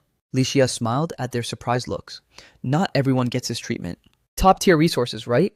The lounge has to match. Hearing this, Zhao Chuchu suddenly felt that guy Lu Fan wasn't so detestable after all. As he stepped out, Zhao Chuchu was still buzzing. Suddenly, a nearby door opened. A glamorous woman in high heels walked out, followed by a small assistant.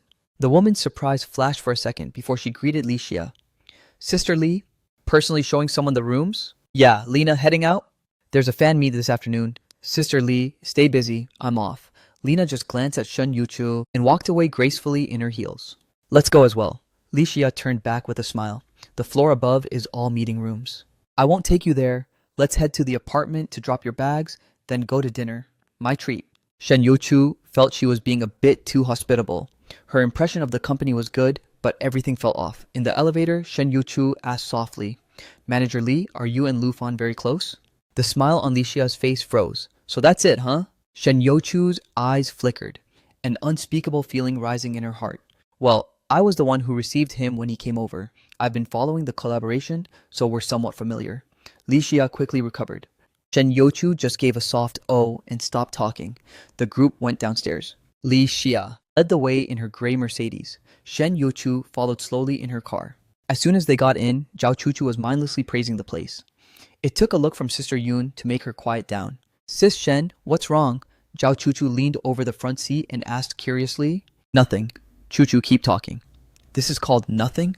Zhao Chuchu was baffled and turned to Sister Yun for help. Sister Yun just smiled at Shen Youchu and said nothing. She could tell at a glance that someone had fallen into a jar of vinegar. Back home, you were struggling. Your wife had only been gone for half a day, and your daughter was already crying for her mom. No matter what you said, she just cried harder, yelling that daddy was a meanie who hid mommy away. You tried making funny faces and singing, but the little pearls kept falling from her eyes. She kicked her feet, determined not to stop until she saw her mom. You scratched your head. What now? You couldn't call Shen Youchu back yet, or she'd laugh at you forever. Just then, the phone on the table buzzed. You glanced at it, and your eyes lit up. A lifesaver. It was a WeChat message from Shen Youchu. Just 2 words. You there? You quickly replied, of course. Unexpectedly, she replied, had lunch with Manager Lee today? What the hell? You didn't have time to think. You quickly started a video call. Shen Youchu's cold, beautiful face appeared on the screen. You immediately gave a fawning smile and pointed the phone at Wanwan. Mommy. Wanwan misses you. To your surprise, Shen Youchu's face went ice cold. Lu Fan, is this what you meant by taking good care of Wanwan? You pretended not to hear. Wanwan saw her mom and wiped her tears. Mommy, did daddy hide you? Do you not want Wanwan anymore? Shen Youchu immediately cooed softly. Wanwan, be good. Mommy is just out for work. I'll be home soon. The little one actually stopped crying. Your heart took a massive hit. You made faces and sang, and it wasn't as effective as one word from her. Once the daughter was calmed down, you turned the phone to yourself, your eyes darting around. Shen Youchu immediately interrogated you. Can you really handle a child? You got defensive. Who are you looking down on? Today was just an accident. If you left, you wouldn't be able to calm her down either. But Shen Youchu just gave you a deep look, her eyes shimmering. Suddenly, she asked as if she didn't care. You're pretty close with Manager Lee, huh? She's all right, you answered casually, completely unaware you were dancing on the edge of a cliff. All right, Shen Youchu repeated hollowly. You felt a mysterious chill. You pulled your clothes tighter, but the next second, she just rolled her eyes and hung up. Only then did it hit you. She was mad. Totally random. You were getting shot while just lying there. For the next 2 days, Shen Youchu called home daily. But she only spoke to her daughter and gave you the cold shoulder as if you owed her 8 million. However, you didn't know that Shen Youchu's career was hitting a dead end. The company hadn't given her any bookings. Her manager, Sister Yun, contacted every songwriter she knew. Once they heard it was for her comeback, they all politely declined. A washed-up singer who'd been retired for 2 years, who'd write for her. They were being ghosted by the entire industry. On the other hand, Shen Youchu was still stressing over the music. She had been trying for 2 days, but couldn't find any inspiration. She couldn't help but think, if you were here, you'd definitely write a better song. Thinking this made her feel discouraged, like she was inferior to you in every way. Just then, Zhao Chuchu sat up suddenly. Sis Shen, why don't you ask Lu Fan? Shen Youchu hesitated. She came out here because she didn't want to rely on you anymore. After a long silence, she finally spoke. Let's wait 2 more days. If it still doesn't work, I'll call him. But what she didn't know was that in the Fangsing Entertainment meeting room, a meeting deciding her fate was underway. Chairman Li Tian had an invitation document in front of him. The new song Meetup, the most famous talent show in the country. We have 2 spots. Let's discuss who should go. An elegant man in gold-rimmed glasses, marketing head Yinping, spoke first. I think Chen Qian is a good fit. She's got the looks and decent popularity. Most people nodded in agreement. Li Tian decided on the spot. That's one for Chen Qian. What about the other? Just as he finished, HR head Zhang Hao stood up abruptly. Chairman, I think Shen Youchu can do it. Shen Youchu? Li Tian remembered this was the person you recommended. But before he could speak, Yinping jumped in to object. Manager Zhang? Shen Youchu definitely won't work. Even a total rookie would be better than her. She has no popularity and no recent works. She retired to get married. The audience has a terrible impression of her. But Zhang Hao argued back, that's exactly why. We should choose her. I've heard her old songs. Her vocals are solid and she's beautiful. Why not choose her? Yinping frowned, looking dismissive. Manager Zhang, you handle HR, I handle marketing. I know better than you that a singer needs popularity. We're not a charity. Why give her the stage? Unexpectedly, Zhang Hao gave a smug smile and dropped a bombshell. Manager Yin, you're talking to me about popularity? Then do you know who recommended Shen Yuchu? May I ask about Buffon's popularity? What if he writes the song for her? At the mention of Buffon, Yin Ping was silenced. He didn't dare say Buffon lacked popularity. The guy was a top-tier influencer with 50 million fans and record-breaking MV likes. Yin Ping looked at Zhang Hao with a dark gaze, asking unwillingly, "Are you sure Buffon will write for her?" Just then, Chairman Li Tian finally spoke, finalizing the decision. "All right, stop arguing. It'll be Chen Qian and Shen Yuchu. Send out the notice." The meeting dispersed. Zhang Hao walked away happily. He'd never been so glad to crush his rival. Meanwhile, the entire entertainment industry was buzzing because of the launch of the new song Meetup. At the same time, Liu Li at Tianmei Entertainment also got the news. Her manager, Qin Jie, rushed in shouting excitedly, "Liu Li! Good news! The company is letting you on the new song Meetup and they've hired a famous songwriter for you." Liu Li froze, her nail polish smearing. She turned around, her eyes full of disbelief. "Is it that new song Meetup that can make me an A-list star?" After getting a definite answer, he literally jumped out of his chair. "I'm gonna blow up." When he heard the name of the songwriter, he lost it completely.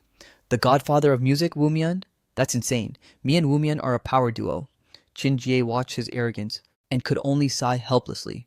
While Liu Li was losing his mind with joy, your wife, Shen Yuchu, also received a call from the company. The content was identical. Participate in the new song Meetup in 3 days. Hanging up, she was stunned. Her assistant, Zhao Chuchu, was even more hyped, shaking her shoulders. "Sis Shen, is this for real? The new song Meetup?" But after the excitement, a massive problem surfaced. They had no song. Manager Sister Yoon's face was solemn. "Making a comeback on this stage is great, but we must have a hit song." They immediately split the work. Sister Yoon frantically contacted songwriters she knew, while Shen Yuchu could only bury herself in writing, hoping to create a miracle. At this moment, you knew nothing about it. You were at home teaching your daughter, Wan Wan, how to sing nursery rhymes. You wore a big bad wolf mask, making her giggle nonstop. After putting Wan Wan to sleep at 7 p.m., you finally had some peace. You kept thinking about what song to prepare for Shen Yuchu, but with too many god-tier tracks in your head, you actually lost your train of thought. Frustrated, you opened your phone. Your songs were everywhere. Fans had even turned Wan Wan's expressions into meme packs. Looking at the screen, you couldn't help but smirk. "Oh, wife. How are things on your end? When are you going to reach out to me first?" While scrolling through videos, you found that besides your songs, the hottest thing online was the new song Meetup. Apparently, it's an annual competition. Whoever goes on, it gets famous. The format is simple and brutal. 1v1 duels. Loser goes home. You had zero interest and were even annoyed by the algorithm check. You swiped a few times, turned off the phone, and went to sleep. However, early the next morning, a call woke you up. It was actually Shen Yuchu's assistant, Zhao Chuchu. Her voice was whisper quiet, like a thief. "You need to deal with Sis Shen. She's gone obsessive." You frowned, instantly wide awake. What happened? "Sis Shen is joining the new song Meetup, but we have no song. She hasn't slept all night trying to write one." Your head started to hurt. Then you remembered that the contract clearly stated you would write the songs for her. While you were overthinking here, they were already on fire over there. "Got it. I'll call her." After hanging up, you immediately dialed Shen Yuchu. She picked up, her voice sounding exhausted. "Hello? Does Wan Wan miss me?" Your heart ached, so you purposely said, "Wan Wan doesn't miss you. Can't you just call me yourself? I am your husband after all." This was the first time you referred to yourself as her husband in front of her. There was dead silence on the other end. You sighed, breaking the silence. "Why didn't you tell me about the new song Meetup? Why tire yourself out over something that can be easily solved?" To you, it was just a matter of a few words, but as soon as you spoke, you heard a suppressed sob from the phone. She was crying. You were completely baffled. "What did I say? Romance is way too hard." While you were flustered, a tearful roar erupted from the phone. "Lu Fan!" Her voice was full of grievance, making your heart tighten. You were stunned. It was the first time she called you by your full name like that. "Do you think I'm completely useless? That I can only rely on you?" You immediately realized that's what she was thinking. It was your oversight. You quickly apologized with a smile. "I'm sorry. I wasn't blaming you. I was just worried about your health." As soon as you said that, Shen Youchu actually laughed on the other end, a laugh that was both aggrieved and stubborn. Then your voice became incredibly firm. "Shen Youchu, you and Wan Wan are the best gifts heaven ever gave me." You are my wife, you're one of a kind, no one can ever replace you. These words were like a bomb, exploding in her heart. Shen Yuchu's entire face turned red instantly. She gave a soft, her mood clearly improving. Zhao Chuchu, peeking from the side, almost had her eyes pop out. You struck while the iron was hot. No more overthinking. I'll send the song to you tonight. Listening to your arrogant tone, Shen Yuchu burst into a laugh. Fine, let's see. What kind of song you, Mr. Liu, can actually write? She totally let go, no longer stressing. Once the tension left her, sleepiness hit her immediately. You breathe a sigh of relief after hanging up. Dealing with a wife is harder than dealing with a kid.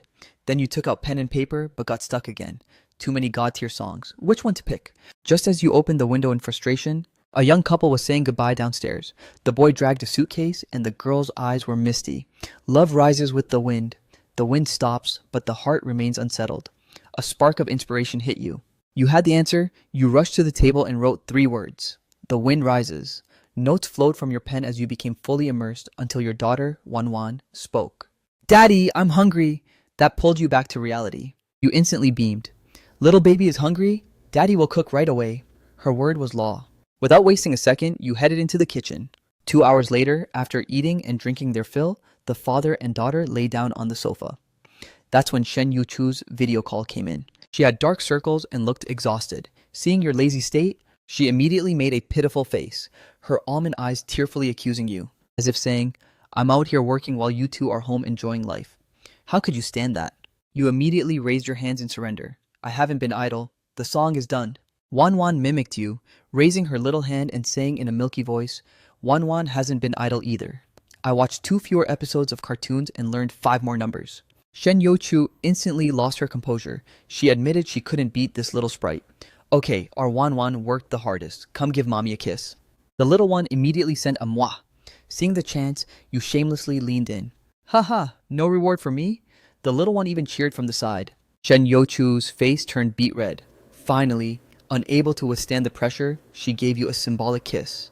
You were over the moon and rushed into the bedroom to get the manuscript. See? Didn't lie to you. It's really done. Shen Youchu gave you a charmingly annoyed look, but her heart was in total shock.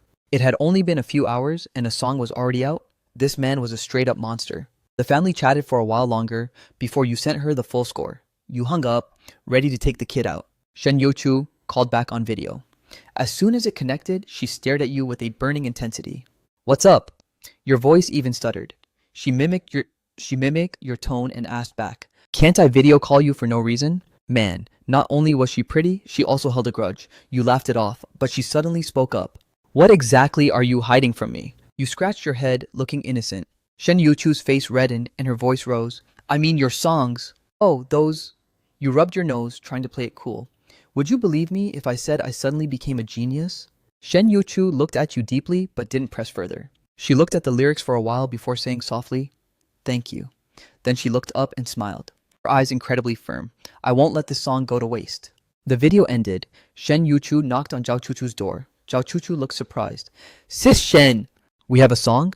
Did Lu Fan give it to you? Man, this girl totally leaked it. So it was her who ratted you out. Then, Sister Yun was called back. When she heard there was a song, she was beyond excited.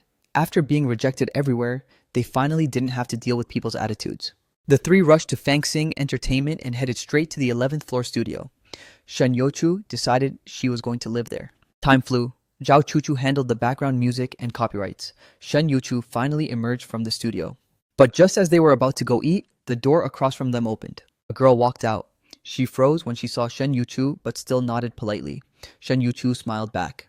However, the man behind her had his nose in the air, wearing gold-rimmed glasses with an arrogant look. Shen Youchu didn't know him and turned to leave, but the man snorted coldly. No respect at all.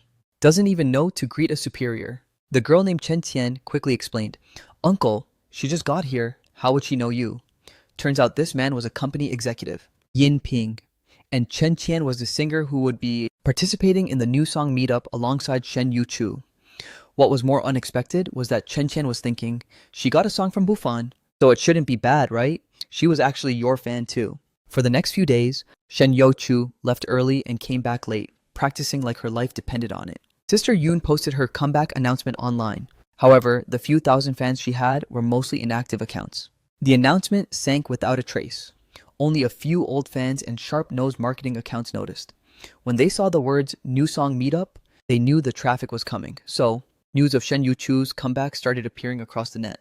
But most people didn't care about this expired starlet at all. Until August 7th, the new song meetup officially kicked off at the Shanghai Stadium. However, the director, Ren Chao, was very worried this time. Because one of Bufan's songs was hogging the trending list, their show's traffic was nowhere near what it used to be. But the annual show couldn't be postponed for one person. He could only push through. If only we could contact Bufan.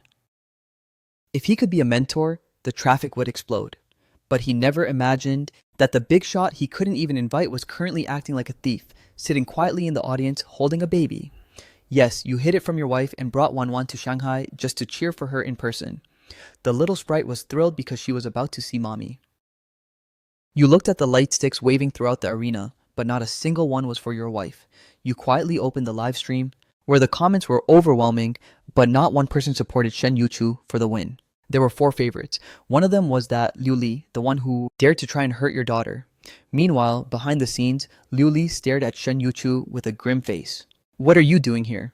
Her bestie Zhao Chuchu just rolled her eyes and fired back immediately, making her lose face. Looking at the radiant Shen Yuchu today, Liu Li actually felt the fear that had suppressed her for years. It felt like the queen had returned. She was intimidated before the fight even began. Just then, her manager's words snapped her out of it. She's just Shen Yuchu. She has nothing now. Liu Li instantly calmed down. Right, what could the current Shen Yuchu use to compete with her? Plus, she had a song from the godfather of music. Thinking of this, she gave Shen Yuchu a disdainful look. Then, the stage lights came on. The host appeared. 4 veteran mentors took their seats, and the competition officially began. The rules were brutal. The audience would randomly shout stop to pair the 16 contestants. No one could rig this. As the big screen rolled rapidly, the 8 matchups were instantly generated. You looked at the list and smirked. The next second, the host's voice echoed. Please welcome our first contestant, Shen Yuchu versus Liu Li. As soon as the words fell, the spotlights hit. Your wife, Shen Yuchu, and her rival, Liu Li, slowly walked onto the stage. The fated duel was about to begin. But you saw Shen Yuchu's hand trembling slightly. Sure enough, she was getting nervous. Liu Li was also looking grim. She didn't expect the first match to go down like this, actually having to PK with Shen Yuchu. The audience instantly erupted, discussing who this stunning stranger was. You saw Shen Yuchu's tension immediately, so you suddenly hoisted Wanwan high up. At that moment, Wanwan turned into a human light stick. Her little face beamed like a crescent moon as she shouted with all her might, "Mommy, go!" On stage, Shen Yuchu suddenly saw that familiar figure. She instantly covered her mouth. It was him and her daughter. Her nervousness vanished instantly, replaced by an unprecedented glow in her eyes. She also smiled till her eyes were crescents, matching her daughter. That tenderness instantly melted the hearts of the audience. Then the host announced Shen Yuchu would sing first. The lights dimmed, leaving only one beam on her. The intro started and the venue went silent.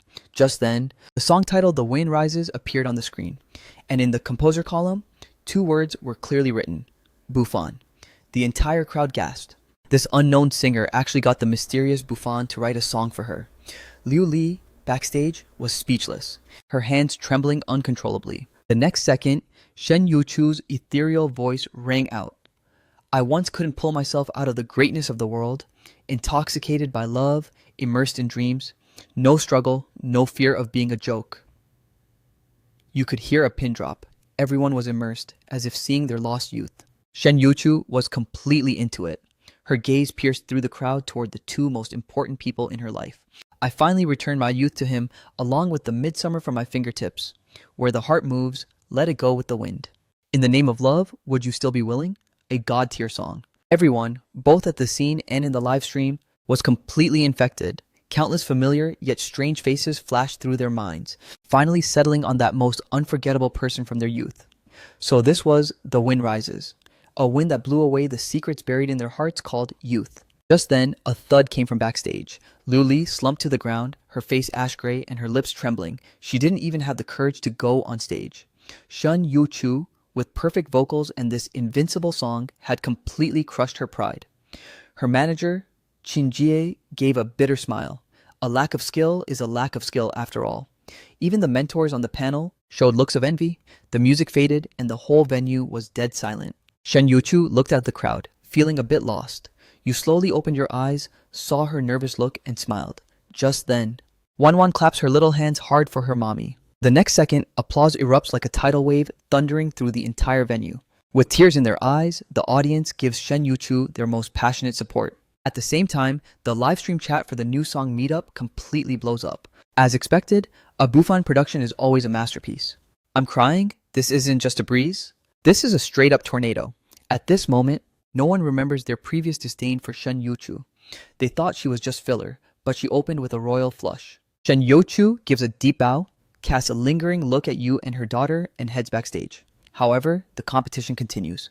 Next up is Liu Li. She has managed to stand up at some point, watching Shen Yuchu brush past her. Her heart is filled with nothing but a deep sense of powerlessness. She doesn't even know how she walked onto the stage. It isn't until the music starts that she snaps out of it, but she's still half a beat late. Boos instantly erupt from the crowd, making her panic even more. Her pitch goes completely off. By the time she finishes, the sparse applause makes her want to hide her face and run. Backstage, director Ren Chao doesn't care at all. The viewership ratings exploding is enough for him. The final vote is no surprise, a 5-0 landslide victory. Just then, a message arrives from Shen Yuchu asking to meet at the backstage exit. Seeing this, you immediately pick up Wanwan and leave the venue early. Backstage, as soon as Shen Yuchu appears, Zhao Chuchu pulls her into a massive hug. Alright, stop crying, things will only get better from now on. Shen Yuchu holds her, her eyes full of resolve. Let's go. Lu Fan is waiting for you at the door. She just wants to see you right now and hold Wanwan in her arms. Outside the exit, it's already late. As soon as Shen Yuchu steps out, she sees you from afar, standing straight under a street lamp, holding Wanwan. At that moment, a feeling called happiness surges in her heart, simple yet incredibly warm. Mommy! Wanwan wiggles out of your arm. She pitter-patters over towards Shen Yuchu. Shen Yuchu immediately kneels and pulls her daughter into a tight embrace. You walk over and look at her with a smile. So, how was the surprise? Shen Yuchu's cheeks flush, but she looks you in the eye, her almond eyes curving. It was a great surprise. None of you know that this tender moment is being watched by Liu Li. She is holding her phone, watching your retreating figures with a venomous light in her eyes. A wicked plan to ruin Shen Yuchu's reputation instantly takes root in her mind. If she can't have success, neither can Shen Yuchu. Meanwhile, the internet has already exploded. Everyone is curious where Bufan found such a hidden gem of a singer, but when they check Shen Yuchu's Weibo, they only find a comeback statement. Turns out she was a popular starlet 2 years ago, who left the industry after a relationship was exposed. As soon as this hot topic drops, unscrupulous media outlets smell blood. They start a feeding frenzy of hype. Public opinion becomes polarized. Some feel she shouldn't return after quitting, while others feel as long as the music is good, her private life is her own business. Both sides argue heatedly until a killer argument appears. Just tell me if the song is good or not.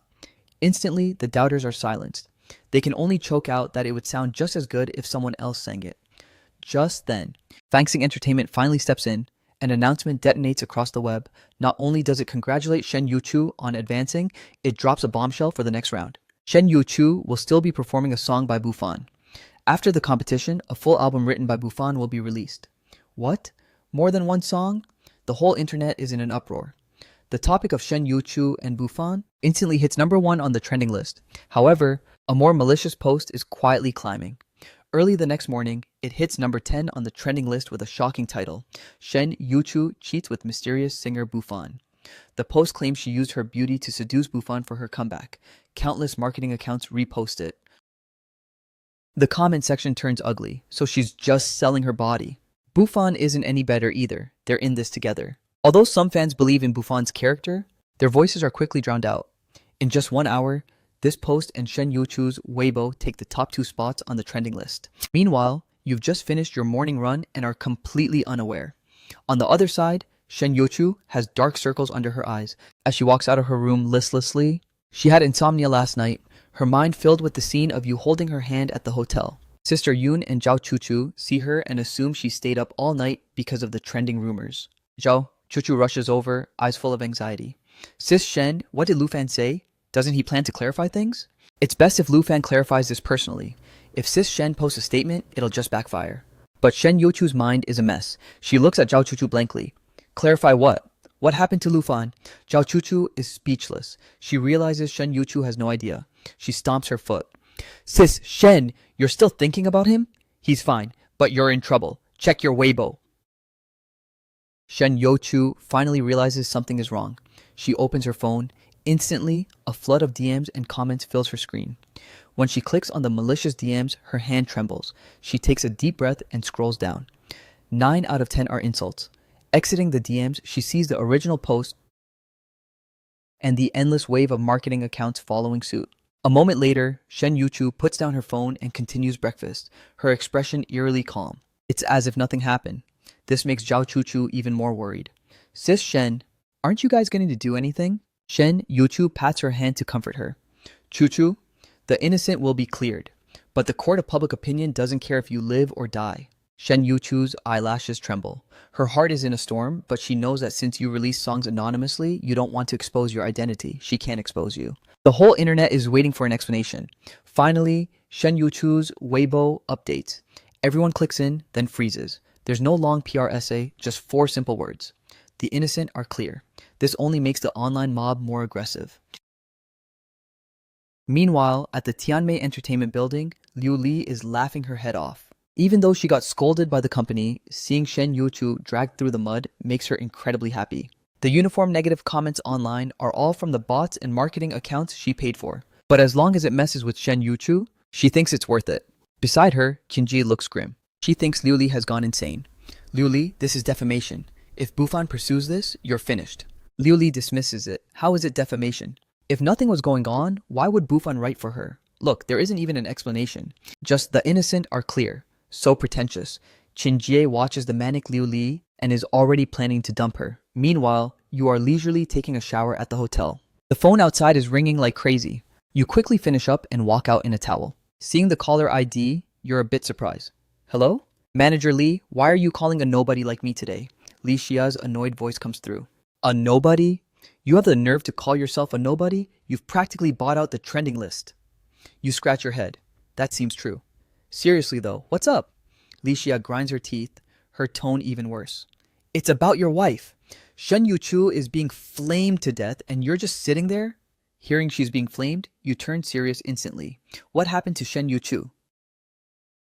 At that moment, Li Xia feels a bit of a sting in her heart. Whenever it involves Shen Youchu, this man becomes incredibly intense. She snorts. Check the trending list yourself. Then she hangs up immediately. You frown, not knowing what's wrong with that woman. But there's no time to think about it. You quickly open Weibo. The first thing you see are the top trending posts. The moment you see the titles, your face darkens. After reading the posts and the comments under Shen Youchu's Weibo, your expression turns cold as ice. You actually laugh out of pure rage. You really think my woman is an easy target? And that silly woman? Something this big and she didn't tell me. Carrying it all by herself. You want to go demand that idiot tell you if she actually considers you her husband. But before that, you have work to do. If someone wants to play, let's have some fun. Liu Li has no idea how fast and fierce the counterattack will be. Her joy won't last long before it turns into sheer terror. She would never guess that the mysterious Bufan is actually the pretty boy she looked down on.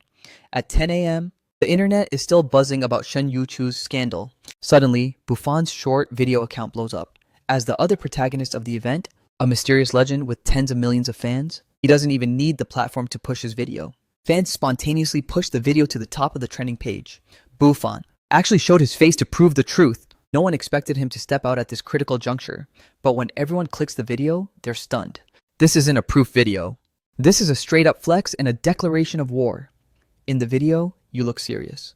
Hello everyone, I'm Bufan. I just woke up and saw some very nasty rumors online.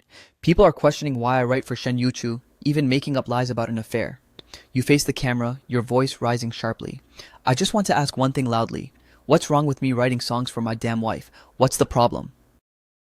My wife doesn't want to deal with you, but I won't spoil you. Forget the innocent are clear. That doesn't exist here. You sneer, your gaze sharp. I wanted to interact with you as an ordinary person, but I only got distance in return. Sorry, I'm done pretending. I'm coming clean.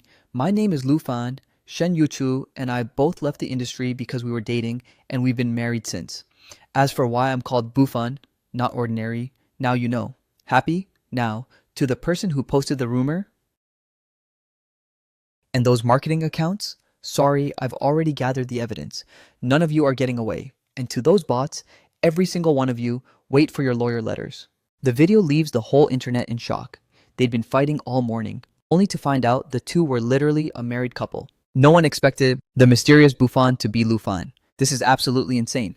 The video spreads like wildfire at this moment. Your fans are going crazy, reposting the video to Weibo. Ha ha ha ha ha ha. I'm staying right here to see who dares lie now. They've always been a match made in heaven. Where are the haters from this morning? Open your damn eyes. While everyone is still discussing the video, Fangsing Entertainment's Weibo follows up. A legal notice is dropped. Commissioned by Mr. Lu Fan, we will continue to follow up on false rumors. We have issued lawyer letters to the poster and the marketing companies. Related accounts will all be banned. Once this announcement drops, Weibo boils over. Users suddenly find that the trending rumor posts have been completely wiped. The original poster even deleted their account. Not long after, Weibo officials step in. After verification, 1,500 accounts posting false information have been banned. The internet is not a lawless land. With the official notice out, your video hits number 1 on trending, while Shen Yuchu's Weibo takes number 2. In a short time, wife-spoiling demon and the innocent are clear. Become the hot keywords. Countless netizens are quoting your highlight line. My wife doesn't want to deal with you, but I won't spoil you. Meanwhile, in the Shanghai apartment, Shen Youchu is completely unaware of any of this. She is holding Wan, leisurely watching cartoons. Just then, Zhao Chuchu rushes in like a whirlwind.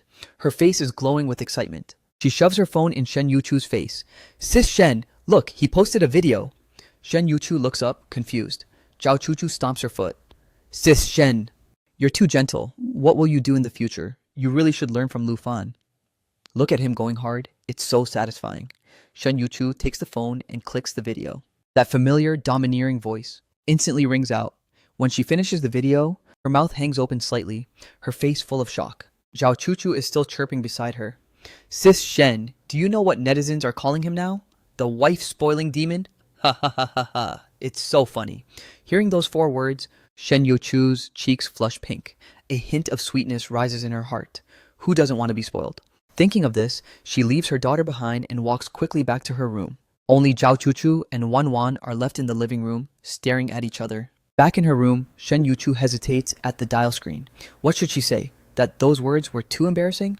Then she'd be admitting she was shy? Or that he did well? Then would he think she was petty? She flops onto the bed in frustration. She buries her face in the blanket. She kicks her legs like a young girl. Finally, she gathers her courage and places a voice call. It's answered in a split second. Your nice voice comes through. Hello? Shen Yuchu's face is buried in the blanket, turning red. She asks in a muffled voice, Hey, what are you doing right now?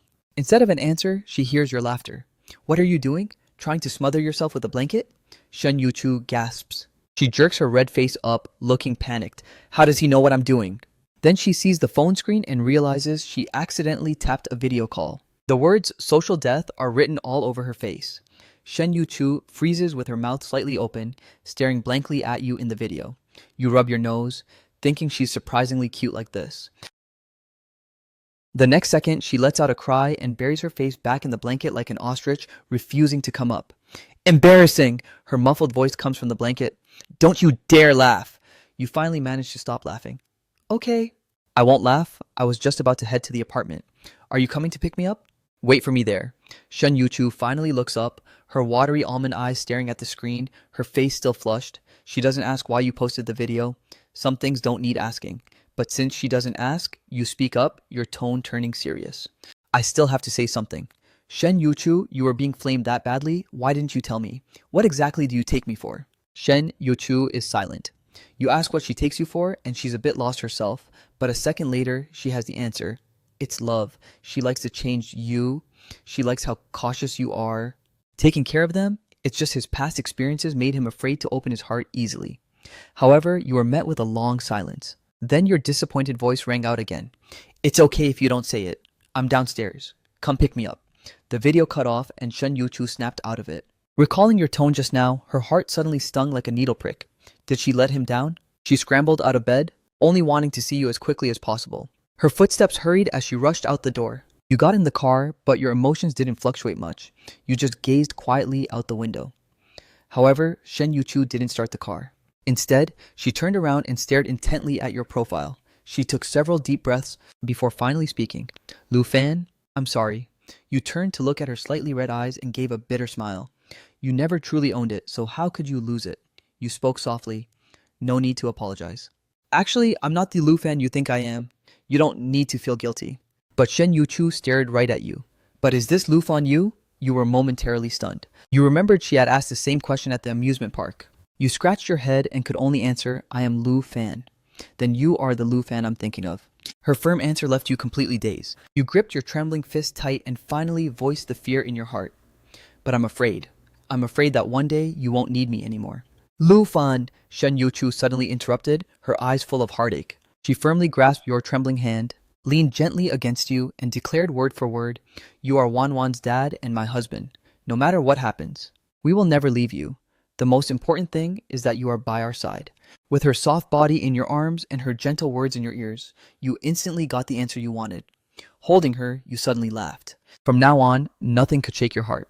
A moment later, Shen Yuchu shyly pulled away from your embrace. You just sat there with a silly grin. She gave you a charming, sidelong glance and burst into a giggle.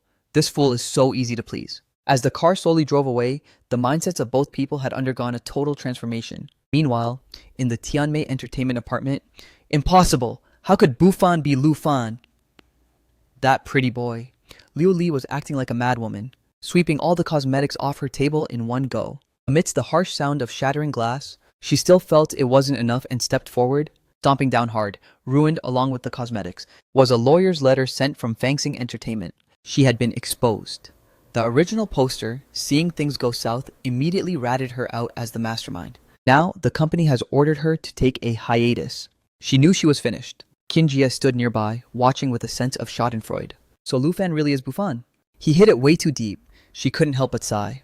Who would have thought the pretty boy everyone looked down on 2 years ago would show his fangs now? Shen Yuchu really has good taste. I'm not convinced. Qin Jie, give me my phone. Liu Li panted, her eyes bloodshot. Qin Jie only gave her a cold glance and spoke crossly. What is there to be unconvinced about? Can you beat him at singing? You aren't as good looking, and you aren't even as good at picking men. What exactly are you bitter about? Qin Jie's words stabbed into Liu Li's heart like knives. Liu Li whipped her head around and glared at her. Qin Jie wasn't afraid at all. Did I say something wrong? Once you get locked up, the contract ends naturally. The company abandoned you long ago. Why? Liu Li hissed. The company needs a cash cow. You have no value anymore. Qin Jie looked at her and even spoke some hard truths. When you get out, find an honest man to marry. Stop making trouble. Heh. Then should I thank you for your kindness? Liu Li laughed. They had finally dropped all pretenses. Then she suddenly wore a creepy smile. Qin Jie, let me use your phone for a second. Shouldn't things have a beginning and an end? Qin Jie frowned. What else do you want to do? Burn the bridge together. Liu Li's smile became terrifying. Why does Shen Yuchu get to overshadow me everywhere? She's just an orphan. Why? Since I know Bufan is Lu Fan, I have one last trump card. If I can't touch Shen Yuchu, I'll make sure Lu Fan's reputation is ruined. No one gets to be happy. Qin Jie looked at the manic Liu Li and knew she had gone insane. She wanted to say that Shen Yuchu never competed with her and has a character 10,000 times better, but she couldn't. Right now, any provocation would make Liu Li lose total control. So Qin Jie handed over the phone. Fine, here. But none of this has anything to do with me. I know you're scared. Haha. Liu Li took the phone and dialed a number under Qin Jie's gaze. Chen Shuai, it's Liu Li. Meanwhile, the atmosphere in the apartment dining room felt a bit strange. Wan Wan was eating happily. Sister Yun had a motherly smile throughout, but Zhao Chuchu was burying her head in her rice, stealing glances at you and Shen Yuchu. Shen Yuchu's beautiful face was flushed all the way to her neck, making her want to bury her head in her bowl. You were grinning like an idiot, hand-peeling crawfish and feeding them to her lips with chopsticks. Shen Yuchu felt like she was being boiled alive. This man hadn't been normal since getting out of the car, but you felt it was only natural. She admitted, you're her husband, so what's wrong with feeding her? Can you not do this? I'll do it myself. Shen Yuchu finally couldn't help but look up and glare at you shyly. That flirtatious gaze left you dazed. So being looked at by a girl like this felt this good? Falling in love is awesome. Only then did you stop feeding your wife and turn to feed Wan Wan. After dinner, you finally returned to normal. Sitting on the sofa, you started thinking about the song for the next round. The top 16 to top 8 was an easy win, but top 8 to top 4 might not be. The remaining contestants' vocal skills were not inferior to Shen Yuchu's. The duel would be about original songs and live performance. Coming up with a good song in 3 days isn't easy for anyone. Even you started to worry about what song to choose to guarantee a win. Shen Yuchu wasn't idle either. She sat right beside you, perfecting the song she had been thinking about. But that song was always missing a key melody. Shen Yuchu frowned deeply. That melody was like an elusive cat, making her so anxious she scratched her hair into a bird's nest. Until the dead of night, she still couldn't catch that spark of inspiration. However, early the next morning, as soon as Shen Yuchu woke up, a massive incident concerning you hit the trending list again. At first, she didn't take it seriously. After all, you'd been on the trending list constantly these days. But when she saw the title of the post, her pupils constricted instantly. Her heart began to spiral into total chaos. Meanwhile, the massive army of netizens also saw this trending topic. They were already used to seeing Buffon's name every day, so they clicked in without thinking. But this time, when they saw the content, everyone froze. Some even rubbed their eyes, unable to believe what they were seeing. Buffon is a domestic abuser. The title was an absolute shocker. The netizens were stunned for a second, then burst out laughing. Are you kidding me? Yesterday he was a wife-spoiling demon. Today he's a domestic abuser? They couldn't wait to click the video in the post to see who was talking nonsense. When the video appeared, two men looked serious. They were your former boy band teammates, Chen Shuai and Ye Tian. Then Chen Shuai spoke. Hello everyone, I'm Chen Shuai, an old friend of Lu Fan. Why old friend? Because I'm ashamed to be associated with someone like him. I know you won't believe it. But he really is a domestic abuser. I have a phone recording as proof. Back then, he begged me to let him make a comeback. I happened to record it, and I didn't expect it to become evidence to unmask his hypocrisy. I, Chen Shuai, dare to show my face, so I'm not afraid of a confrontation. As soon as this came out, netizens went silent. The timing was early, and with a real name report, they were momentarily shaken. Then Ye Tian also took out his phone and waved it. I can testify that everything Chen Shuai said is true. Now, let everyone hear the original recording. After speaking, he directly hit play. Netizens instantly perked up their ears. Your voice came from the phone. Brother Chen? Do you think I can still return to the company? Chen Shuai's flat voice rang out. You've already married a popular starlet? Why are you still thinking about all that? The next second, your voice came through again with a hint of flippancy. Women are just like clothes. Career is more important. So you want a comeback? Can Shen Yuchu give you that? In the recording, you laughed and said something that detonated the entire internet. To tell you the truth, I have the final say in this house. If she dares not to give it, a beating will fix it. You can't spoil women. The recording ended there, but the internet's rage exploded. Disgusting! Is he even a man? Only knows how to bully his own woman. Not only did female netizens turn into warriors to bash him, but even the men were filled with righteous indignation. Then in the video, Chen Shuai continued to twist the knife with a face full of anger. You all heard that, right? This is the wife-spoiling demon you talk about. I, Chen Shuai, am irreconcilable with such an abuser. The video ended abruptly, but the comment section had already fallen. I must be blind to like this kind of person. Hearing that recording makes me want to puke. How filthy is Lu Fan behind the scenes? My heart is instantly shattered. Countless people were demanding you come out and speak. Meanwhile, you were quietly staring at your phone, listening to that recording. That familiar feeling of nausea surged up again. You rushed into the bathroom and started vomiting. In an instant, it was as if you had returned to being that original, depressed Lu Fan. Those things were facts. They really happened. You couldn't argue back. Shen Yuchu's past injuries were likely even worse. The phone rang frantically, but you didn't even look. For the first time, you chose to run away, burying yourself tightly under the blanket as if that would make things better. What pained you wasn't the insults, but those memories flooding back. The suffering Shen Yuchu and Wan Wan endured appeared clearly before your eyes. You realized you had never actually forgiven yourself. Even if you were making amends every second, you couldn't change the past. Meanwhile, in the apartment, Shen Yuchu was anxiously dialing your number over and over. After seeing the post, she was incredibly worried. She understood the current you better than anyone. She watched your changes, watched you repent bit by bit. She understood everything. She had long since stopped caring about the past, but she knew the current you would definitely be unable to forgive yourself. Beside her, Sister Yoon and Zhao Chuchu were filled with heartache, both angry and at a loss. The calls still wouldn't go through. It was like you had evaporated from the earth. Shen Yuchu's heart twisted instantly. Wan Wan, in her arms, looked up. Mommy, are you calling Daddy? Why don't we go find Daddy? Wan Wan's one sentence woke Shen Yuchu up. She couldn't sit still any longer. She stood up in a panic and rushed out stumbling. She was coming to find you. Soon, Shen Yuchu ran to your door, out of breath. She bit her lip and knocked gently. No answer. She didn't hesitate. She knocked again and again. She was determined to get you out today. Under the blanket, you were finally stirred by this persistent knocking. You dragged your heavy body to open the door, only to be met with Shen Yuchu's red eyes. Seeing her again after just one day, you didn't even dare look her in the eye. Standing at the door, you were at a loss. She must have seen that post too. Did she remember everything from before again? You silently closed the door, like a prisoner about to head to the execution ground. What does she think? Your voice was raspy and your heart was full of terror. Now that everyone knows, what will she do? Divorce? But just then, Shen Yuchu was suddenly infuriated by the look in your eyes. She abruptly dragged you onto the bed, grabbed your arm, and bit down hard. Sharp pain hit, and you instantly snapped awake. You instinctively wanted to pull your hand back, but endured it. Let her vent. She'll feel better. Until Shen Yuchu let go, looking up to see your gentle gaze. Her tears finally broke. Are you stupid? She roared. Then she pulled back your sleeve. A row of deep, blood-streaked teeth marks on your arm was a shocking sight. Fine, now we're even. Shen Yuchu sobbed as she threw herself into your arms. You were domestic abused too. We're even.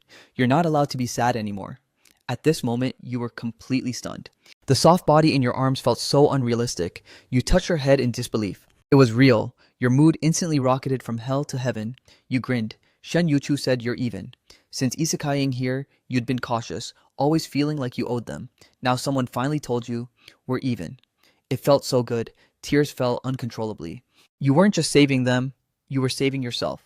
The two of you held each other like fools, sobbing. For a long time, Shen Yuchu remained nestled in your arms. She whispered, don't ever do that again. Wan and I will worry about you. You nodded heavily. Your voice was raspy as you said, I won't. You always say that. Shen Yuchu looked up, her face flushed and her eyes slightly rimmed with red. She looked at you with watery eyes. Suddenly, it was like she thought of something, and her eyes sparkled with excitement.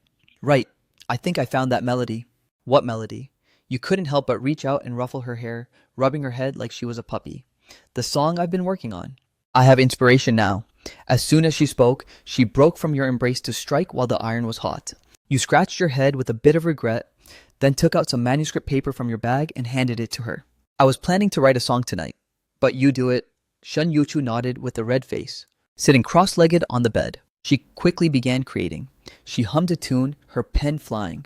In a few moments, a complete piece appeared on the paper. She looked up joyfully, staring straight at you. It's finally done. Do you want to see it?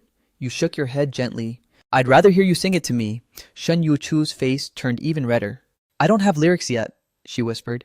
Humming is fine, you urged with a smile. Finally, she nodded shyly. There was no accompaniment, only her soft humming. However, the moment the melody hit your ears, you froze in place, your eyes filled with shock. You had heard this melody before. It was from your original world. You couldn't believe it. You continued listening intently until the humming ended. Wait a second, you suddenly interrupted her. You hurriedly grabbed a pen and paper, scribbling something down. Shen Yuchu was confused, but when she leaned her head in to see what you were writing, her eyes suddenly exploded with a brilliant light. The word written boldly on the paper was courage. It was actually the lyrics. You wrote the lyrics just after hearing her hum it once. Shen Yuchu leaned in closer to look, instantly delighted. These lyrics were exactly what she had dreamed of, perhaps even better than she imagined. With a red face, her gaze shifted from the lyrics to your serious profile.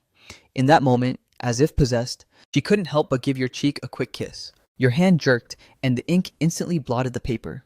You were hit like a bolt of lightning, and the moist, soft sensation on your face was as clear as a brand. You looked down at the lyrics, your heart already bursting with joy.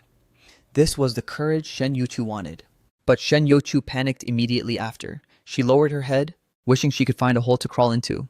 Luckily, you didn't react much, otherwise she would have definitely fled in embarrassment. You knew she was thin-skinned, so you suppressed your racing heart and finished the lyrics. Finally, you acted casual as you handed the lyrics to her. See if you can sing it fully for me this time? After the song ended, you nodded with a smile. It's beautiful. The next round is a guaranteed win. It's because your lyrics are good. Even without my wifey's composition, I wouldn't have thought of such a song. The mutual flattery began, but the moment the word wifey was mentioned, Shen Yuchu's composure broke instantly. She buried her face in her arms like an ostrich, her heart feeling both shy and sweet. However, before you could appreciate this view enough, a sharp ringtone abruptly shattered the romantic atmosphere in the room. You picked up the phone, the screen showed the contact, Manager Lee. You raised an eyebrow. It seemed Li Xia had also seen the post. Once connected, you spoke gently as always. Hello, is something wrong? Li Xia was clearly stunned. She asked cautiously, there are some bad rumors online. Aren't you going to clarify? You instinctively looked at Shen Yuchu. She was pretending to look at the manuscript seriously, but her wandering eyes betrayed her. You gave her a playful wink, and her little face turned beet red instantly. She looked away in a panic. Then, you calmly dropped a bomb into the phone. No need to clarify, it's all true. The other end of the line fell into dead silence. After a long pause, Licia's voice came through in disbelief. Why? I don't believe the person in my memory. But you interrupted her. Manager Lee, how much do you really know about me? The things online are true. If you do wrong, you must be punished. As for the comments, let them talk. Your gaze remained fixed on Shen Yuchu from beginning to end, filled with tenderness. As long as the people I care about understand me, that's enough. The phone went silent again, and Licia's voice carried a clear sense of disappointment. Fine, I understand. I'm hanging up. Just as you put down the phone, Shen Yuchu's voice drifted over. You were too cold. That's not good. You were full of questions. Were you cold? Then Shen Yuchu added another line, her eyes darkening slightly. That older sister probably likes you. What? Licia likes me? You scratched your head, feeling a headache coming on. I only see her as a casual friend. But how do you know? Shen Yuchu suddenly looked up and stared at you, her voice incredibly firm. I feel it. I believe my intuition. You scratched your head with a sincere look. Your intuition is wrong. I'm a man with a wife and kid. It would be rude to have feelings for others. Love should be serious and exclusive. Looking at your earnest gaze, Shen Yuchu nodded gently, but a sense of urgency rose in her heart. Just because you don't like others doesn't mean others don't like you. That older sister was much more successful than her. You looked at her in confusion. Recalling the conversation, you suddenly understood something. Your eyes filled with a smile, and you nudged her arm. You're just jealous. Shen Yuchu went into an instant panic. Her face turned a deep red. No, I'm not. Her voice was loud, but her reaction was louder. Case closed. She was definitely jealous. The smile on your lips deepened as you quietly watched her perform. But the more she tried to hide it, the more panicked she became, feeling both shy and annoyed. Finally, she couldn't take your gaze anymore. She threw the manuscript on the bed in surrender. Fine, I am jealous. Who told such a big beauty to like you? Your smile grew. The next second, you suddenly leaned in close to her. Your voice was full of charm. How about I give you a stamp? Would that stop you from being jealous? Your faces were inches apart, and your breath hit her face. Shen Yuchu's heartbeat sped up instantly, feeling like it would jump out of her throat. Then, under your gaze, she actually slowly closed her eyes and puckered her little lips slightly. You were overjoyed. You closed your eyes and slowly leaned in.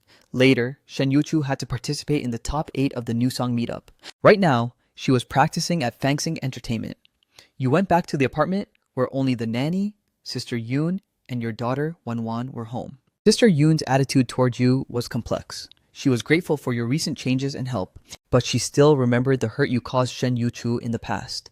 However, seeing your current care for your wife and daughter, she felt relieved, and informed you that Shen Yuchu is currently at the company. Hearing this, you decided to take Wanwan to visit her and give her a surprise. Online, the insults toward you continued.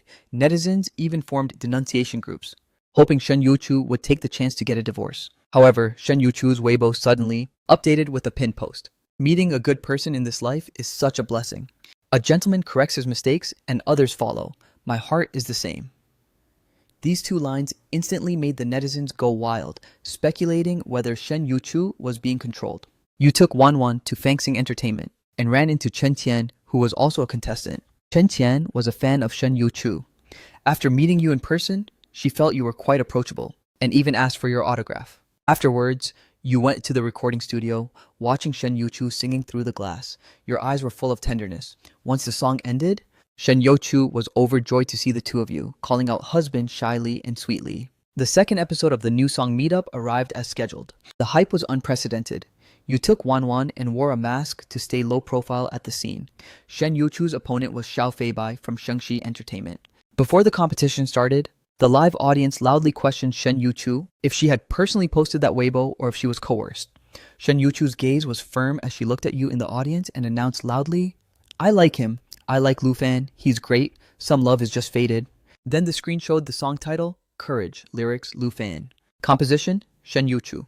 The intro played, and Shen Yuchu sang with deep emotion. The lyrics hit home. This naked confession made the audience and netizens feel ashamed. Turns out, this wasn't a trial. It was a massive display of PDA. As the song ended, public opinion shifted drastically. Everyone began to bless this couple who were mutually devoted to each other. Ultimately, Shen Yuchu advanced to the Final 4 with a landslide of votes. After the show, Fangsing Entertainment clarified that you never committed domestic abuse. The 2 were simply a loving couple. That night, you held Shen Yuchu's hand as you walked the streets. You visited snack streets and watched a movie like a couple in the honeymoon phase. In the theater, you couldn't help but steal a kiss from Shen Yuchu, making her incredibly shy. Although there were minor misunderstandings and squabbles between you, your relationship was heating up rapidly. After a brief reunion, you took Wanwan back to Jiangcheng while Shen Yuchu stayed in Shanghai to prepare. Back in Jiangcheng, you were busy finding a kindergarten for Wanwan. Though the registration deadline had passed, thanks to the popularity of Buffon's Little Princess, you successfully enrolled her in Zhanghua Kindergarten. Meanwhile, a plot was brewing in Shanghai. Former fencing executive Yin Ping, seeking revenge, teamed up with mentors Wang Bin and Ran Xiaoqiao to sabotage the next round, intending to make Shen Yuchu lose to Chen Qian. He even recruited the so-called music godfather, Wu Mian, to write a song for Chen Qian. Round 3, the top 4 to top 2, Shen Yuchu versus Chen Qian. Host Chen Suier deliberately stirred up trouble, asking Shen Yuchu if the new song was still written by you. Shen Yuchu responded calmly. During the match, she performed Sea of Flowers. The beautiful intro instantly drew the audience into the mood. Shen Yuchu's performance was so soul-stirring it felt like a solo concert. The venue erupted in thunderous applause. In contrast, although Chen Tian's pop song was decent, it paled in comparison to Sea of Flowers. However, something went wrong during the voting. Although Gao Yu voted for Shen Yuchu, and Xue Yu gave Chen Qian a friendship vote, Wang Bin and Ran Xiaoqiao both voted for Chen Qian.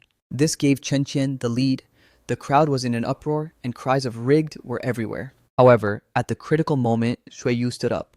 Sorry, host, let me interrupt. There's an issue with the votes. I need to apologize to Shen Yuchu and the audience. I'm sorry. Previously, I received word from Fangxing's operations manager, Yin Ping. He told me that both Chen Qian and Shen Yuchu belong to Fangxing. He asked me to give Chen Qian a friendship vote if the gap was too large so she wouldn't lose too badly. But now it's caused Chen Qian to advance instead. I feel I have a responsibility. Today, because of me, Shen Yuchu was eliminated. I resigned from my position as a mentor for the new song Meetup. Chen Qian directly announced her withdrawal, stating that Sea of Flowers was far superior to her own performance. The truth was out. Director Ren Chao performed emergency damage control, announcing a revote and removing the involved mentors. Ultimately, Shen Yuchu advanced successfully. Afterwards, Yin Ping was fired by Fangxing Entertainment. The involved mentors were also disgraced. Wu Mian, resenting that his song Lost to Yours, publicly challenged you on Weibo, calling for a showdown in the finals. Wu Mian's provocation ignited the internet as media hyped the clash between the old and new legends. You didn't back down, responding that you'd take the fight head-on. Shengxi Entertainment seized the chance to invite Wu Mian to write for the finalist Miao Ayun. The keyword for the first final round was tragic/horror. For Wu Mian, who specialized in this style, it was a godsend. But for you, it was a brand new challenge. Shen Yuchu was worried, but you appeared confident. To find inspiration, Shen Yuchu even watched horror movies with you, resulting in her being scared out of her wits, which actually led to more intimacy between you two. The next day, you brought out a new song. On the night of the finals, all eyes were on the stage. Miao Ayun went first, singing Elegiac Plea composed by Wu Mian. The first half depicted the pain of a cancer patient, followed by oppressive instrumental music in the second half. Though grim, it was highly artistic. Wu Mian was brimming with confidence. Then Shen Yuchu appeared, dressed in a crimson wedding dress and a phoenix crown. Her makeup was hauntingly beautiful and desolate, her eyes hollow. The title Agua slowly appeared as the music started. The erhu and pipa wove a mournful melody. Shen Yuchu opened with an opera style that stunned the crowd. The lyrics described a ghost wedding, never mentioning tragedy, yet dripping with sorrow. As the song progressed, the suona suddenly blared, pushing the atmosphere to its peak. That bone-deep sorrow and fear made the audience's skin crawl. Shen Yuchu's performance without blinking was hailed by netizens as the most beautiful ghost bride. She crushed Elegiac Plea with overwhelming force. Shen Yuchu won in a landslide with a 4-0 mentor vote and 88% of the audience vote. Wu Mian was utterly defeated, fulfilling his promise to abandon his title and apologize. After the match, you wait for Shen Yuchu outside. She tells you Zhao Chuchu has already left and she didn't bring the apartment keys. With a silent understanding, you both head to the hotel. The atmosphere in the room is romantic and tense. After your shower, you come out to find Shen Yuchu crying. She opens up, feeling like she isn't good enough for you. The closer she gets, the more she fears losing you. You gently cup her face, telling her that you used to feel inferior too. It was she who gave you that heart-fluttering feeling. Everything is the best arrangement from above. Fate's plan is the ultimate. Your words turn Shen Yuchu's tears into a smile as you hold each other tight. Finally, in this moment, You both completely understand each other's feelings, and two hearts pressed together without reservation. On the road ahead, you will walk hand in hand. Whether it's storms or glory, you'll face it all together.